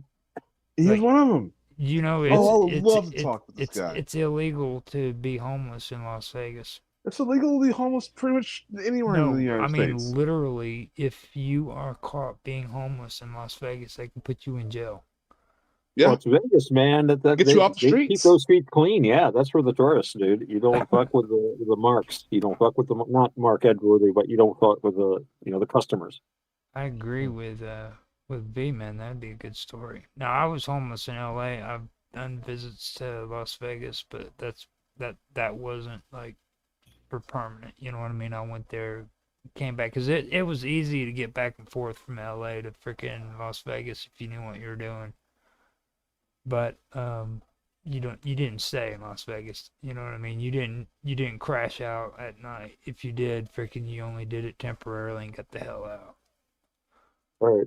You know, because I mean, you had balls if you were willing to be homeless in freaking Las Vegas. That's all I gotta say. That's from... they do that a lot of ritzy towns. I remember when I lived in Buffalo, we went to this. My one buddy, one of my housemates, is like, "We got to go get pizza from this place. We're all stoned." You know, I was like, "All right, we'll go." So we pile into the car, and it was my buddy's car. It didn't have a trunk lid, boot lid, I guess, for you, Mark. And it was like all covered with primer. It was a muscle car, blah blah blah blah, and the back windshield was covered with Grateful Dead stickers. And all of my friends looked like me at the time. So we go down to this place. We pull in there and we order the pizza. We were too stoned to order it ahead of time. We couldn't think of the number.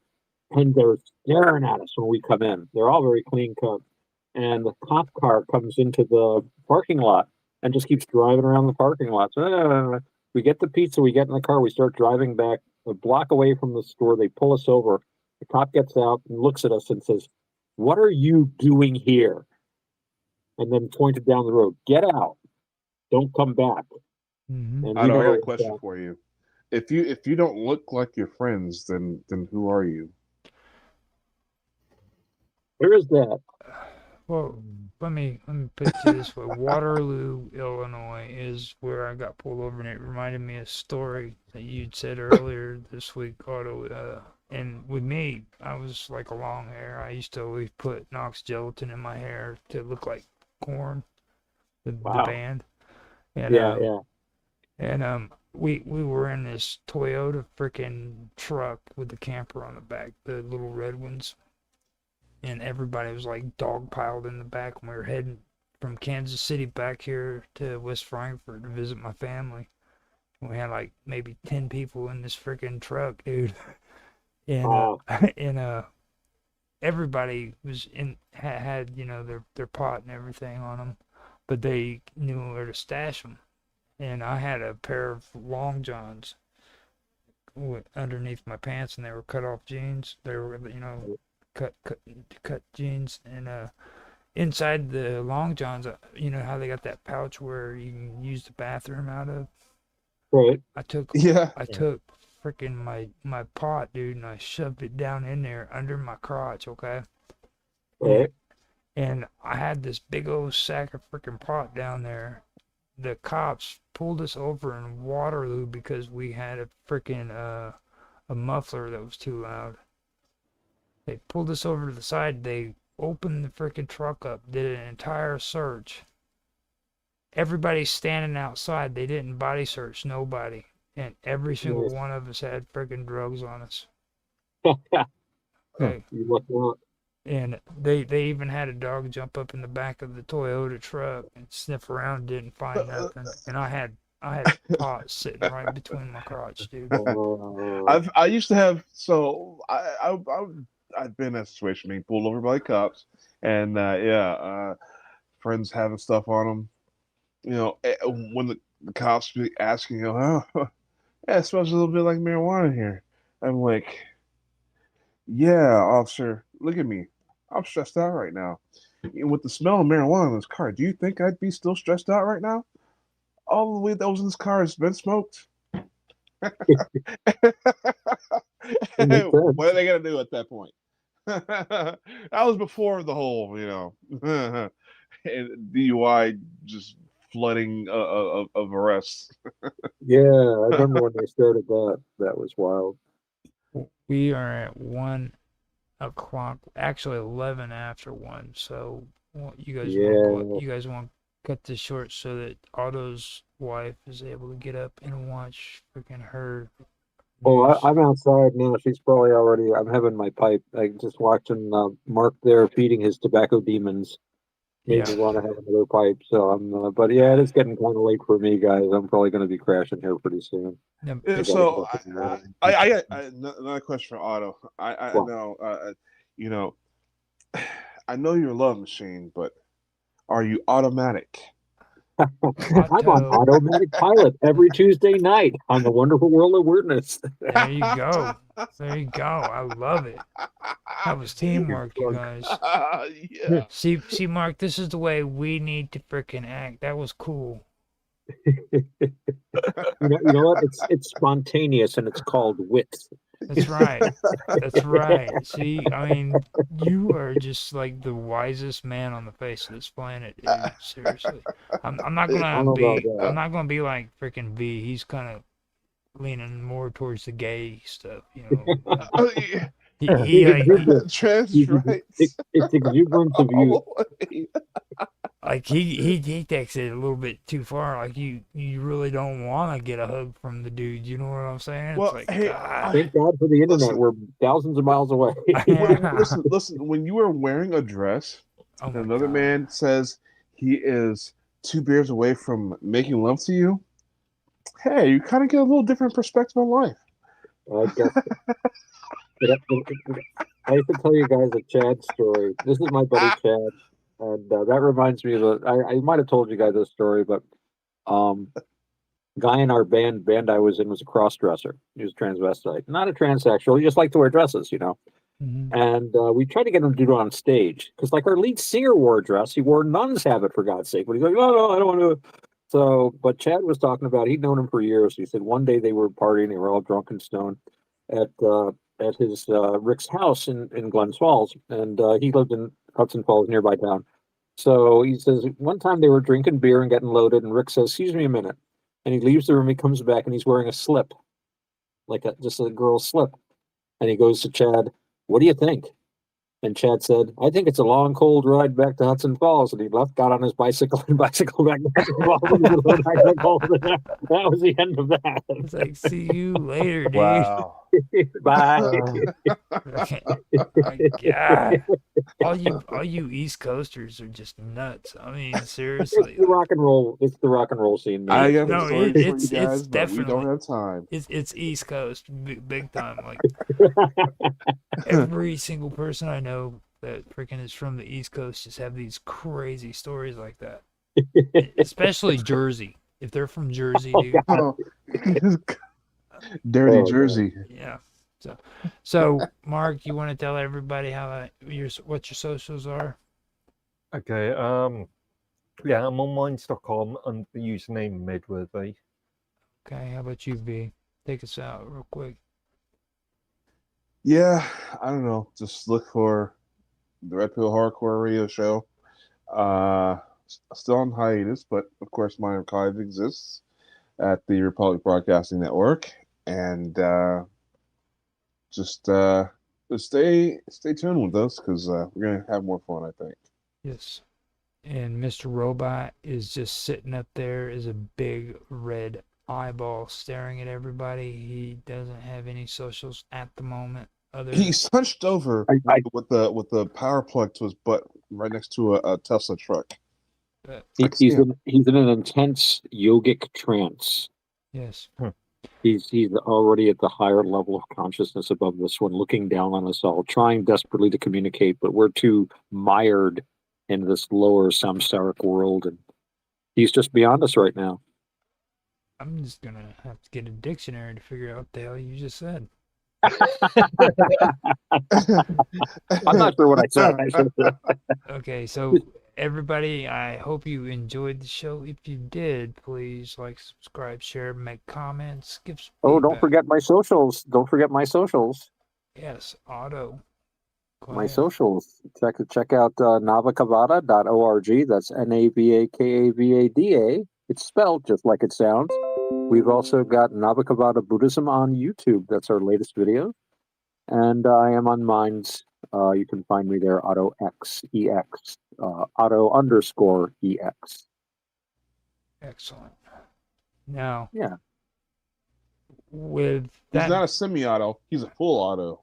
with that being said, if you guys want to check us out, you can check us out on Rumble, YouTube, Kick, Twitch, DLive, sometimes DLive, and I guess I did say YouTube already, so you check us out there. You can find Live with Roger Hansen on Rumble, as well as Roger Hansen on YouTube. Usually Live with Roger Hansen is always what I go on when it comes to Rumble or Kick and Twitch and DLive. So you can find, if you're wanting to see my shows, you'll look for those. Now I do shows like The Wonderful World of Weirdness and channels like that, but those are separate from this one. You can check those out separately on each channel, but I really don't want to get into all that right now. I'm going to go ahead and wish everybody a good night. Thank you guys for being on this episode. This is actually my first episode. No, this is my second episode, isn't it?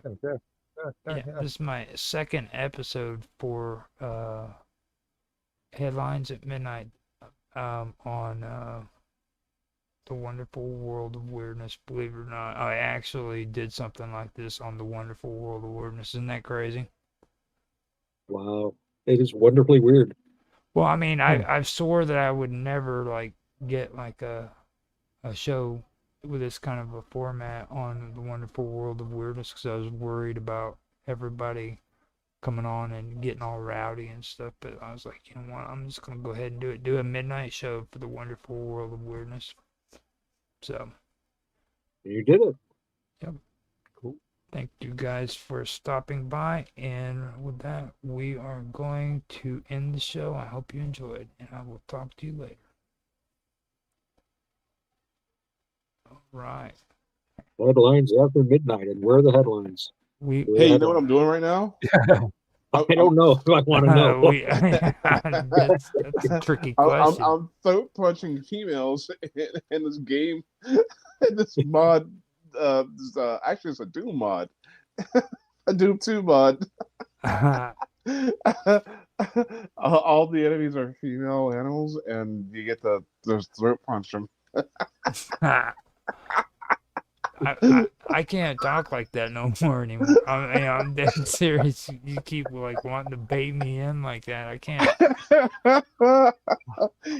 I get further and further away. I only allude, but it's further and further as I go out. I'm fading away with it. You told me like I'm the pickup artist. I'm gonna pick up. I'm gonna punch him in the throat and shit. Because Roger said so, man. Whatever, dude. I didn't tell you nothing. You ain't. Don't get me in no trouble. You punch a woman in the throat, you take responsibility for that shit.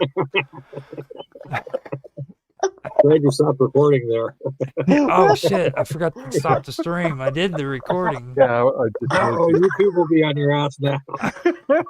The ADL wants to talk to you, Raj. Yeah.